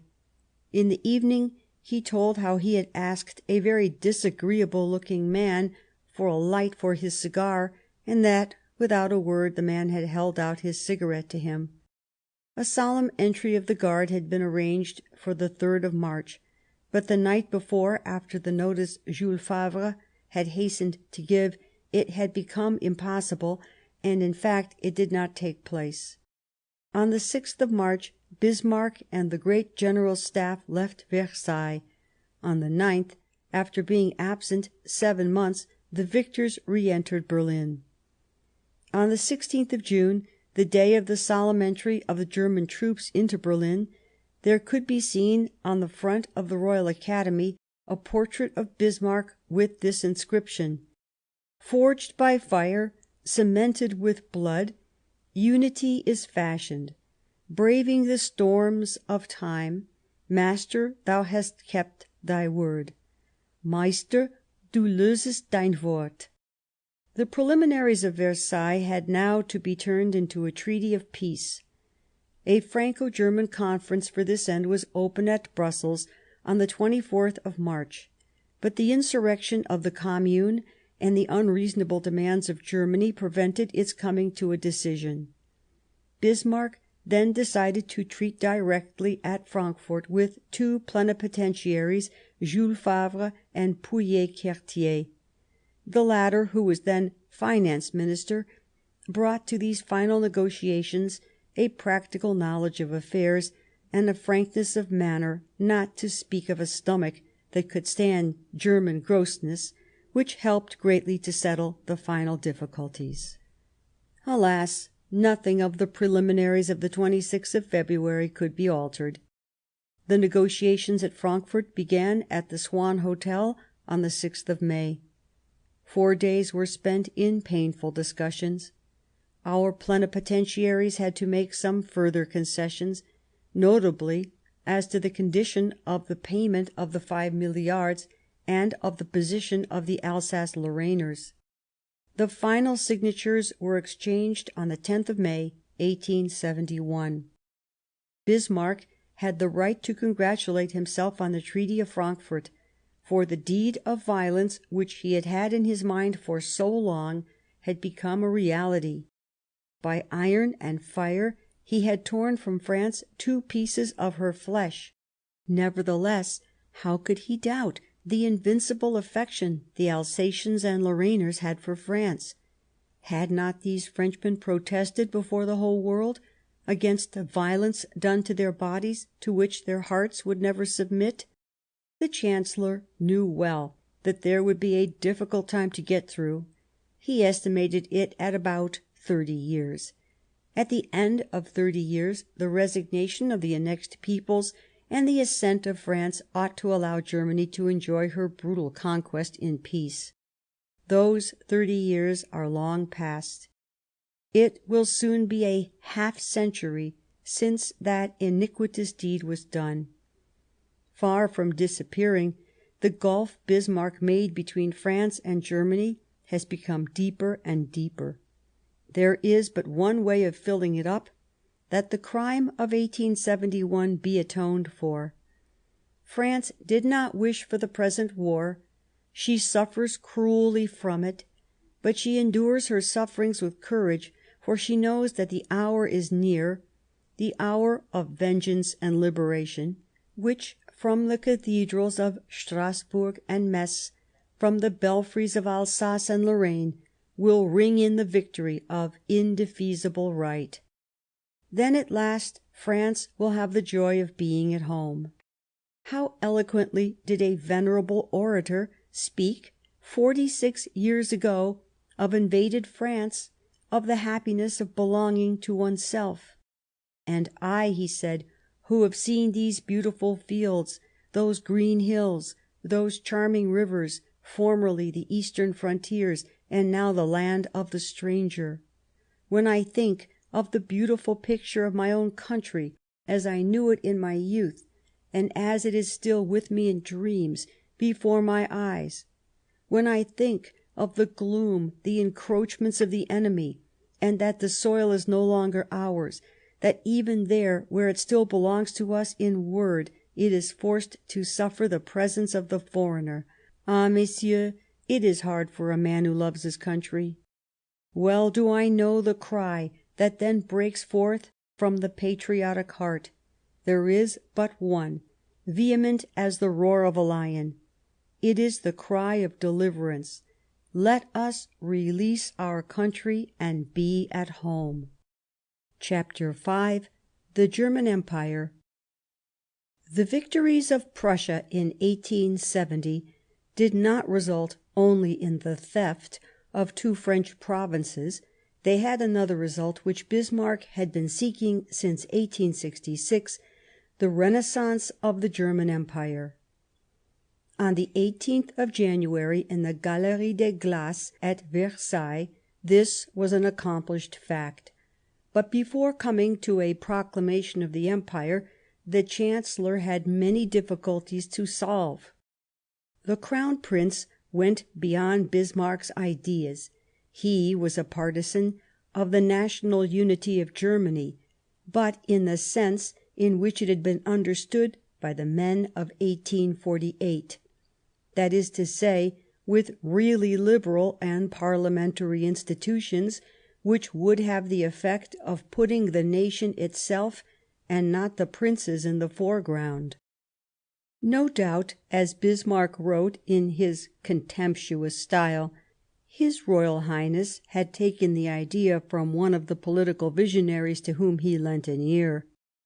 As for William I, he by no means shared his son's liberalism. He held that the title of King of Prussia was superior to all others. He understood a Prussia with increased territory, but he was not anxious to exchange for the title of Emperor that of President of the Confederation which he had borne since 1866. Bismarck declared that the adoption of the title of Emperor was a political necessity. Your Majesty, he said to his master, does not want to remain for ever a neuter noun, das Präsidium. There is something abstract about the word President. The name of Emperor, on the contrary, possesses great strength and power. That might be true, but the imperial title was unknown in Prussian institutions, and Frederick II had made the name of King of Prussia so powerful that there was no need to change it, even by modifying the territorial form of Germany. He had also to reckon with the particularism, if not the anti-Prussian sentiments, of the southern states, especially Bavaria. They had certainly associated their armies with those of Prussia at the beginning of the war, and had taken a large part in the common victory, still they did not intend to join the federal constitution without getting any advantages.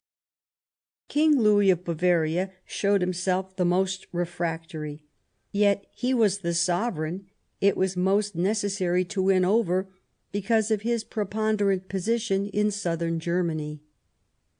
Delbrück, one of Bismarck's best agents, was employed by him in negotiations with the southern states, which were very knotty. It will be enough here to state the broad results.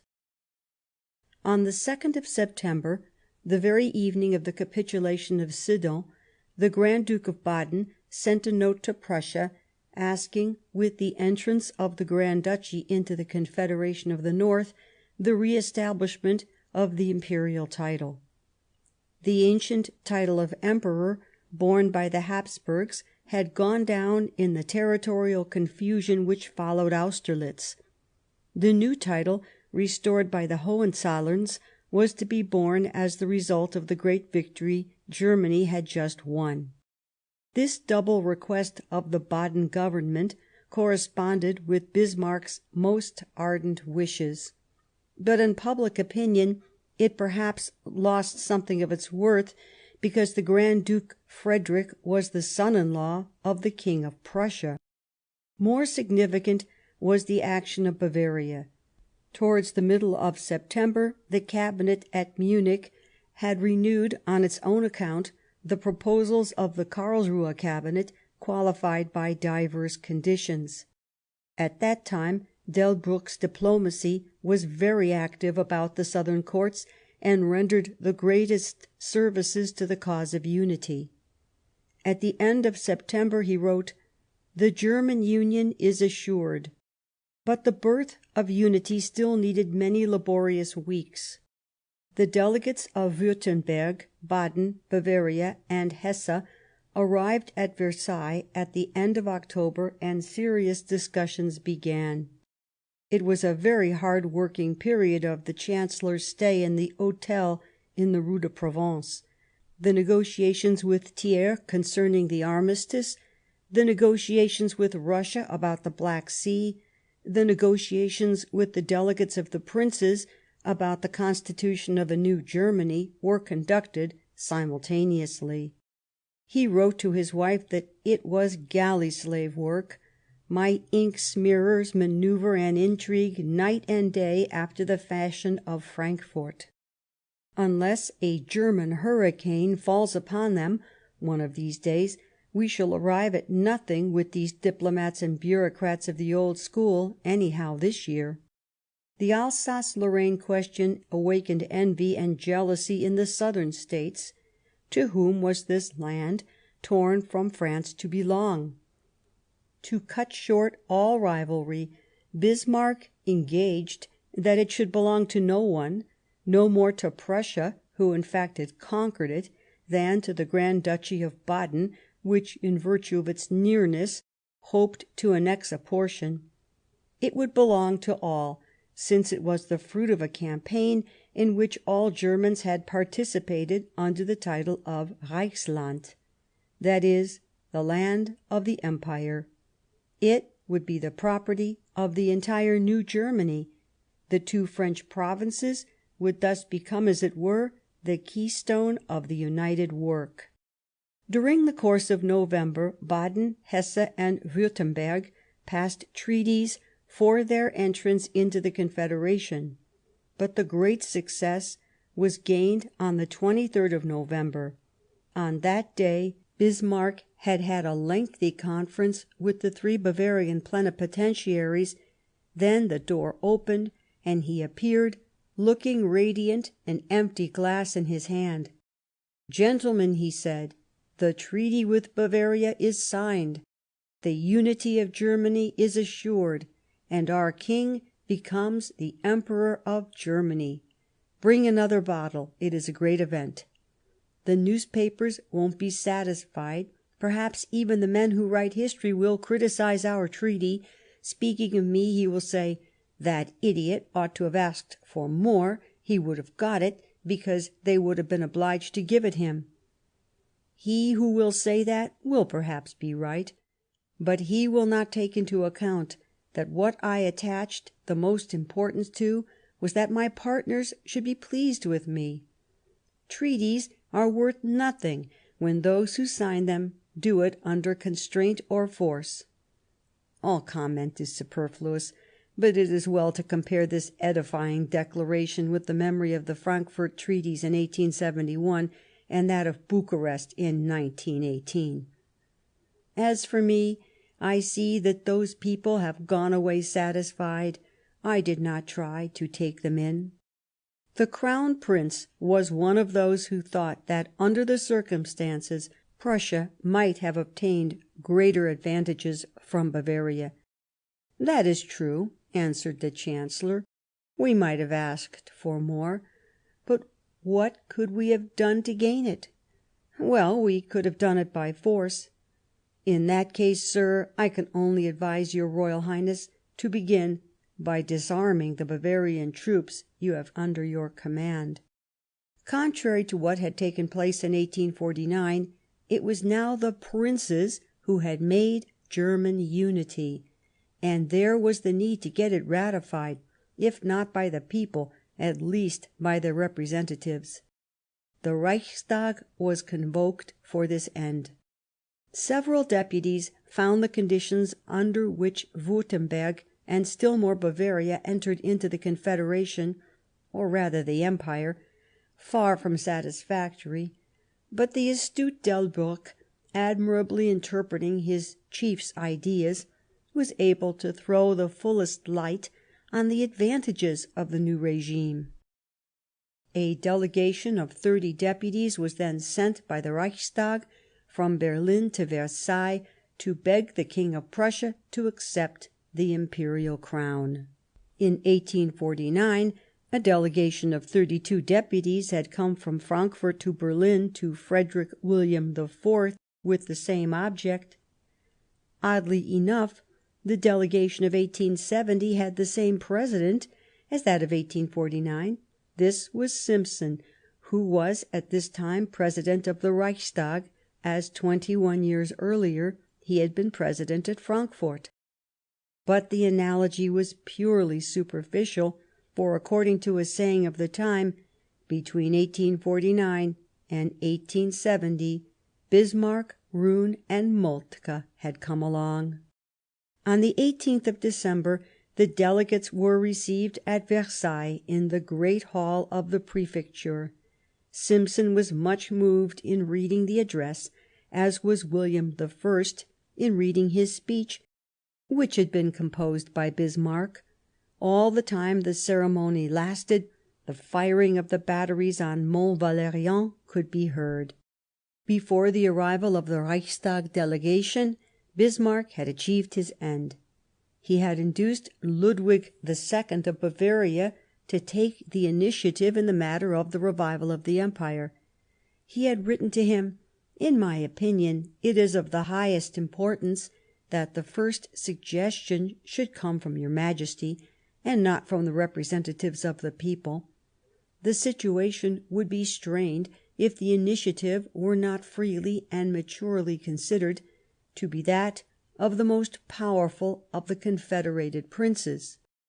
In answer, the King of Bavaria consented to forsake his misanthropy for the moment, and to forget the embellishment of his castles, so far as to address a letter to William I on the 2nd of December.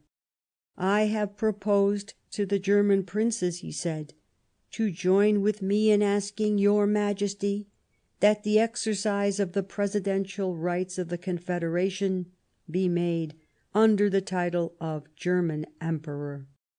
German unity and the Empire were therefore going to be constituted with the character that Bismarck desired above all things to impress upon them. It was the princes themselves who made themselves the interpreters of Germany's wish for unity. William had now only to hold out his hand to take the imperial crown, but he still hesitated, for his love of Prussia outweighed his love of Germany, and the title of King of Prussia still seemed to him the most beautiful of all. If he may be believed, he thought for a moment of abdicating and leaving everything to Fritz. At last, on the 14th of January, he let it be known that he accepted the new dignity with the firm intention of being, by the grace of God, as a German prince, the faithful protector of all rights, and of holding the sword of Germany for the protection of our country. The coronation ceremony was fixed for the 18th of January, for that day is the anniversary of a date famous in the history of the Hohenzollern dynasty. At Königsberg, on the 18th of January, 1701, the all-powerful Prince Frederick I had crowned himself and been anointed as King of Prussia, and the Order of the Black Eagle had been instituted to perpetuate the memory of that coronation. On the eve of the great day, the King, the Crown Prince, and Bismarck had a lengthy conversation to settle the final details of the protocol. A serious discussion arose over even the title of the new Emperor. Should he be Emperor of Germany or German Emperor? The title of Emperor of Germany seemed to imply territorial powers, and for this reason William stood out for it, even to the extent of saying that he would be Emperor of Germany or no Emperor at all. For this same reason Bavaria would not consent to this. Bismarck strove to convince his master that the only suitable title was German Emperor, Deutscher Kaiser, as one said, Imperator Romanus. He held as obstinately to his idea as William did to his. The Grand Duke of Baden discovered an ingenious way of getting out of the difficulty the next day at the proclamation of the Empire. It was to use neither one title nor the other. On the 18th of January, 1871, the Castle of Versailles witnessed the display of official pomp at the coronation. In the Hall of Mirrors, that gallery which Madame de Sévigné called a royal beauty unique in the world, beneath the paintings of Lebrun that glorify the triumphs of Louis XIV, an altar was set up in the middle against the windows looking over the park.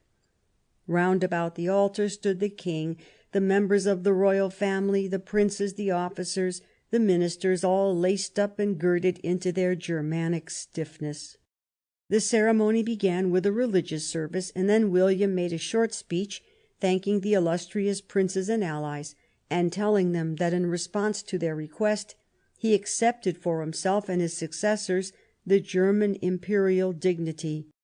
Then Bismarck, who wore the white uniform of the cuirassiers, read the proclamation addressed by His Majesty to the German people, which said, "We accept the imperial dignity in the hope that the German people may be permitted to enjoy the reward of its zealous and heroic struggles in a durable peace, protected by frontiers capable of assuring to the fatherland, by security against fresh attacks from France, that of which it has been deprived for centuries." Finally, the Grand Duke of Baden, who took the place of the absent King of Bavaria, gave a Hoch in honour of the Emperor. Long live His Imperial Majesty the Emperor William. Those present repeated these words 3 times, and William walked past all the groups. The ceremony was finished, the Empire was made, but no one knew yet whether his chief was Emperor of Germany or German Emperor. His Majesty, relates the Chancellor, was so greatly put out with me by the way that things had gone, that coming down from the raised platform of the princes, he pretended not to see me, though I stood alone in the open space in front of the platform, and passing before me, he went and gave his hand to the general standing behind me. The strange attitude of the Emperor with regard to the Chancellor on this solemn occasion could alter nothing in history. A man had had the determined will to respond to the aspirations for unity of the German people, but to respond in his own way, igne et ferro, and giving only formal concessions to popular rights. He had forcibly turned Austria out of Germany's door. From 1866 it was all up with the old dualism. The Hohenzollerns remained alone at the head of the Germanic body. It was now left to give the King of Prussia the prestige of victories that would raise him to the first rank in Europe, and in Germany do away with the last hesitations. The war with France had allowed this end to be reached in unhoped-for circumstances. Diplomacy had completed the work of victory. All the princes and states of Germany had grouped themselves around William I and saluted him with the title of Emperor. The artisan of this great work, the man who had directed everything, made everything succeed, was the iron-fisted minister who, since 1862, had ruled all the policy of Prussia. This German Empire, which he had himself just proclaimed in the castle of Versailles, in a voice vibrating with joy, as was said by one present, might and did answer a national wish, but it was above all the fruit of Bismarckian genius, and it bore unmistakably the imprint of its author. The first Reichstag of the Empire was elected in the month of March 1871. After a short debate it accepted the Imperial Constitution, which was only a sort of reproduction of the Federal Constitution of 1867. 14 votes opposed any modification of the Constitution. Therefore Prussia, with its 17 votes, remained mistress of the Federal Compact. The new regime came officially into force on the 16th of April. A month later the Treaty of Frankfurt was signed. Then William conferred the hereditary title of Prince on the minister who had done such great things, giving him besides the Duchy of Lauenburg. On this land, taken from Denmark in 1864, Bismarck was to make the great domain of Friedrichsruh. There he was to spend his last years, and there he was to die. Bismarck was for 19 years, up to 1890, to preside over the interior and foreign policy of the new Germany. His chief aim, then, was to consolidate the edifice he had built in 1871, and consequently his doings lost a little of the aggressive brutality that had characterized them at an earlier period.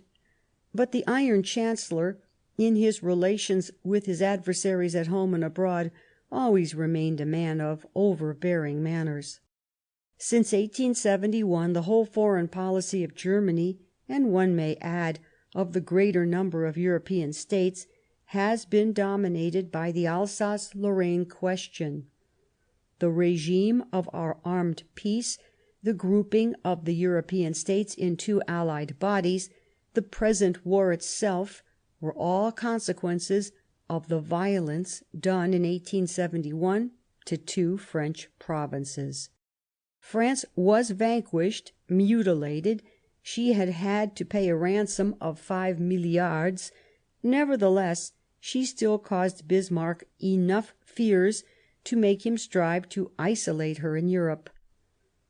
The isolation of France was for Germany the best guarantee that she might enjoy the fruits of her theft, and that the vengeance of the vanquished might perhaps cease to be a menace to her.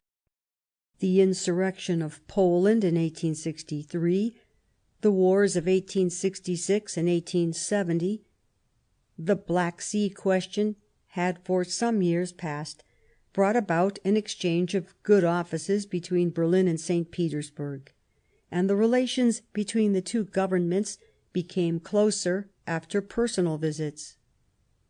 In 1871 the Chancellor Gortschakoff and then the Tsar Alexander II came in person to Berlin. Between the chancellors and the sovereigns there were several conferences, when they talked of the peace which had been so hardly won and the benefit that would come from maintaining it. Not only did Austria retain no ill feeling as to the memories of 1866, but she had just eagerly recognised the Imperial Germany of 1871. In his turn, Bismarck came to Gastein. He does not say if he had the opportunity of seeing there, as in 1863, a nest of tomtits, and noting how many times in a minute the bird brought a caterpillar or some other insect to his little ones. He had frequent interviews with Herr von Beust, the former Saxon minister who now became Chancellor of Austria-Hungary. The two former rivals had completely forgotten the past. The sole question was the establishment of excellent relations between Germany and Austria. Bismarck had just made the first advances. The following year he reaped the benefit. In the month of September 1872, Berlin witnessed the arrival of the Emperors Alexander and Francis Joseph. There was a whole week of official fetes. Between Bismarck and Andrassy, the new president of the Austro-Hungarian Council, a very intimate agreement was set up. Andrassy, as a Magyar, greatly pleased Bismarck, who counted on using him to shift Austrian policy to the east, as the best means of turning it away from Germany. Between Bismarck and Gortschakoff, who were mutually jealous, some misunderstandings arose, not to mention that the Tsar and the Russian statesman did not conceal their sympathy with the French ambassador, the Vicomte de Gontaut-Biron. But these little unpleasantnesses escaped the attention of most of those present.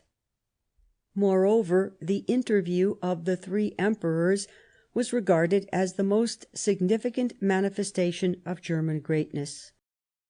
Berlin appeared to have become the diplomatic capital of Europe. Countenanced by the goodwill of Russia and the marked sympathy of Austria-Hungary, Bismarck's actions ceased to be purely German and took on a European character. Russia had a very special attraction for William. From Versailles he had sent to Alexander II the famous telegram, "After God, it is to you we owe our victory." In 1875 he travelled to St. Petersburg, accompanied by Bismarck and Moltke, in order to return Alexander's visit. The Tsar received his friend from Berlin with extraordinary pomp, wishing his reception to be worthy of the meeting of the two masters of the world. In September 1873, Victor Emmanuel I came to Berlin in his turn to greet the victor of Sedan. The visit of the King of Italy did not end for the moment in a diplomatic agreement, but it was certain that the isolation of France was drawing nearer and nearer. Why had Alsace-Lorraine been torn from France? As we have already seen, Bismarck, with a frankness, or rather a cynicism, to which there is no answer, during the course of the campaign in France, had many times given the reason.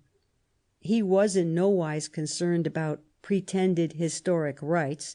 That thesis, as pedantic as false, had not yet been invented. It was a question purely and simply of military reasons. The western frontier of Germany must be protected, and to that end must absorb Strasbourg and Metz. After the Treaty of Frankfort, he went on saying and repeating it. A conversation with the Marquis Gabriac and several speeches which he made from the Reichstag tribune furnish sufficient proofs of this. The Marquis de Gabriac had been charged by Thiers to resume, as chargé d'affaires at Berlin, diplomatic relations between the Wilhelmstrasse and the Quai d'Orsay. The task would be difficult and painful. On his arrival at Pariser Platz on the 4th of July, 1871, he had inaugurated his office by incurring the lively displeasure of the Chancellor on the subject of a plan for a military and financial convention which the French government had attempted to negotiate with General Manteuffel, without reference to the German chargé d'affaires at Paris. On this subject, on the 12th of August, 1871, Bismarck had an interview with Gabriac which lasted 2 hours. The latter reported it in detail in a long letter to M. de Rémusat, Minister of Foreign Affairs. Word for word the Chancellor had said: "It would be scarcely logical to take Metz, which is French, from you, if imperious necessity did not oblige us to keep it. On principle, I should not have wished to keep that town for Germany. When the question was gone into before the Emperor, the Staff asked me if I could guarantee that France would not take her revenge some day or other. I replied that, on the contrary, I was quite convinced that she would, and that this war would probably not be the last that would break out between the two countries. In that case, they said to me, Metz is a glacis behind which 100,000 men might be placed. Therefore we ought to keep it. I will say as much of Alsace and Lorraine. If peace were to be lasting, we should have made a mistake in taking them from you. But for us those provinces will be a difficulty." M. de Gabriac answered: "A Venetia, with France at its back?" "Yes," said the Chancellor, "a Venetia, with France at its back." On this subject the Marquis de Gabriac has recorded the profound impression Prince Bismarck made on him. "I found his special superiority," he says, "to lie in his fighting powers, his absolute disdain of reticence, his habit of getting from the very first to the bottom of the question he was discussing, the haughty frankness of his declarations, his speech, a little slow at first, but vigorous and rapid so soon as he felt any emotion, took me into a world quite other than that in which I have negotiated up to now. With M. de Bismarck one felt that each one of his ideas or words might be interpreted as an act of government. It was a master rather than a minister before whom I stood.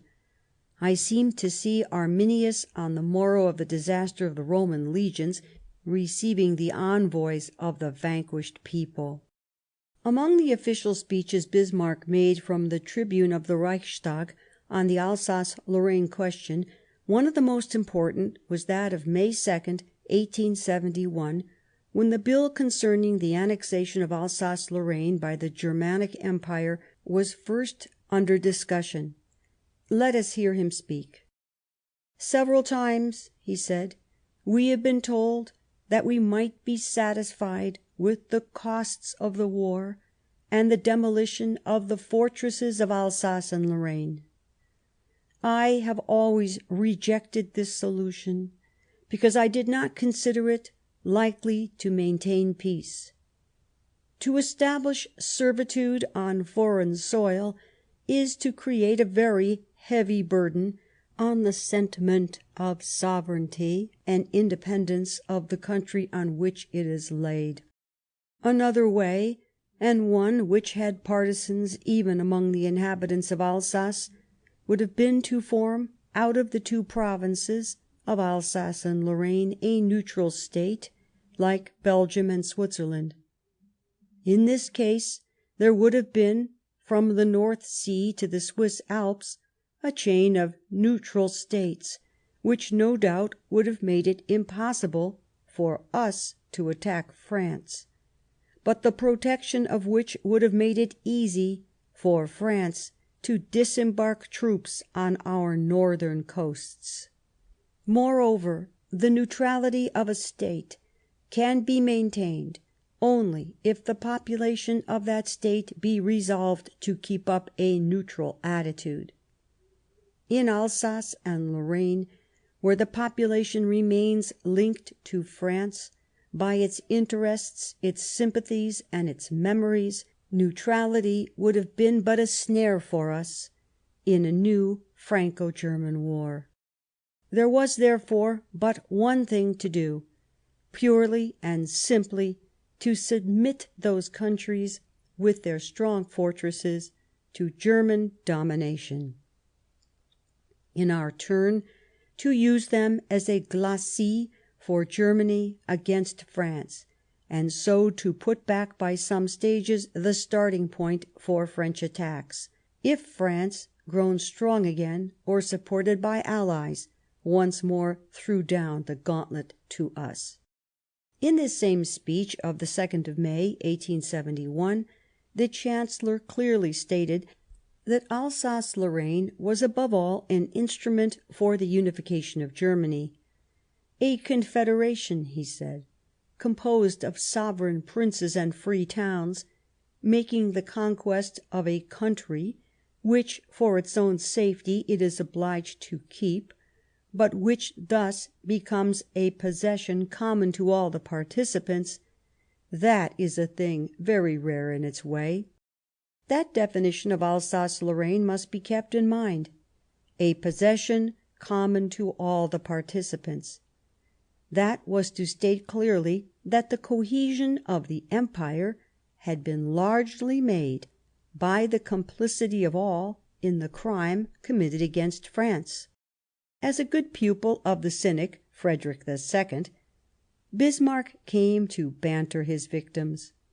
It was to some notable, I know not who, of Hesse or Hanover, that he said, to console him for having become Prussian against his will, "Prussia, you see, is like a flannel waistcoat. It scratches unpleasantly at first, but it's wholesome, and it sticks to the skin well."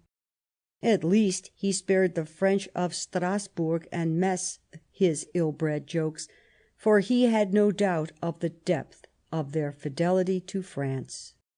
"Naturally," he said in April 1872, "there was a great number of people in Alsace-Lorraine who wished to preserve French nationality and refused to become Germans. We foresaw that, but we were obliged to take that strip of earth to protect ourselves" (always the same leitmotif) "against the incursions of freebooters which for 200 years France had sent against us. It goes without saying that we could not authorize those who elected for French nationality to remain in Alsace-Lorraine, because then every one would elect for France." In 1873 the Government laid before the Reichstag a statement as to the legislation and administration of Alsace-Lorraine during the year 1872-1873. This gave the Chancellor the opportunity to return again to his subject, so painful for our brothers and us, so troublesome for the people of Germany. Here are some passages from his speech of the 16th of May, 1873. "It is not from a mania for possessing territories and men, nor for the legitimate desire to redress an ancient wrong 200 years old, but from the hard necessity of expecting fresh attacks from a warlike country, that we have extended our demands for the cession of territory and fortresses as far as is the case, so that we may have a bulwark behind which we may await further attacks similar to those that each generation in Germany has suffered from during 3 centuries. Doubt our cleverness, for we officials of Northern Germany, and especially we Prussians, are not celebrated for our clever ways of gaining friends or doing disagreeable things in an amiable fashion. Doubt our cleverness, then, but do not doubt our devotion, our goodwill, our courage, our steadfast resolve to show an unshaken front to all the enemies of the Empire." On the 3rd of March, 1874, when a new administrative regime had been acting for 2 months in the Reichsland, Bismarck again took up the word on the Alsace-Lorrainers. "I have already said that we did not flatter ourselves that we should succeed quickly in making them happy, neither was it for that reason that we made the annexation. We have built a rampart against the eruptions that for 200 years a passionate and warlike people have made on us, a people to whom Germany has the misfortune and discomfort of being the only neighbour in Europe directly exposed. In face of this bellicose people, we have to break the point of Wissembourg which dug deep into our flesh, and it is precisely that point of Alsace which is inhabited by a part of the ex-French population that vies with the Gaul in the passion for war, and in a veritable Germanic hatred of the Germanic race. The Empire country, or Reichsland, was first of all subjected to an exceptional regime. If it was one state the more, bringing up the states of the Empire to 26, it was not an autonomous state, enjoying like the others the right of self-administration. A veritable dictatorship organized by Bismarck began, on the morrow of the Treaty of Frankfort, to weigh down Alsace-Lorraine. The two provinces were given over to a swarm of officials, all Germans. The use of the French language in official documents was forbidden. Sentences of fines and imprisonment were pitilessly inflicted on those, and they were legion, against whom the German government thought it had cause for complaint. The introduction of German military service in 1872 was an opportunity for fresh severity. It was then that a great number of Alsace-Lorrainers surreptitiously crossed the frontier to come and enrol themselves in the Foreign Legion. In 1874, at the end of 3 years of this regime of repression, Bismarck was willing to allow the Alsace-Lorrainers the right possessed by German citizens of electing deputies to the Reichstag. The Empire country could not itself be represented at the Bundesrat, since it had no autonomy, but there was nothing to prevent its inhabitants, since they were looked upon as Germans, from being represented at the Reichstag. Then, for the first time, elections took place in the annexed provinces. There were 15 deputies to elect. All the 15, despite the pressure exercised by a purely German administration in all the public offices, were protesting deputies. In the name of all, M. Teutsch, deputy of the Saverne district, from the tribune of the Reichstag, read a protest which recalled that of their predecessors from the tribune at Bordeaux in 1871. Among other words used by M. Teutsch in that memorable sitting of the 18th of February, 1874, were these: "In the teachings of morality and justice we can find nothing, absolutely nothing, which can excuse our annexation to your Empire. And in this our reason finds itself in agreement with our heart. In truth, our heart is irresistibly attracted to our French motherland. 2 centuries of life and thought in common create, between the members of the same family, a sacred tie which no argument, and still less violence, can destroy." The Polish deputies and 2 or 3 members of the Socialist party applauded these noble words. From all the other benches there were protests and hoots. The Alsace-Lorraine deputies could only retire. It pleased the Chancellor, in his speech of the 3rd of March, to return to the scandalous manner in which Teutsch's protest had been received. The laughter and exclamations, he said, were in no wise, so far as I am able to judge, aimed at the cause M. Teutsch was defending, but at his not knowing how to modify his declamations and gesticulations before a German audience. What happened to this gentleman in his speech, without any fault of his, is what sometimes happens before a German audience to a French tragedian, who often finds it extraordinarily difficult to keep strictly within the limits outside which, to the German mind, tragedy ceases. Is not this fashion of explaining, or rather this coarse, contemptuous irony on the part of the highest imperial official, worse than insult? In that same year, 1874, Bismarck had set up in Alsace-Lorraine an administration which appeared to offer the annexed people some guarantees. 30 delegates, elected by the General Councils of Strasbourg, Colmar and Metz, made up the District Commission, Landesausschuss, which was to manage the affairs of the country, but it was nothing but a consultative or registering chamber. All power was in the hands of a governor, the Emperor's lieutenant, Statthalter, who was assisted by a Secretary of State and 4 ministers. This regime became definitive by the law of the 4th of July, 1879, which fixed the administrative status of the Reichsland. The suppression of the dictatorship and the establishment of a regular regime produced no better result than that of force either in the country of Oberle or in that of Colette-Baudoche. Alsace-Lorraine, unconquerable, remained faithful to its memories and its hopes. In 1875, Bismarck nearly made France pay for the ill humour which his want of success in the Empire Land caused him.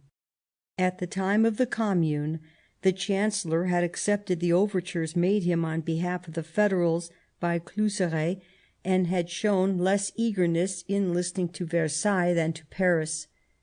It was a kind of blackmail which he was trying to levy on the plenipotentiaries of the French government. In 1875, France had completely freed herself from her financial obligations to Germany.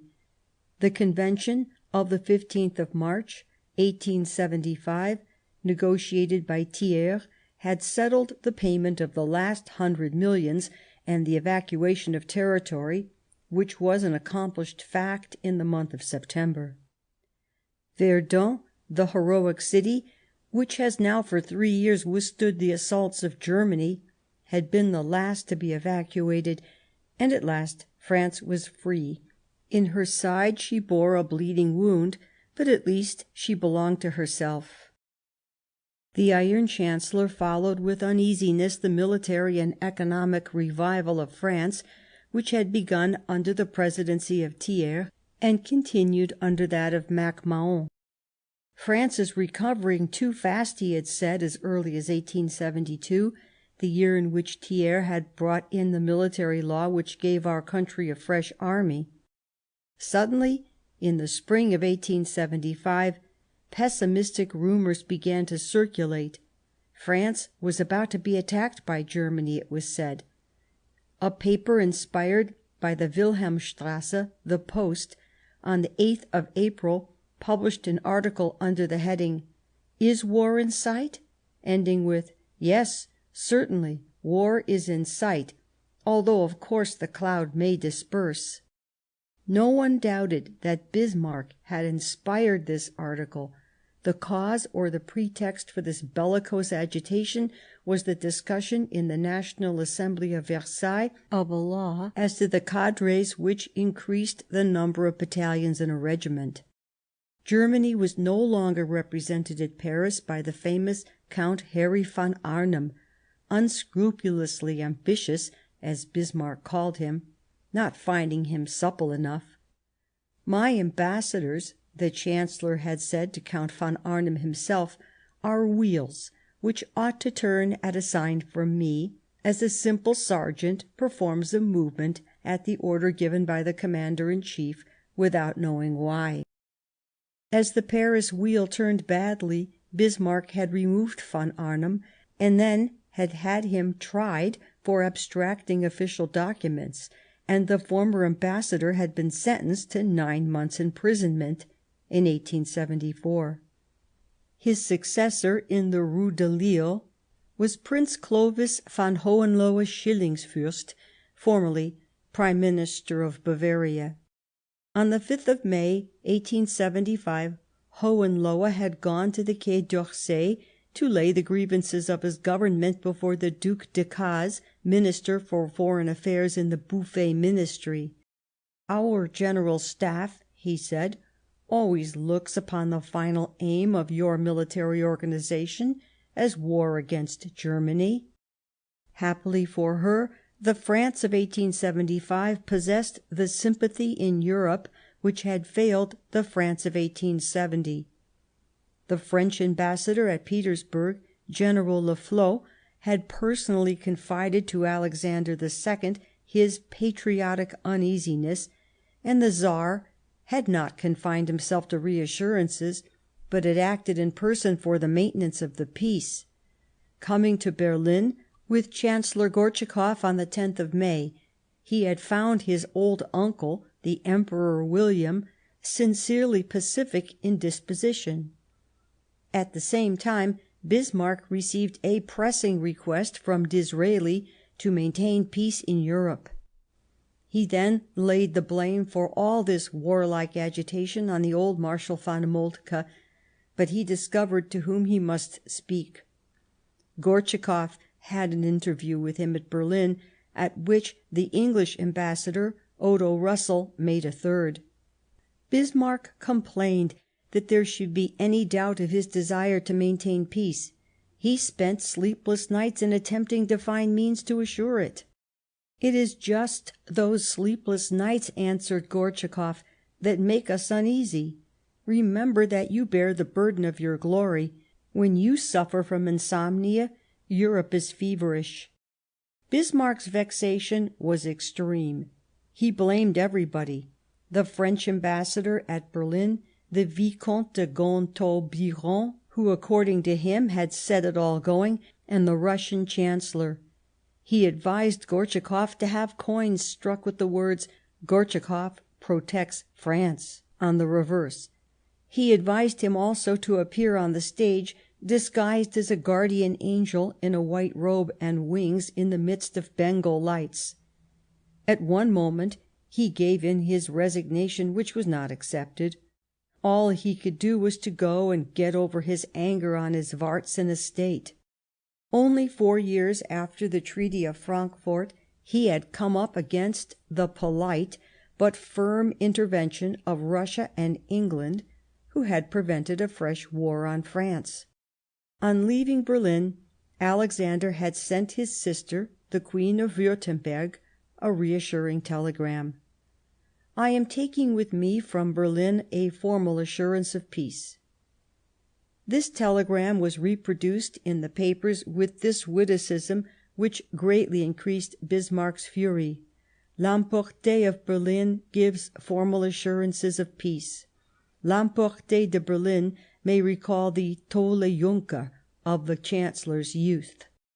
From this war alarm of 1875 two conclusions may be deduced: one, that Bismarck and the military party were constant in their idea that France must be crushed at whatever cost; the other, that the relations between Russia and Germany had no longer the cordial character which in 1872 had marked the interview of the three emperors. The Congress of Berlin was soon to bring forth a fresh and deep cause for dissent between Berlin and Petersburg. During the summer of 1875, an insurrection had broken out in the Turkish province of Herzegovina. Once again a conflagration was rekindling in the Balkans, and all the problems of the Protean Eastern question were about to be set up afresh. 20 years earlier, at the time of the Crimean War, Prussia had been completely indifferent to the Eastern question. But since then, how many changes had come about in the general situation! Prussia was no longer merely a German power. She had risen to the first rank of great European powers. Her commerce was beginning to represent great interests in the provinces of the Turkish Empire.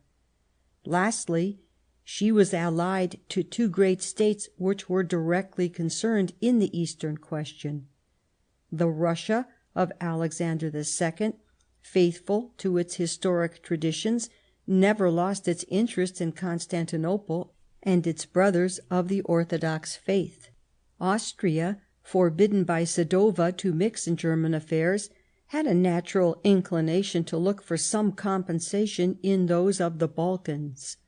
But its policy could not act in the lower Danube country without coming against the policy of Russia. What would be the attitude of Germany, caught between the contradictory ambitions of its two allies? Bismarck's sympathy was certainly with Austria-Hungary. The Chancellor, Andrassy, was the man for his policy, inclined as he was to look toward the east. Gortschakoff, on the contrary, reminded him of the unpleasant intervention of May 1875, when Russia had shown friendliness to France. Still, the German Chancellor thought it wise to maintain neutrality toward both his neighbours, anyhow until events allowed him to take a decided side. 2 years were passed in discussions and diplomatic conferences, until the massacre of Christians redoubled in the Turkish provinces, and Gladstone aroused the indignation of Europe by denouncing the Bulgarian atrocities. There were those in Germany who were astonished at the abstention of the government and seemed to regret it. Bismarck, from the tribune of the Reichstag on the 7th of December 1876, stated his interpretation of Eastern affairs. "We are reproached," he said, "with being too much inclined to peace, and of not making use, as we ought, of the power in our hands. In the meantime, the hour for making use of this power is not come, and, please God, will not come for us. Our policy must be used in consulting our own interest, and we shall not be led by any offer to any other policy than that.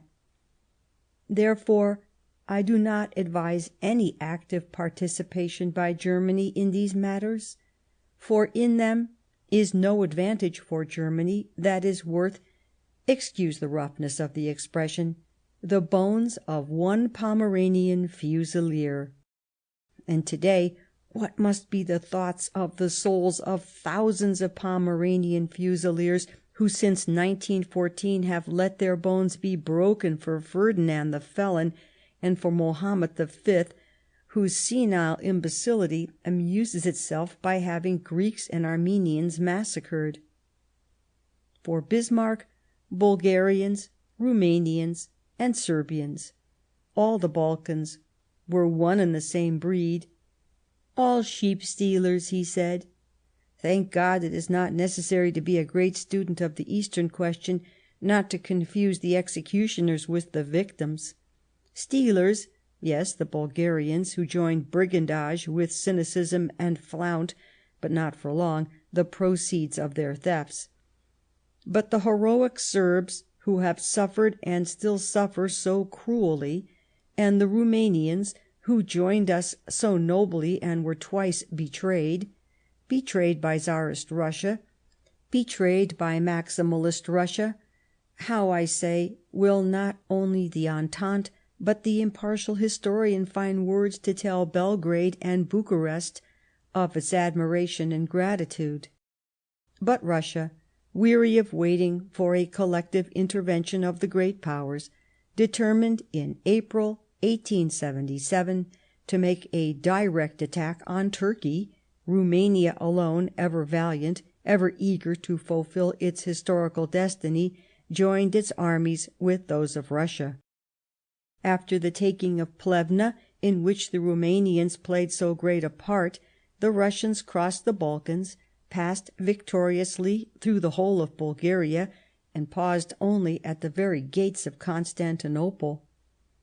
On the 3rd of March, 1878, at San Stefano, they dictated the conditions of peace to the Turks. One of the most important was the creation of a Principality of Greater Bulgaria, reaching from the Danube to the Aegean Sea. The statue of Alexander II, the liberator of the Bulgarians, stands in the principal promenade of Sofia in memory of this great event. What must Ferdinand and his ministers, now the best friends with the Turks, think when they pass this monument? Nothing at all, no doubt, for at Sofia, as at Berlin, the protests of conscience cause no disquiet to statesmen. Bismarck had kept silence during the whole of the Russo-Turkish War.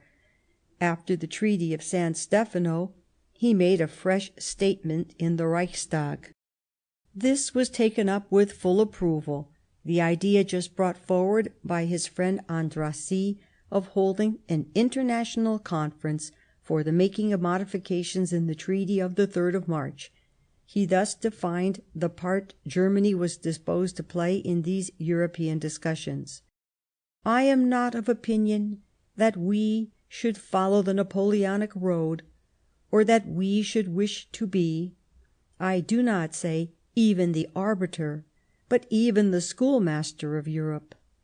Ours is a more modest rôle. I picture it to myself as that of an honest broker who really wants to bring the matter to a good end." Gortschakoff was aware of the trap into which his rival was luring him, but to refuse the conference meant a fresh war in the near future, and after the lengthy effort Russia had just made, she had great need of recovery. The German government let it be known that the conference would open at Berlin. The choice of the capital of the Kingdom of Prussia and of the German Empire was truly the material consecration of the ascendancy which Bismarck and his policy held in Europe. The Congress sat for a month, from the 13th of June to the 13th of July, and the final treaty was a complete alteration of the Treaty of San Stefano. Two very important questions, in which the honest broker carried the day, were settled in a fashion very disagreeable to Russia. Greater Bulgaria was to be cut up into 3 portions, of which one only kept a relative independence. The Turkish provinces of Bosnia and Herzegovina, Serbian in race, were to be occupied and administered by Austria-Hungary. In the first matter, Bismarck had joined hands with Lord Beaconsfield; in the second, with Count Andrassy. In both cases Russia had been tricked. Bismarck had had Turkey given 2/3 of the Bulgaria of San Stefano, thus securing for the future Germany's political and economic interests on the shores of the Bosphorus. On the other hand, only 12 years after Sadowa, he enabled his Austrian friends to obtain a fine territorial compensation. He turned aside the Habsburg monarchy still further from Germany, and he made it into a Balkan power, which was another means of using it in the future in opposition to Russian ambitions. So the honest broker deemed his work had been well done. Without taking any tip for himself, he had remade the map of the Balkans in his own way, and his twofold programme had not cost him the bones of a single Pomeranian Fusilier. At the Congress, Bismarck had shown great attention to the French delegation, the head of which was Waddington, foreign minister in the Dufour cabinet. He willingly took a part in the discussions concerning the eventual occupation of Tunis, which Waddington was then having with Lord Salisbury. It was not displeasing to him that France should turn her eyes away from the Rhine frontier. Besides, the question of Tunis might some day embroil Italy and France, and that promised a future Italo-Prussian alliance which was not to be despised. The results of the Congress of Berlin had caused lively dissatisfaction at the Russian court and in Russian public opinion. Bismarck took no heed of it. He was too much engaged in cultivating his good relations with Vienna. In October 1879, these resulted in a treaty of alliance between Germany and Austria, the first link in the future Triple Alliance. The old Emperor alone remained disposed for the former alliance with Russia. In his eyes it represented family relations as much as those of policy. In September, at Alexandrovo, he had had a personal interview with his nephew, Alexander II, but that had changed nothing in the general situation. "He went to Alexandrovo," said Bismarck, "in spite of all I could do to prevent him. The Russians turned his head by telling him sentimental stories about Queen Louise, and William had been obliged, almost against his will, to sign the Alliance for Peace and Reciprocal Defence, which had been negotiated between Bismarck and Andrassy." To conclude the alliance with Austria-Hungary, Bismarck travelled in person to Vienna. The journey had the character of a triumph for him. In train, in carriage, everywhere he was cheered and applauded. Verily, the German Austrian knew as little of dignity as of rancour. As for the Iron Chancellor, he was in raptures. "Coalitions are your nightmare," Count Schuvaloff, second Russian plenipotentiary at the Berlin Congress, had said to him. Necessarily, he had replied, but here was the nightmare vanishing away. The alliance between Germany and Austria-Hungary in 1879 was an event of capital importance in European politics. On the one hand, it was the starting point of the intimacy between Berlin and Vienna, whose consequences we see today. The Emperor King of Vienna Budapest was about to be a brilliant second, and would finally become simply a vassal or a prisoner.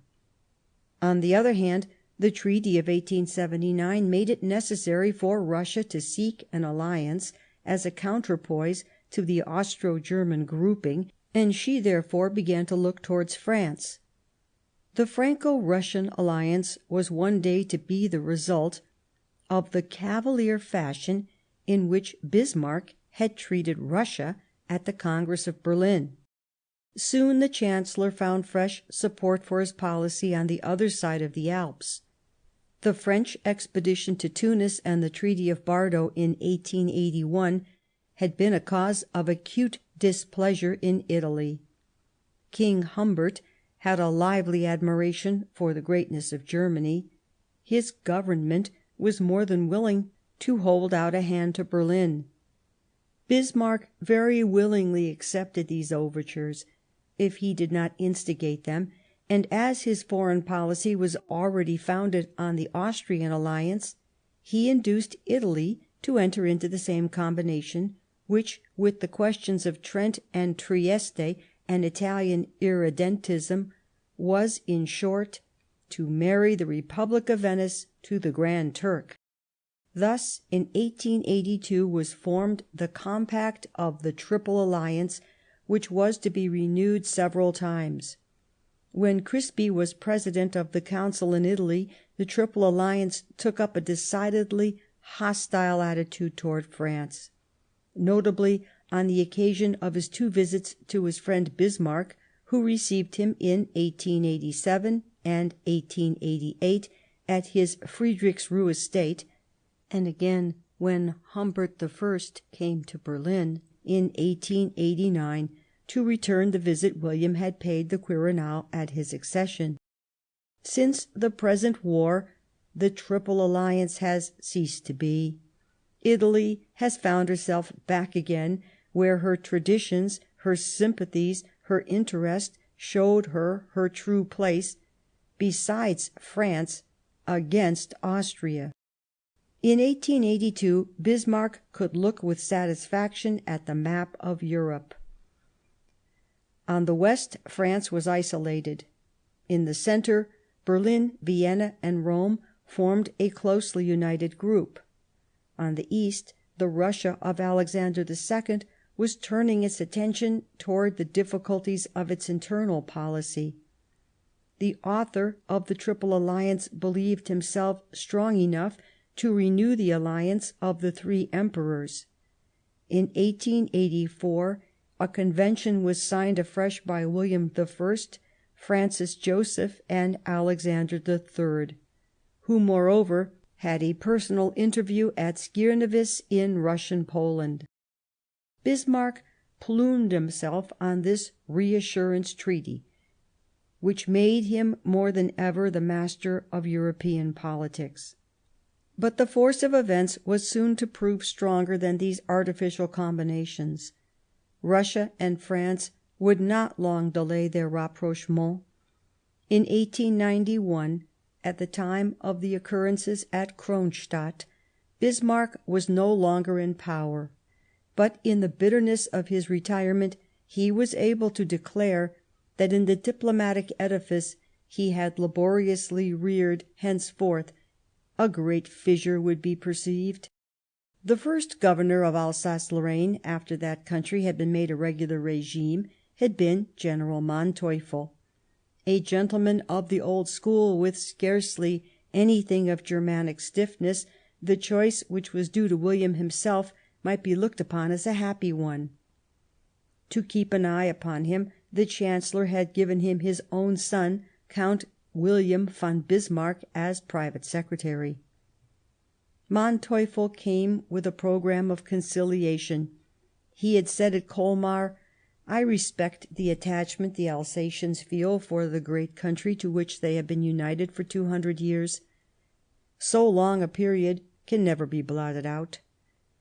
In the same way, at Metz, he had said, "I feel with you how painful it must be to be separated from France, so distinguished by her genius and her previous life. I wish to pay my court to the Alsatians because I understand their feelings." And again at Strasburg, "As of old the Doges of Venice used to wed the sea, I should like to do the same with Alsace-Lorraine." The Germans twitted Manteuffel with his weakness, but the Alsace-Lorrainers were not won over, though the administrative measures had no longer so brutal a character. The elections of 1881 again sent 15 protesting deputies to the Reichstag. Manteuffel reverted partially to the more vigorous measures. He suppressed newspapers and prohibited French clubs. But the Chancellor found this insufficient. Germanization made no progress.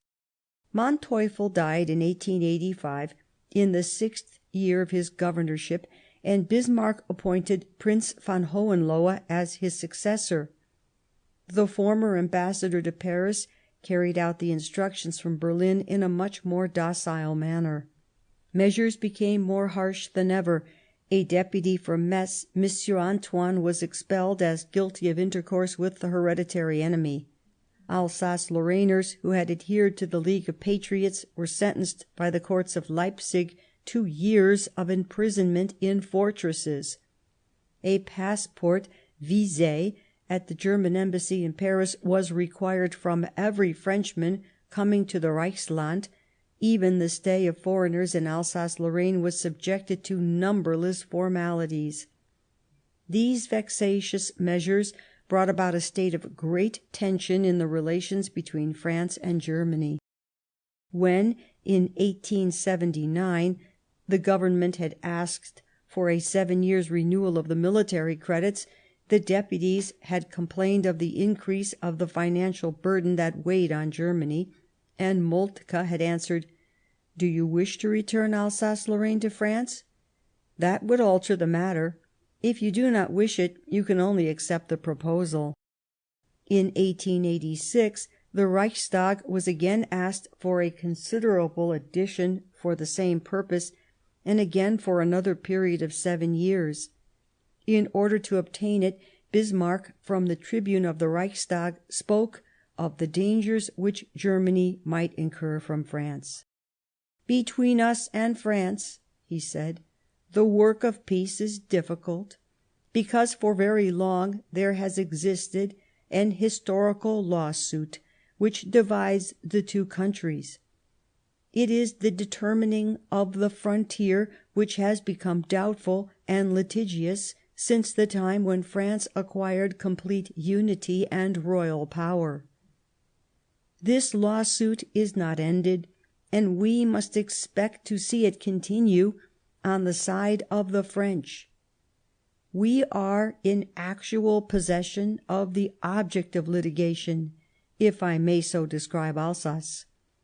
We have therefore no motive for fighting for it, but that France still dreams of reconquering it all must admit, at least all who pay any attention to the French press. I have confidence in the pacific disposition of the French government and of the majority of the French people, but I cannot lull myself into sufficient security to enable me to say that we need no longer fear a French war. It is my conviction that it is through an attack from France that we must fear it. Whether it be in 10 days or 10 years is a question I cannot answer." After all, the Reichstag turned a deaf ear to his arguments, consenting to vote the credits asked for only for 3 years. They were dissolved. A very fiery electoral campaign ensued. The official newspapers set up General Boulanger, then French War Minister, as a bugbear, and the new Reichstag voted the increase in the credits for the 7 years asked for. And then over Alsace, that unhappy land, reigned what M. Price called the graveyard peace. Soon afterwards there happened an incident on the frontier which had all the appearance of a provocation from Germany. M. Schnabalet, Special Commissioner of Pagny-sur-Moselle, had received an invitation from his German colleagues at Ars-sur-Moselle to go to the frontier to settle some matter. Schnabalet went to the meeting place on the 27th of April, 1887. He had passed the frontier post when 2 police agents set upon him and seized him. He succeeded in freeing himself and regaining French soil, but he was followed by the German agents, arrested by them, and carried off. This waylaying was doubly serious, since it was a violation of French territory. The French Foreign Minister, Flourens, sent a very strong note to the ambassador Herbet. For some days Bismarck lay low. He charged his eldest son, Count Herbert, with the following up of the matter. France insisted. Her rights were explicit. The Emperor, who felt his end approaching, did not want a fresh war. At the end of a week the French commissioner was set at liberty. If Bismarck had contemplated an evil blow at the hereditary enemy, the thing had missed fire. The same year the first period of the Triple Alliance was coming to an end. Bismarck renewed his alliance with Vienna and Rome for another 5 years, till 1892. This did not prevent him from increasing the armaments. In 1888 there was a fresh demand for credits to increase the German army by 700,000 men, and once more France was the theme of the Chancellor's bellicose harangues. "The prospect on the French side," he said at the Reichstag on the 8th of February, 1888, "looks more pacific, much less explosive than it did a year ago. But war is not always made for hate's sake. For if this were so, France ought to be incessantly at war, not only with us, but also with England and Italy. She hates all her neighbours. We might easily be taken in by friendship and benevolence, too easily, perhaps, playing the saint, but by threats, certainly not. We Germans fear God, but nothing else in all the world." If the Chancellor had not been seized with furor Teutonicus, he might have been asked whence came these threats. Was not he himself their best and only contriver?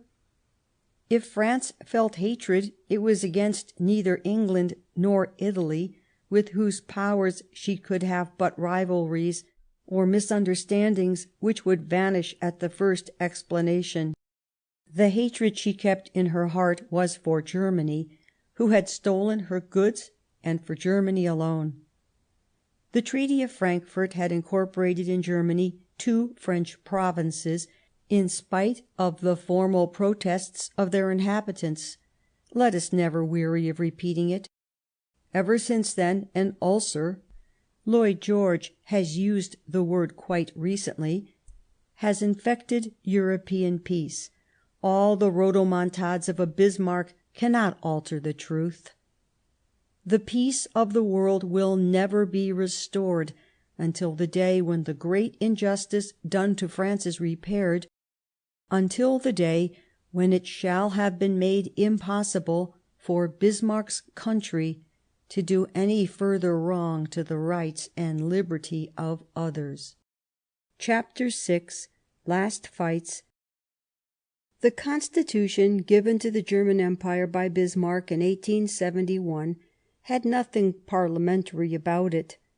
The Chancellor was responsible solely to the Emperor, who was responsible to no one, since his hereditary power depended purely and simply on his quality as head of the Hohenzollern house. The Reichstag, elected by universal suffrage, had only a negative power. It might thwart the Chancellor's acts by refusing to vote for the legal proposals presented to it, but such refusal was tantamount to its committing suicide, for in such a case it was dissolved to give place to a fresh and more docile assembly. Still, negative as was the power of the Reichstag, it was frequently a source of embarrassment to Bismarck. In fact, it was almost impossible for him to count on a compact and faithful majority. This is explained by the particularist spirit which had long reigned in Germany, and which the abrupt unification of 1866 to 1871 had not modified. Putting aside the less important divisions of the Reichstag, at least in the years that followed 1871, 5 principal parties might be counted. The Conservative Party, Deutsch Konservativ, was made up of large landed proprietors, the agrarians, and was recruited almost entirely from the agricultural districts of East Prussia. It practically represented the Prussian and not the German spirit. If the Liberals inclined to absorb Prussia in Germany, these had exactly the opposite inclination, that of absorbing Germany in Prussia. They were frankly Protestant, militarist, partisans of the court and the privileges of nobility. Their organ was the Kreuzzeitung, the Gazette of the Cross, with which Bismarck had been entirely in sympathy in the first part of his life. This party was looked on very favourably by the Emperor, but less and less so by Bismarck, for the Chancellor, who belonged to it by his origin and his character as Junker, was no longer, after the constitutions of 1866 and 1871, the conservative of strictly Prussian ideas he had shown himself at the beginning of his ministry. In Prussia itself, in the Upper Chamber, the Conservative Party was about the only one represented. It had strongly supported Bismarck in his fight with the Second Chamber, but little by little it had taken up a position against him. The Chancellor has devoted a whole chapter of his thoughts and memories to the narrative of his rupture with the Conservatives. The opportunity was furnished in 1872 by a law on the inspection of elementary schools. The Kreuzzeitung declared war against him. It published a series of articles on the Bismarckian era, which greatly entertained the provincial nobility, but highly displeased the all-powerful master of the Wilhelmstrasse. From the Conservatives, properly so called, the Liberal Conservatives broke away and formed an Empire Party, Reichspartei. At one time, in 1878, the numbers of its members nearly equalled those of the Conservatives, 57 against 59. But eventually it considerably decreased. The Empire Party was principally recruited among the great manufacturers and proprietors, especially of Silesia. It always remained faithful to Bismarck. The National Liberal Party was a sort of right centre, and was recruited more or less from all parts of the Empire, more particularly from the regions on the west of the Elbe, which were districts in which industry, commerce, and universities flourished. Its members all belonged to the well-off and intellectual middle class of manufacturers, merchants, and professors. It completely represented the German in opposition to the Prussian spirit, and somewhat resembled the spirit of the members of the Parliament of Frankfurt in 1848. Bismarck, the author of German unity, was quite the man for the National Liberals, but to retain his majority he had to make concessions to them in the way of free trade and lay ideas. The Progressives had two names: the Party of Progress, Fortschritt, and then, after 1884, Liberal Party, Freisinnig. They were distinguished from the National Liberals inasmuch as they opposed the intense militarism in Germany, and remained to the end obstinate partisans of free trade according to the English doctrines of the Manchester School. In 1881 they numbered 61 members, principally natives of the great towns of the Empire, of the Kingdom of Saxony, and in Prussia of the provinces of Holstein and Prussia. The Centre, Centrum, was essentially the Catholic party, and was recruited from Bavaria, Baden, and the Catholic provinces of Prussia, namely Rhenish Prussia, Hanover, and Polish Posen. It represented Catholic, conservative, and especially clerical ideas. Many of the electors of the Centre belonged to the middle and working classes among the populations of the Rhenish and Polish districts, and in consequence the Centre had links with the democratic parties. Such were the 5 parties of the Reichstag which possessed any considerable number, their members on an average varying from 50 to 100. But there were other parties made up of different units: Poles, Alsace-Lorrainers, Guelphs, the Democratic Party, Volkspartei, Socialists, etc. The Iron Chancellor affected a supreme contempt for all the members of the Reichstag, anyhow in intimate talk. "I'm going to show myself at the Reichstag," he said one day to his confidant Maurice Busch, "and to honour them with my presence. Ah, to whatever party they belong, all these deputies are alike. They're a flock of slaves, all flat on their faces before the master of tomorrow. The only difference is that the Conservatives do it in public, while the Liberals do it in secret, but apart from that." It looks as if on that day, it was in 1880, Bismarck's memory must have been a little short. He forgot that the Centre had not given way to him, and that Social Democracy was then a party in inflexible opposition. The strife between the Chancellor and the Centre lasted nearly 15 years, and gave rise to immense agitation. Bismarck's partisans gave it the name, an insult to his enemies, of Kulturkampf. The word is said to have been invented by the physiologist Virchow, head of the Progressive Party in the Chamber of Prussian Deputies. Fight for civilization, as if the thesis the Centre represented were in itself hostile to civilization, as if Catholicism were not one of the higher forms of civilization. At bottom it was an episode in the eternal question of the relations between Church and State. Bismarck belonged to the Evangelical or Lutheran Church, and officially practiced its rites. He used to say that if he had not believed in a divine providence, which had destined this German nation to something good and great, he would have at once given up his post as statesman. "I tell you," he said with his colossal pride, "that if I had not been so good a Christian, you would not have had so great a Chancellor of the Confederation."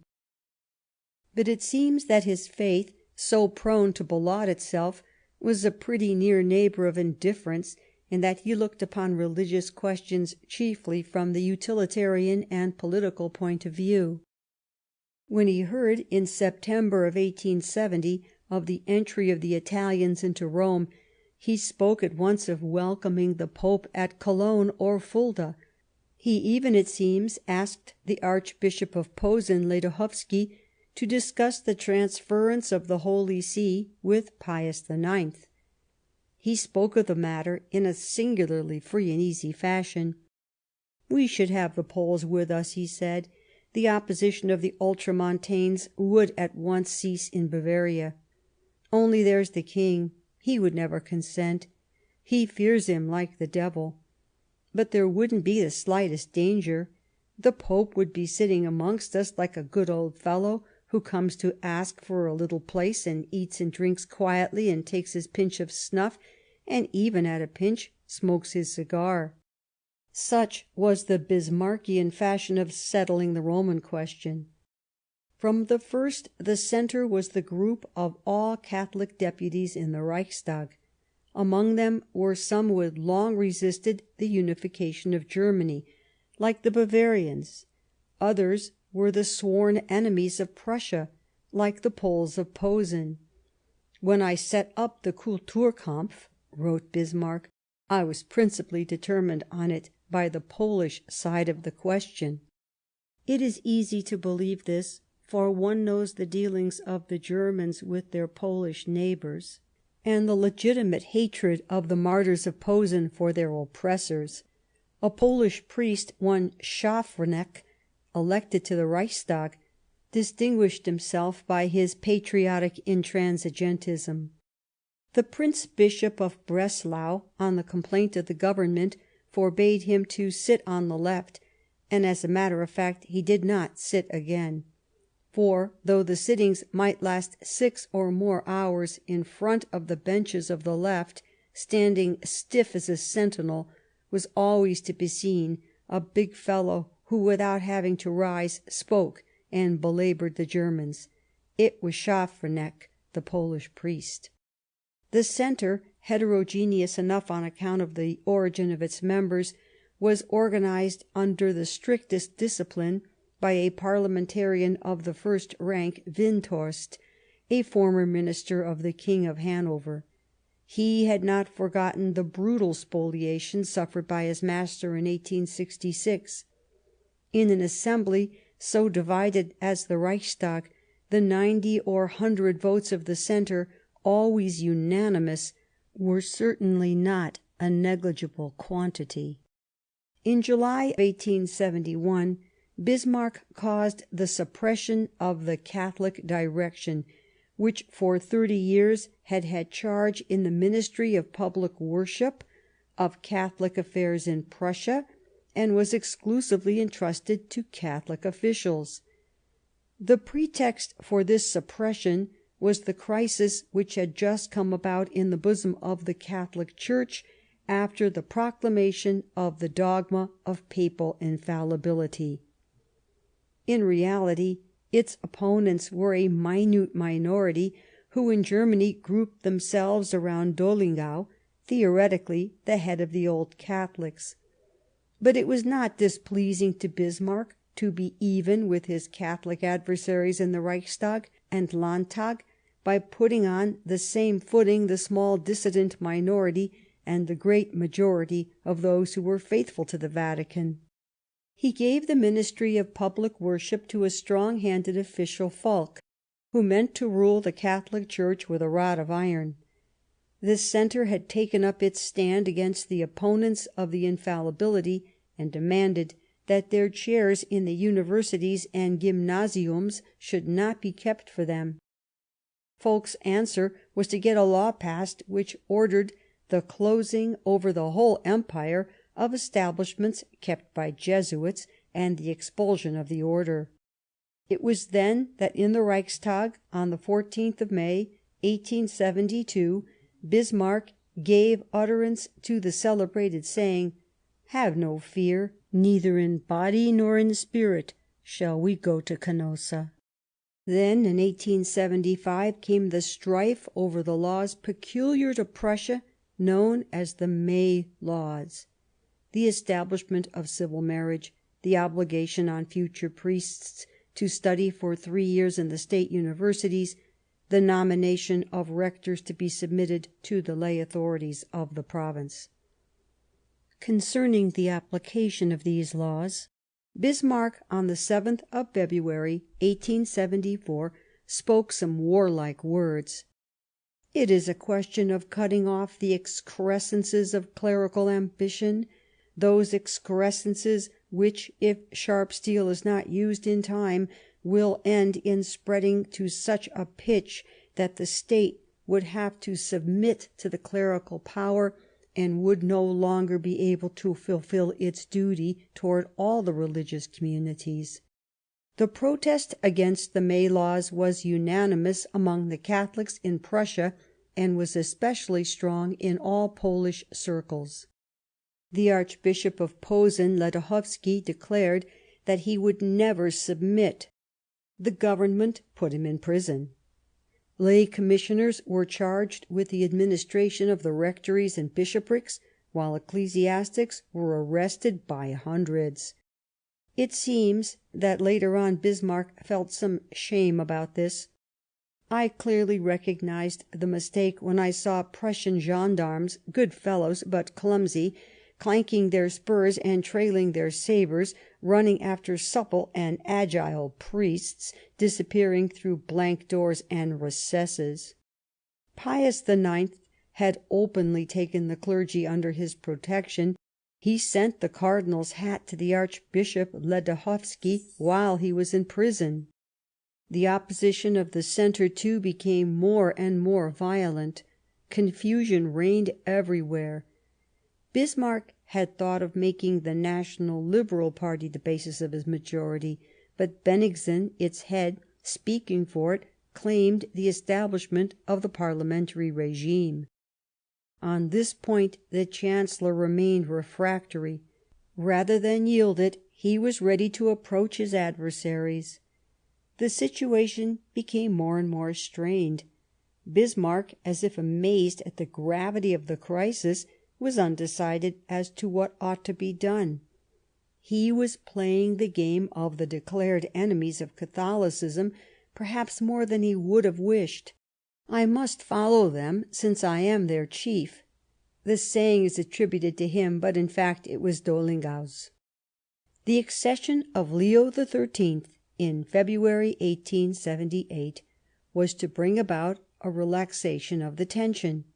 The new Pope wrote directly to the Emperor, who was no party to the violent attitude of his minister, to beg him to give to a large portion of his subjects the peace and quiet of their conscience. At this time Bismarck needed the votes of the centre for his protectionist policy, and little by little he approached his former adversaries. Windthorst did not repulse these advances. He accepted an invitation to one of those evening parties in the Wilhelmstrasse called Tabak-Parlament, at which the Chancellor received the members of the Reichstag and let them smoke and drink. The two enemies were reconciled while drinking beer from the Franciscan brewery. It was Falk who bore the cost of this reconciliation. He was dismissed in July of 1879. The May laws were speedily suspended and then abolished, except for that concerning civil marriage. The reconciliation with the Vatican was soon manifested by significant actions which the Liberals called the journey to Canossa. The future Emperor, Frederick III, was received in audience by Leo XIII. The Holy Father sent Bismarck the Order of Christ. He wore its insignia at a great official dinner at Berlin, where he was receiving all the ambassadors. In 1885, when a quarrel was on the point of breaking out between Germany and Spain on the question of the Carolines, the Chancellor proposed to submit the question to the arbitration of the Pope, and he accepted without a word the pontifical decision, though it was in favour of Spain. In a word, the Kulturkampf, which had been a great war machine against Catholicism, ended in respect for the rights of the Church. Windthorst and the centre had prevailed. In the second half of the 19th century, Germany passed through a great economic revolution. The country, which up to that time had been almost exclusively agricultural, became very rapidly a great industrial centre. Mining, metallurgical, chemical, textile industries, soared upwards in an extraordinary, one might say a prodigious fashion, and the result was an enormous rush of the rural population to the towns. In 1912 Germany counted 44 towns with more than 100,000 inhabitants, against 39 in England and 15 in France. Consequently, the labouring class had developed in a way as excessive as rapid. In this way, German soil found itself wonderfully well prepared for the diffusion of socialist doctrines. There were two existing schools, that of Lassalle, which was properly German and professed state socialism, and that of Karl Marx, which was international and preached collectivism. These merged into one, which took the name of Social Democracy at the time of the Congress of Gotha in 1875. Social Democracy had a double programme, political and social, which claimed entire freedom, the suppression of standing armies, collective property of mines, of means of production, transport, etc. The party was strongly organised. At each election for the Reichstag it saw its votes increase: 100,000 in 1871, 350,000 in 1874, 480,000 in 1877. The number of its deputies to the Imperial Assembly grew from 2 to 9 and to 12. In 1890, the year of the fall of Bismarck, it was to be 24. Saxony, the Red Kingdom, was one of the party's fortresses. In face of this redoubtable force, day by day becoming more threatening, Bismarck took his stand as the defender of order, property, and all conservative ideas. In 1878 the Emperor was nearly the victim of two attempts at assassination, following each other at an interval of less than a month. One by a tin worker, more than half mad, Hödel; the other by an anarchist, a doctor of philosophy, Nobling. The Chancellor took advantage of the indignation aroused by these attempts to make the Socialists responsible for them, and to get a special law passed against the subversive efforts of social democracy. He had set forth his conception of the social problem: on the one hand, to ameliorate the situation of the workmen; on the other hand, to repress any excess of democracy. He began by the repression. The law of 1878 had been passed for only 4 years. In fact, this period was twice prolonged, and the law was in force for 12 years. It prohibited any association, meeting, or newspaper which had for its end the subversion of the social order, or in which there was any appearance of socialistic tendencies. The formula was elastic enough to allow of the suppression in 1 year of 240 associations, and of prohibiting 500 publications. During the 12 years that the law was in force, 900 individuals were expelled and 1,500 condemned to imprisonment.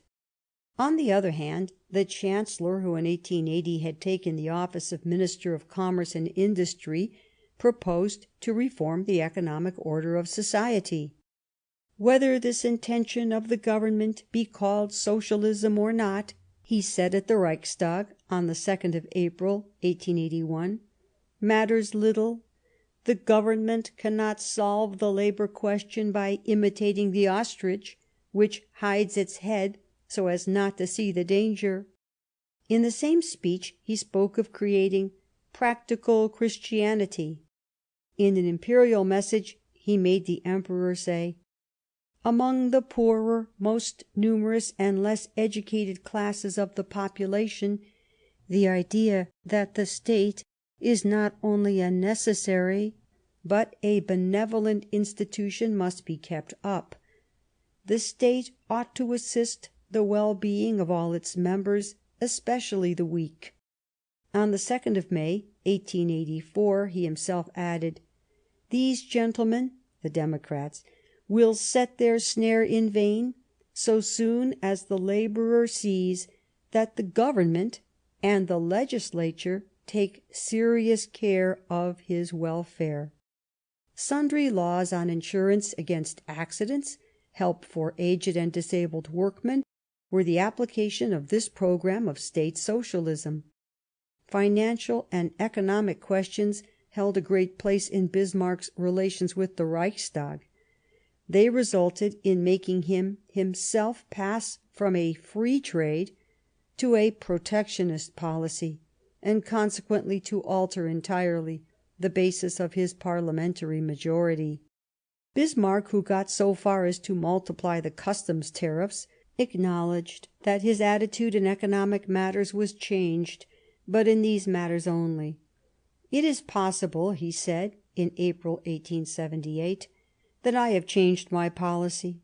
But anyhow, it is only in an economic matter I have changed, for in politics I do not think I have been seen to vary much. When I came into power I had but one aim, the unification of Germany under the hegemony of Prussia.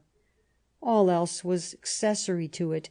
I have subordinated all considerations, economic or otherwise."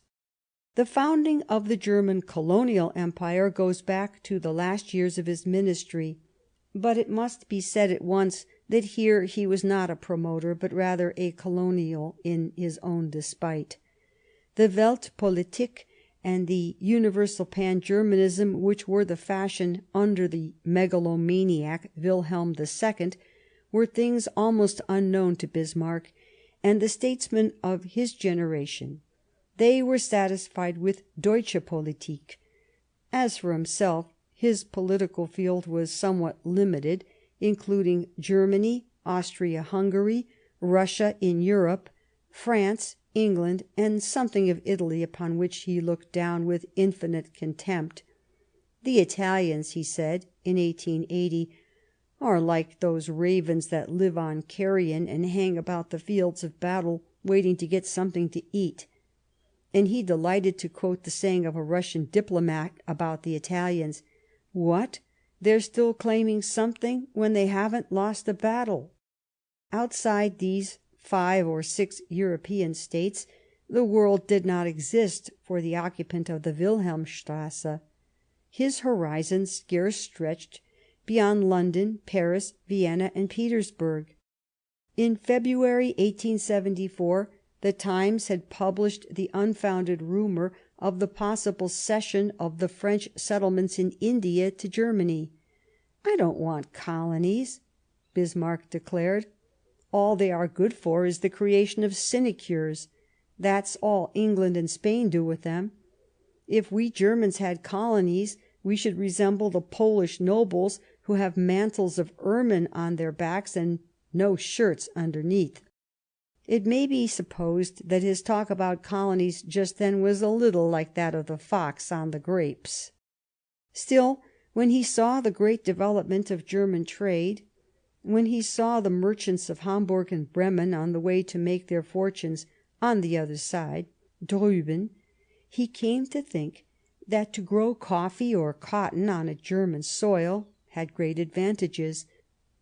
The thing tallied with his programme of deliberate discarding of a policy of splendour for one concerned only with Interessenpolitik.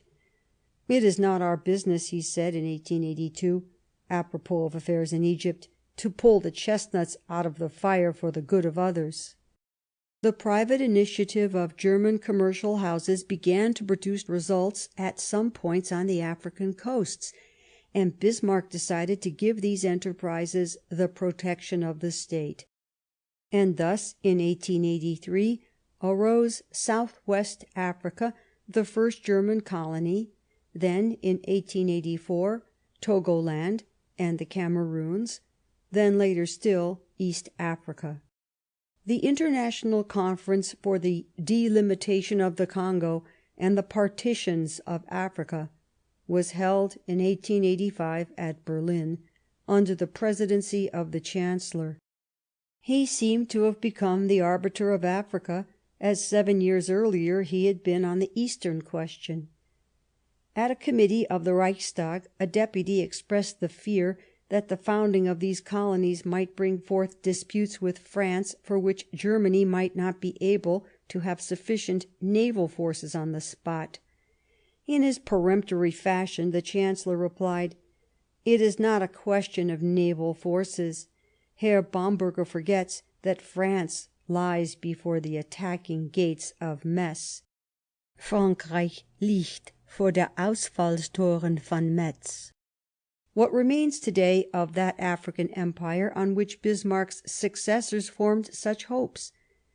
The present war has wholly given it into the hands of Germany's enemies.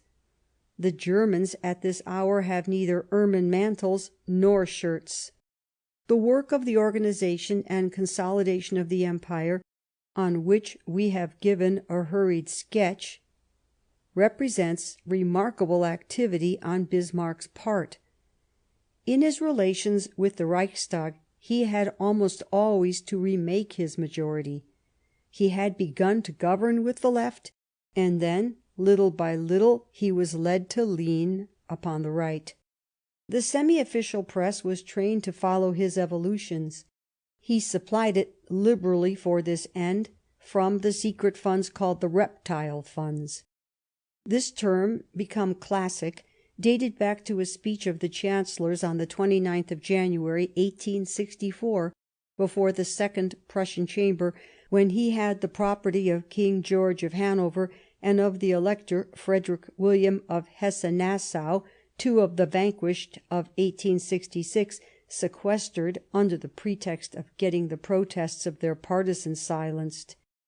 "We want," he said, "to finish with these guilty manoeuvres that sport with the tranquillity of a great nation and the peace of Europe. We must pursue these reptiles to their lairs and see what they do there. Let us not, therefore, blame ourselves for the necessity we are in for making such use of this money." Even Bismarck's own partisans sometimes hesitated to follow him because of his violence in all he took up, and as to his adversaries, they gave him no respite. It was as if they took a malicious pleasure in provoking his anger. Therefore his relations with the Reichstag were almost always difficult and disturbed by many a storm. The Emperor had made him a present of some work of art for the Christmas festival of 1884, and Bismarck answered him in these words: "I respectfully thank your Majesty for your magnificent Christmas present.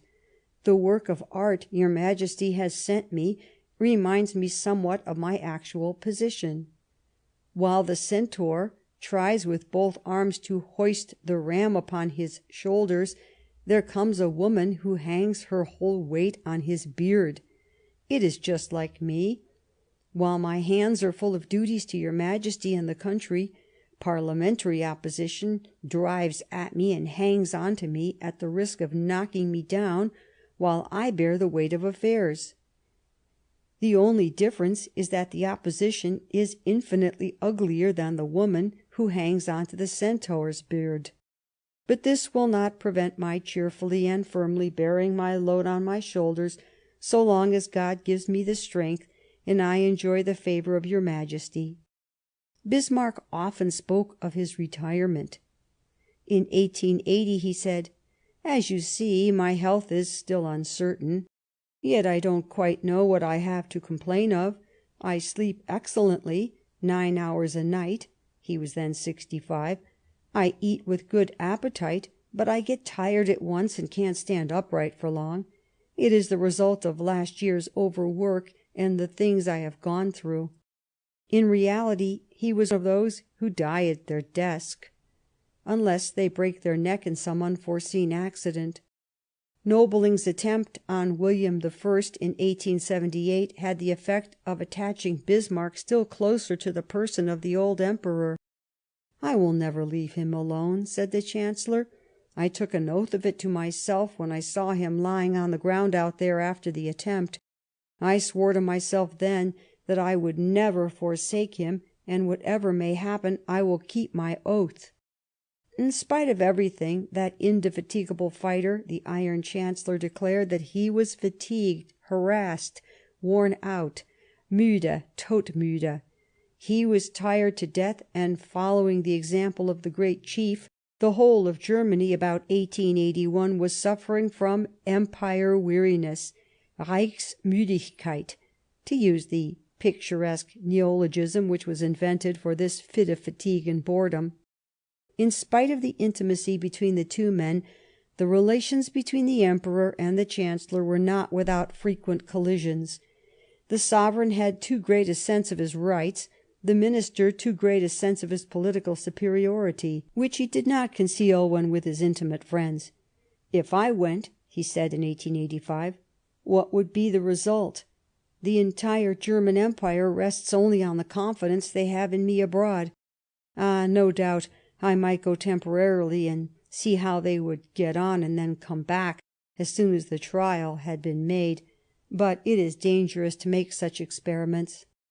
In 1875 he had given up the presidency of the Council, passing it on to Roon, and keeping only foreign affairs.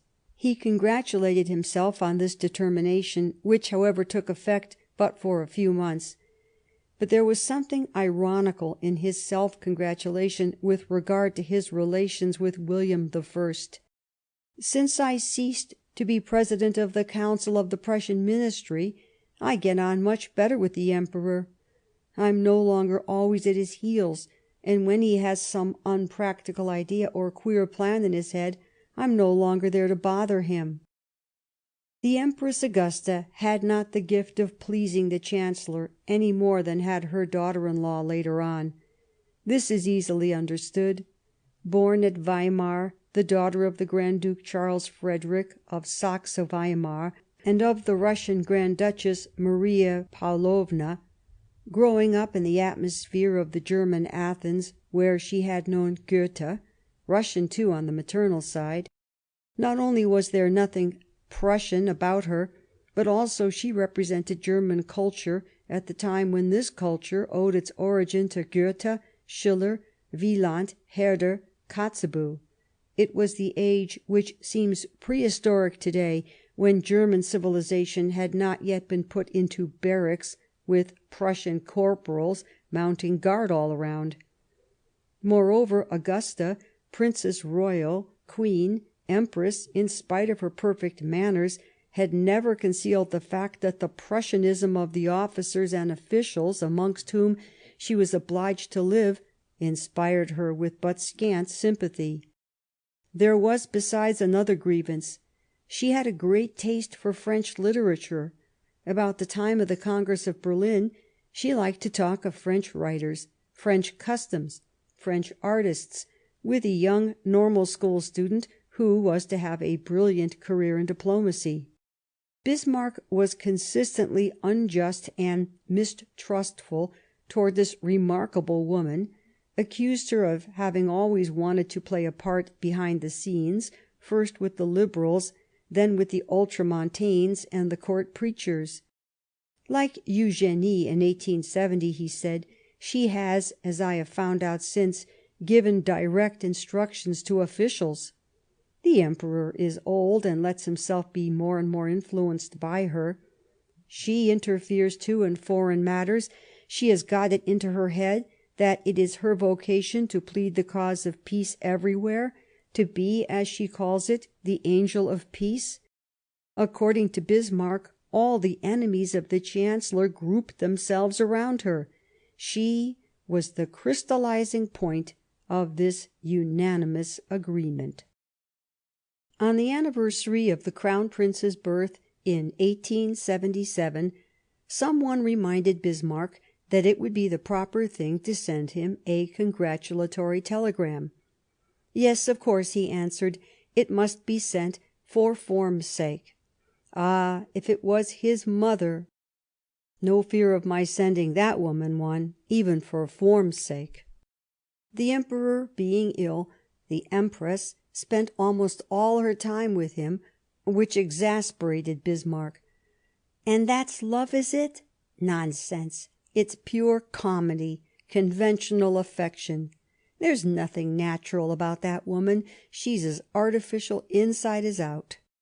The Emperor was not ignorant of the reciprocal hostility of his Chancellor and the Empress. But his affection for his wife, a deep affection made up of courtesy and respect, did not prevent his recognition of all he owed to Bismarck, or his giving him his entire confidence. These two men were bound to understand each other. One was the absolute King of Prussia, completely and totally King of Prussia, the Stock-Preußen-König. The other, at any period of his career and through all his political evolutions, had always been the champion of downright Prussianism. During this long space of time I have seen many friends become enemies. The confidence and favour of your Majesty have alone remained unalterable. It is in that I find the most glorious reward of my toil, and the greatest consolation for my pains. I love my two countries, the German country as well as the Prussian country, but I could not have cheerfully served them both if I had not had the satisfaction of my King to encourage me. Saint-Simon wrote a striking passage on the relations of Louis XIII and Richelieu. It might almost be reproduced to fit those of William I and Bismarck, taking heed not only of times and personages, but especially of the difference between policy à la Française and German policy.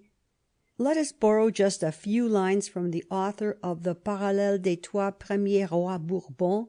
The transposition will speak for itself.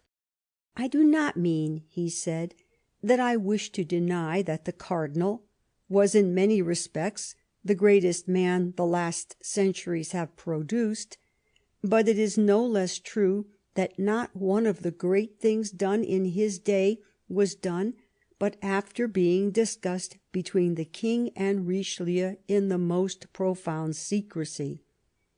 Therefore one cannot in justice deprive Louis of a great part in all great things that were conceived and executed during his reign, though at the same time it was impossible that the fame for them should not be assigned to Richelieu then and remain his ever since." Bismarck praised two of his master's qualifications: his attention to business and the rectitude of his judgment. His zeal, he said, was due to the high sense he had of his obligations, to the accomplishment of his duty as a sovereign. He brought a far from usual amount of good sense, not supported by understanding, no doubt, but also in no way distorted. William's good sense had led him to discover Bismarck, to hold to him despite his enemies, and to keep him till the end. Undazzled by his character or his fame, he allowed him to manage things because he had always recognised that he was the man of his own policy. William I died on the 9th of March, 1888, in his 92nd year. On the eve of his death he had a long talk with Bismarck. He told him he relied on him, that he must remain in office and faithfully serve his successors. He exacted a promise from him to help his grandson with his experience, and if he were called to reign, to keep loyally beside him. At one moment, in the weakening of his mind, he took the Chancellor for his grandson, Prince William, and said familiarly, "You must always keep up good relations with the Emperor of Russia. There's no need to argue about that." We know how the grandson was to keep on good terms with Russia and the Emperor of Russia. When on the morrow Bismarck announced in the Reichstag the death of the sovereign, whose collaborator and adviser he had been for 26 years, his voice broke with emotion. The new reign began under the saddest of auspices. The Crown Prince Frederick William, who began his reign at the age of 55, some months suffering from a cancer in the larynx, which could have nothing but a fatal end. After an operation he had completely lost the power of speech. Nevertheless, devoted to duty before all else, he was not willing to withdraw from the obligations of his birth. He, with his wife, left the villa at San Remo, where he was dying. The reign of Frederick III was to last scarcely 3 months, 3 months of uninterrupted agony. The relations of Bismarck and the Crown Prince Frederick had often been strained.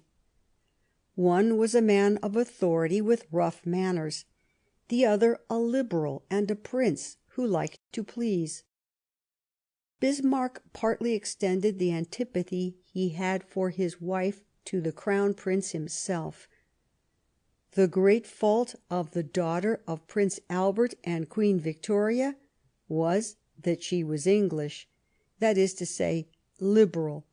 The Chancellor called her the Englishwoman, the disciple of Gladstone, and according to him she did nothing but propagate English influence and serve the interests of England.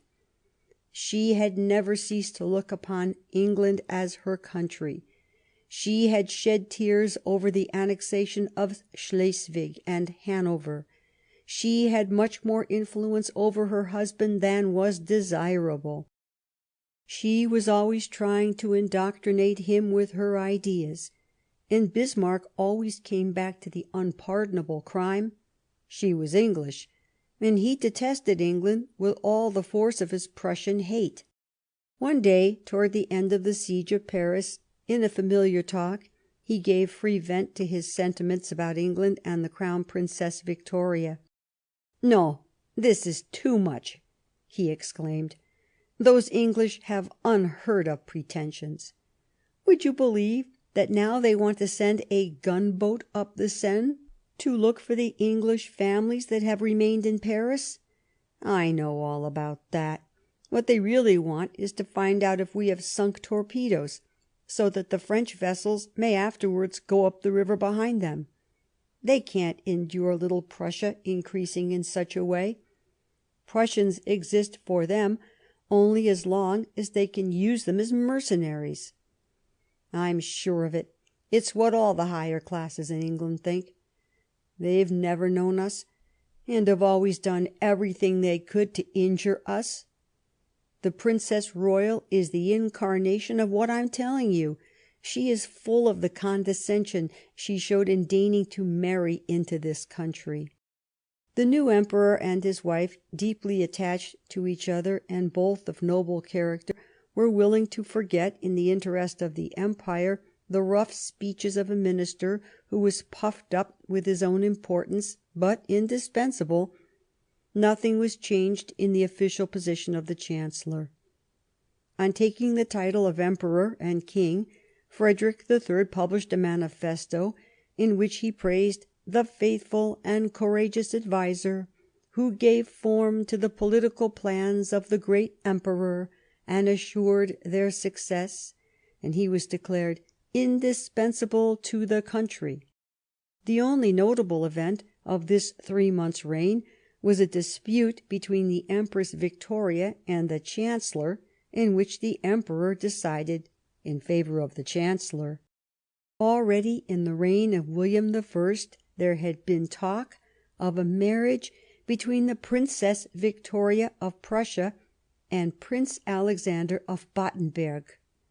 This was the prince who in 1879 had become Prince of Bulgaria, and to whom, on his starting for Sofia, Bismarck had made this prophetically ironic speech: "It will give you some pleasant memories." Princess Victoria was the daughter of the Crown Prince Frederick. Her brother William had called her one day a goose and a turkey hen because she boasted of the superiority of English life. A romantic love was born between the two young people. Bismarck flatly declared that the marriage was impossible. It would embroil the Hohenzollerns with the Romanoffs because of the bad relations of Battenberg with Alexander III. The real reason may have been that it did not displease Bismarck to make himself disagreeable to the Englishwoman. The Crown Prince became Emperor, and the mother and daughter believed that the marriage plan might be taken up again, all the more easily because Battenberg was no longer Prince of Bulgaria. In intimate talk Bismarck spoke very cavalierly of the Battenbergerin, as he called her. "It's true," he said, "that Prince Alexander is a handsome man. He has a magnificent carriage, but she'll accommodate herself to any other wooer as long as he looks like a man." As soon as there was a question for the second time of the marriage, in April 1888, he once more declared that the thing was impossible, always because of Russia. As for him, he would prefer to resign. Frederick III, like his father, did not give his consent to the marriage. But the unhappy Emperor did not fear displeasing his Chancellor. He obliged the Home Secretary Puttkamer, a creature of Bismarck's, to resign because of the indifference with which he managed electoral matters. This energetic action preceded his death by 7 days. Some hours before he died he took the hand of the Empress and put it into that of the Chancellor as a sign of reconciliation. On the 15th of June the martyrdom of Frederick III came to an end. The new Emperor-King, William II, was a man of 29, nervous, of an exuberant disposition, very anxious to make himself known. He did not conceal his admiration for his grandfather's policy and for the minister who had managed it. Quite recently he had expressed his feelings for Bismarck in a resounding fashion. On the 1st of April, the Chancellor's birthday, he had come in person to the Wilhelmstrasse to give him his good wishes, and had invited himself to dinner. At the end of the meal he proposed a toast which contained a very unkind allusion to the approaching death of the Emperor his father, but which did not surprise those who knew that he detested his parents. "The Empire," he said, glass in hand, "is like an army corps which has lost its principal general on the field of battle, and sees its own commander seriously wounded. In so critical a situation, the hearts of 46 millions of Germans can but turn with hope to the standard and the standard-bearer to whom they have given all their confidence. The standard-bearer is our illustrious, our great Chancellor. Let him lead us, we will follow him, long may he live." On the 25th of June, the 10th day of his reign, William had read his first speech from the throne in the Reichstag, and at the end of it he had held out his hand to Bismarck with a theatrical gesture, as if to invest him before the assembly with his imperial and royal favour. The old Chancellor of 73 and the young Emperor of 29, entirely pleased with each other, were in perfect agreement. At that time a polemical matter was making a great noise.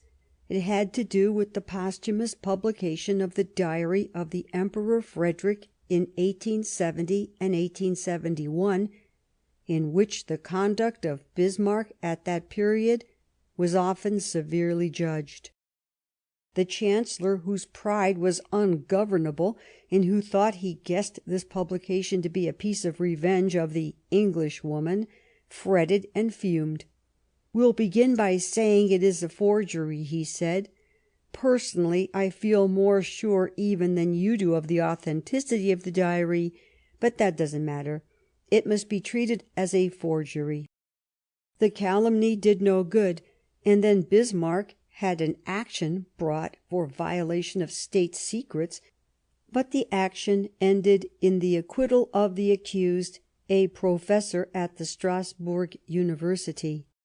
This affair, a scandal which put the Chancellor to confusion, made no alteration in his relations with William II. He spoke of him with tenderness, as in this confidential talk dated the 27th of September, 1888. "He shows me great consideration. You remember how attentive and obliging he was the last time he came here, Friedrichsruh. In the evening he was astonished that I had waited till 11 o'clock for him, and had not gone to bed. Ah, his grandfather would never have said a thing like that. And in the morning it was he who waited for me. Contrary to all his habits, he got up at 9 o'clock, because he thought I always slept till that hour. He came into my room while I was washing, half undressed. He laid his hand prettily on my shoulder, and I had hastily to put on my dressing gown so as to receive him properly. You have a docile and grateful pupil who keeps you in your duties as statesman. Yes, there is scarcely anything in him to find fault with, but matters of no importance. For example, the style of some of his speeches. He makes use of new words that he has picked up from newspapers. But that's just the vivacity of youth, and he'll correct it in time. It's better to have too much spirit than not enough. It was not long before Bismarck discovered that the verbose young Emperor, always helmeted and spurred, had a great deal too much spirit. The Tsar, Alexander III, had come to Berlin at the end of October 1889. The Chancellor had a long talk with him, trying to convince him that the Triple Alliance was the best guarantee of peace in Europe. "Yes, I believe you," answered Alexander, "and I have confidence in you. But are you sure you will remain in office?" "Certainly, Your Majesty. I am absolutely certain to remain minister all my life." 5 months later, Bismarck had vacated his office. The Chancellor had always had a wonderful insight into men and things. He had always been able to guess at any danger which might threaten his position or his policy, and had consequently guarded against it. It will be remembered how von Arnim had learnt this to his cost. But was his perspicacity beginning to weaken with age, or was it rather his inordinate pride and his overweening belief in his own genius and infallibility which prevented his having any idea that the time was coming when his services would be held useless and even disagreeable? He had no suspicion that the new Emperor would not have the patience of Louis XIV, who had felt able to wait for the death of Mazarin, and that he would not shrink from an act of authority or even brutality to convince Germany and the world that the Empire had but one master, himself. Unaware of the storm which was brewing against him, and which was to break out with the suddenness and force of a thunderbolt, Bismarck, in 1889, had retired to his estate at Friedrichsruh to spend there the autumn and winter, taking up once more the country gentleman life which he loved above all else. He kept touch with politics, but from afar, and without the uninterrupted obsession that beset him in the Wilhelmstrasse. Suddenly, at the end of January 1890, a telegram from his son, Count Herbert, Secretary of State for Foreign Affairs, recalled him to Berlin. Some weeks earlier, a strike had broken out among the miners of the Rhine Valley. This was a fine opportunity for the young Emperor, who thought himself fitted for everything, to settle the social question once for all. He had received in person the workmen's delegates, and had said to them, "My ears will always be open to just claims, but if you move, I'll have the lot of you fired on." Leaving this forcible style aside for the moment, he laid before the Crown Council the plan of an inquiry into the condition of factory workers, so as to ensure by legislative measures the health, the morality, and the economic needs of the workmen. Bismarck strongly opposed this idea, for he was hostile to any state intervention in that kind of matter. To guard against the move, or to delay its results, he proposed to the Emperor the calling together of an international conference.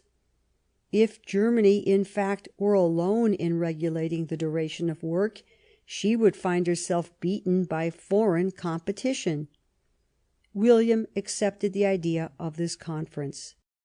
On the 24th of February, 1890, an imperial rescript ordered the opening of negotiations with France, England, Belgium, and Switzerland with regard to an international agreement on the possibility of satisfying the needs and wishes of the workmen.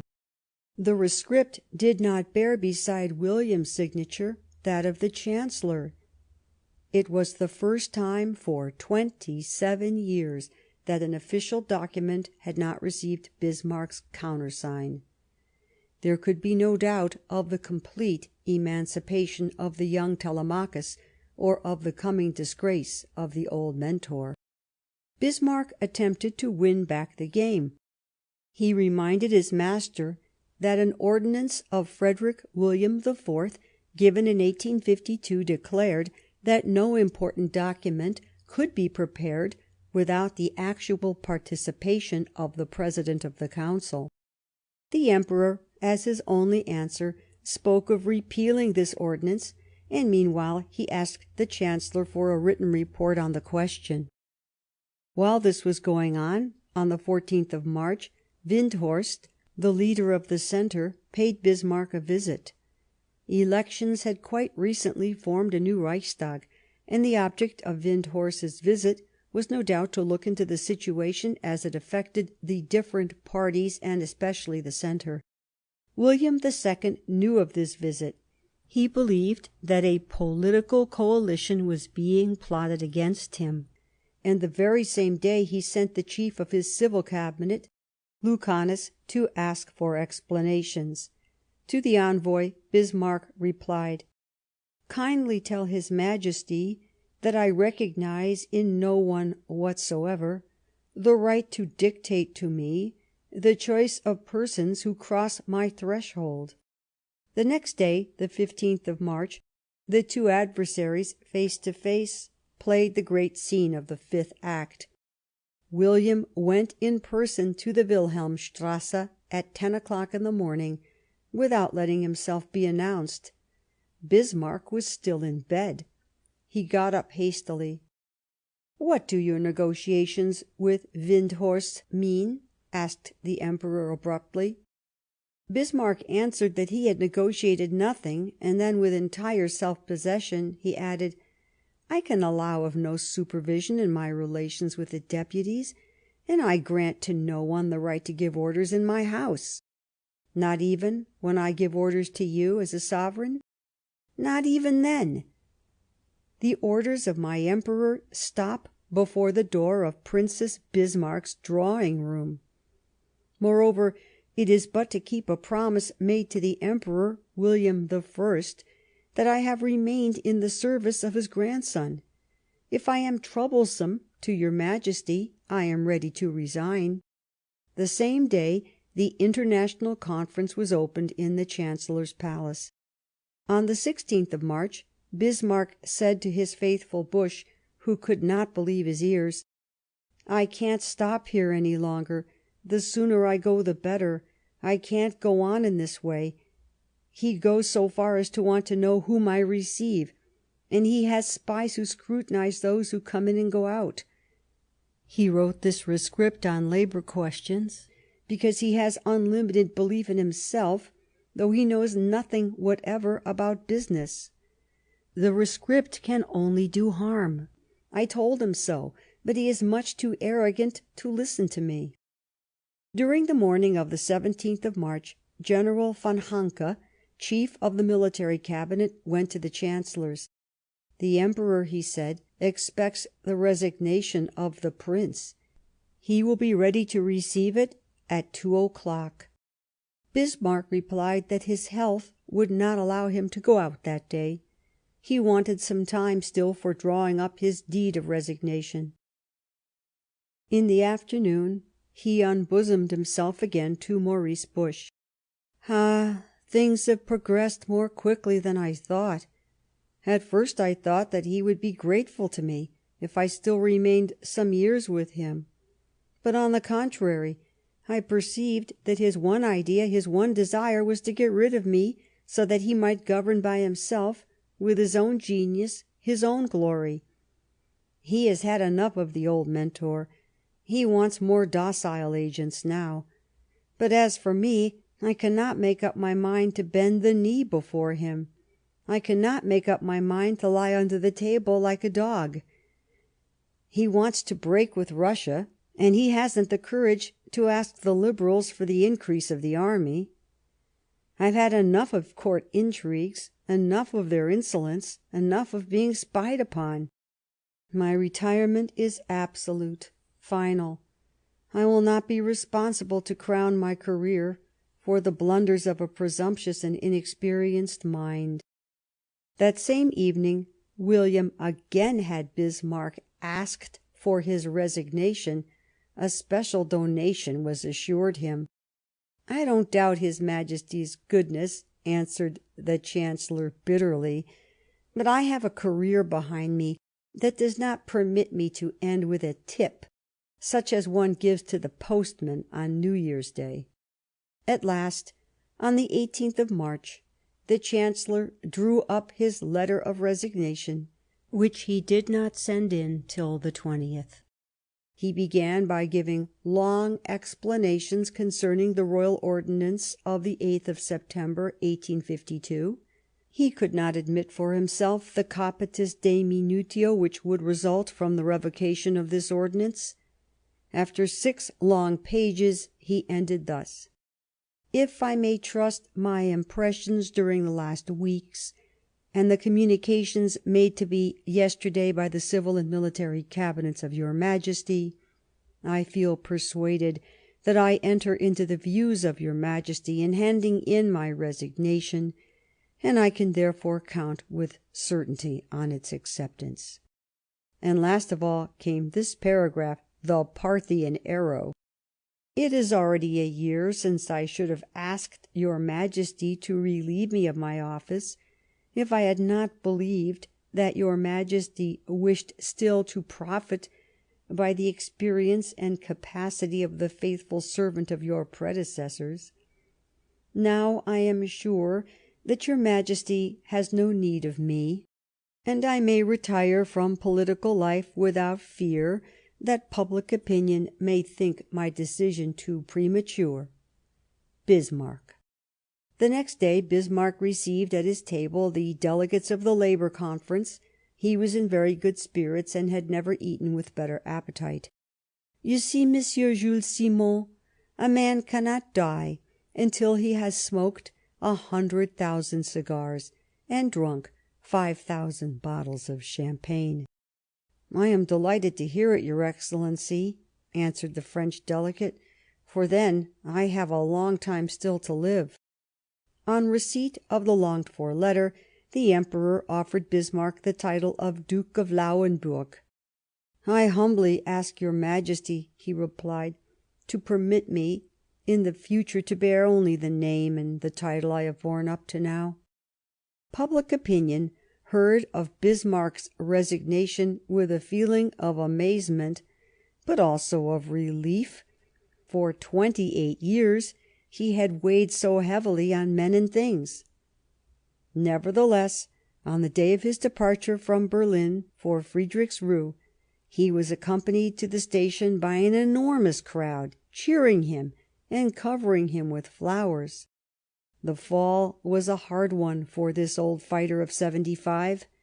He still felt enough force in himself to carry on the rough battle of which his ministry had consisted, to cope with the Reichstag as aforetimes with the Landtag, to preside over European conferences, to settle quarrels, and now there was nothing to do but to manage his estates. "I shall have to saw wood," he said sadly, "since I can no longer saw men." Outside the family intimacy which he greatly enjoyed, his principal pleasure was in writing his Thoughts and Memories.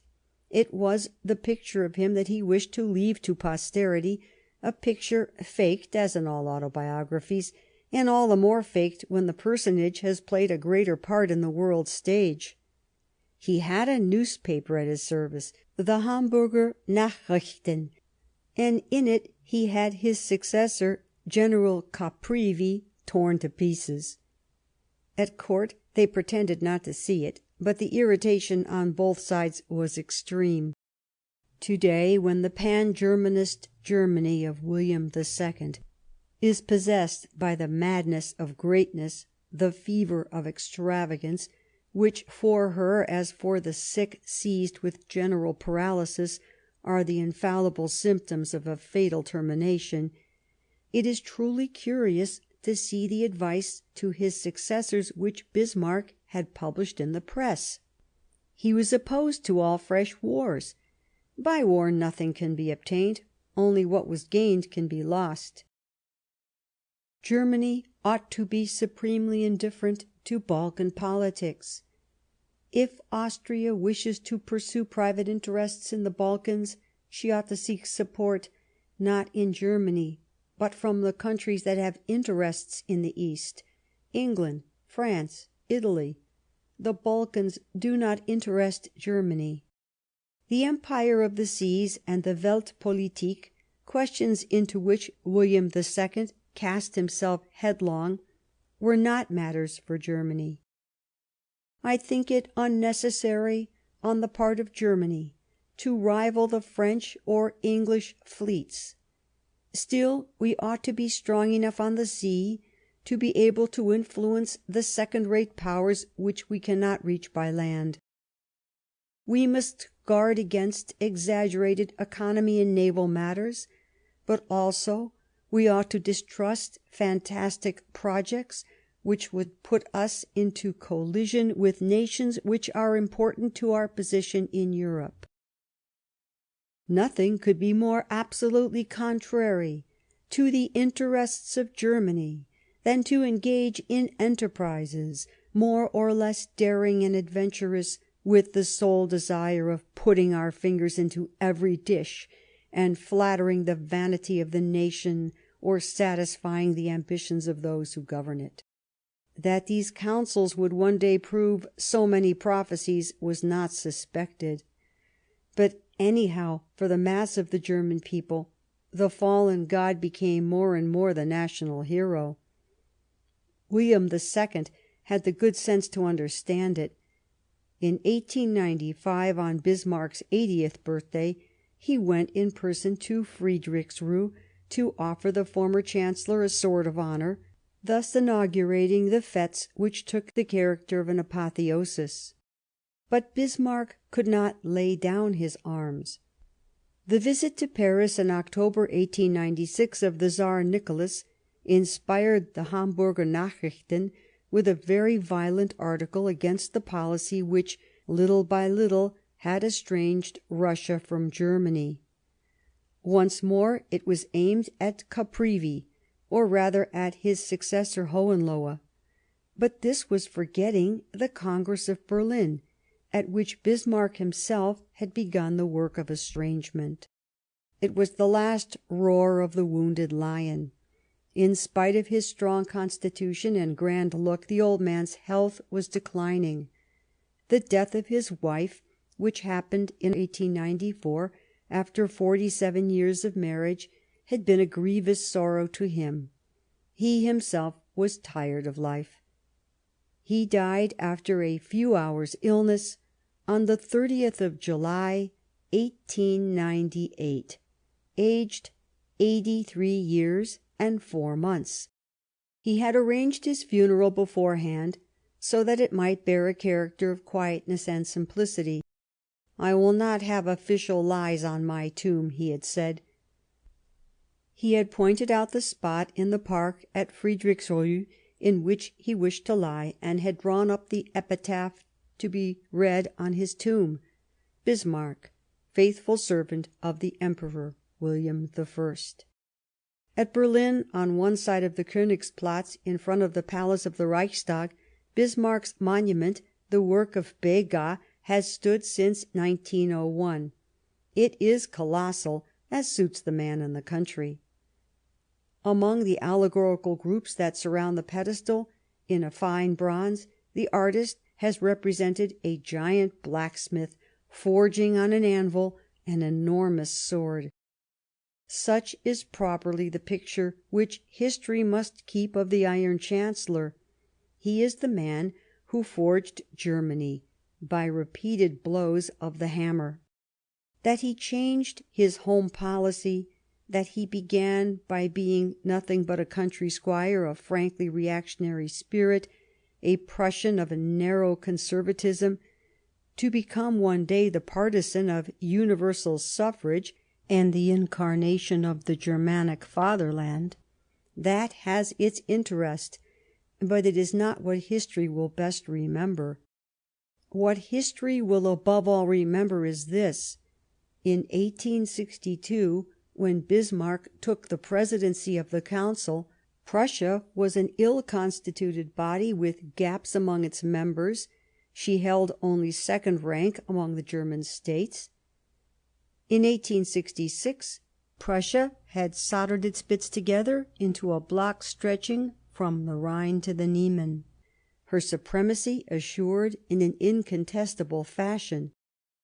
On the other hand, in 1862, the Germanic Confederation was still the survival of the Congress of Vienna, an agglomeration of states existing only to be jealous of each other and to manifest their powerlessness.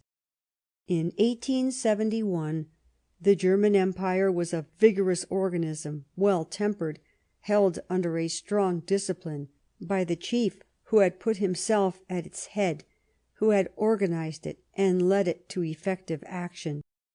How had these two things been done? It was a work of fire and blood, the result of 3 wars against Denmark, against Austria, against France. With regard to Austria and her allies, after the violent passage of arms of 1866, Bismarck was capable of showing wisdom and proof of relative moderation, for he reserved for his master the collaboration of a second, and prepared for the return of some of the vanquished states to the German fatherland. With regard to Denmark in 1864 and France in 1871, he gave full license to his inherent brutality. The annexation of Holstein and Schleswig, the annexation of Alsace and Lorraine, were the result of 2 robberies. Denmark wept in silence over the loss of her children. France protested with all her force against the violence done her. What did it matter to the thief? Bismarck was not of these who demand that their victims should kiss the hand that strikes them. He knew himself to be detested, hated, cursed, in Prussia, in Germany, in Europe, and gloried in it. In the Reichstag one day, the 16th of January, 1874, he said, "I have numerous enemies. Go from the Garonne to begin in Gascony, to the Vistula, from the Belt to the Tiber, look along the banks of our German rivers, the Oder and the Rhine, and you will own that I am the most cordially detested man of the day. But of this hatred I feel a profound disdain." In a telegram to Von Arnim on the 24th of February, 1875, apropos of France, he applied to himself Sulla's words: "We did not want the war, but we are always ready to make war again when further presumptuous actions of France force us into it. Oderint dum metuant." And his Germany congratulates itself on inspiring the same sentiments as himself. On the 1st of April, 1917, on the 102nd anniversary of Bismarck's birth, a professor beyond the Rhine exclaimed, "We are the most detested people in the world, and we ought to be proud of it." To Bismarck and to the Germany of our days, the old song Luther's mother sang to her son is marvellously suitable. "Nobody loves us, neither thee nor me, it is the fault of us both." The Chancellor prided himself on being a realist. His admirers in Germany applaud him for having had in the highest degree the sense of realities, den Wirklichkeitssinn. But was not this realist rather a politician with short views? He ignored, in fact, that violence and hate are not only sterile, but also that sooner or later they turn against the brutal strength that used them. The Poles, the Schlesingers, the Alsace-Lorrainers, who are none of them German in any way, will never forego their resistance and their hostility. The agreement born of the community of joys and sorrows, the community of traditions and aspirations, that is the cement which binds a nation. Force, however brutal or powerful, it is believed, can never have but an ephemeral action. Bismarck denied having said might is above right. In fact, he did not say it. How could he have said it? According to Bergson's words, in his eyes, right was simply what the stronger wills, which is recorded by the victor in the law he imposes on the vanquished. That was the whole moral philosophy of the country squire who became chancellor, who, under every circumstance of his political life, was a man without scruple or pity. Here is a saying of his: "When I have an enemy, I crush him." The strong man had no doubt of the durability of his work. Nevertheless, at times he felt a sort of horror of his own brutality. One day at Varzin, in October 1877, he was sad and melancholy. Yet it was the time when his political work seemed at its apogee. "My soul is sad," he said. "I have never in my long life made any one happy, neither my friends nor my family nor myself. I have done harm, much harm. It is I who am the cause of 3 great wars. It is I who on the fields of battle have had 80,000 men killed, who today still are being mourned by their mothers, their brothers, their sisters, their wives. But all that is between me alone and God. I never got any happiness out of it, and today I feel my soul anxious and troubled over it." Without waiting for the judgment of God, the French will never forgive Bismarck the crimes he committed against them in 1871. After Sadowa, he took nothing from Austria because he wanted to be reconciled to her some day. From us he took a piece of our flesh, and so was willing that between his people and us there should be for ever a river of blood and hate. The Crown Prince Frederick had been able in 1871 to foresee the consequences of the violence done to Alsace-Lorraine, when he said, "France is now and will be for ever our natural enemy." The present war has set face to face the 2 powers. On one side, the Germany of Bismarck and of William II, wholly imbued with the views of the Chancellor, the doctrines, the manias of its Emperor, of its officers, of its professors, the powers of prey and death which dream of a world imperialism. On the other, France, who with her noble allies fights for French Alsace-Lorraine, for the Alsace-Lorrainers of Roumania, of Serbia, of Poland, of Armenia, for the liberation of Belgium, who fights, in a word, for right and liberty. Right and liberty, these are factors unknown to Bismarck's compatriots, since Germany was Prussianized. For France of the Crusades and of the Revolution, those sacred words have a magic virtue. In them there is a force that nothing can conquer, a force superior to all injustices and all tyrannies. All the Bismarcks and all the Kaisers in the world, giants with feet of clay, will not prevail against right and liberty. As Montalembert said of Poland, that Alsace and Lorraine of Eastern Europe, which stands erect and confident through the most tragic catastrophes of history, right lives in our hearts. It lives in them like an inextinguishable flame.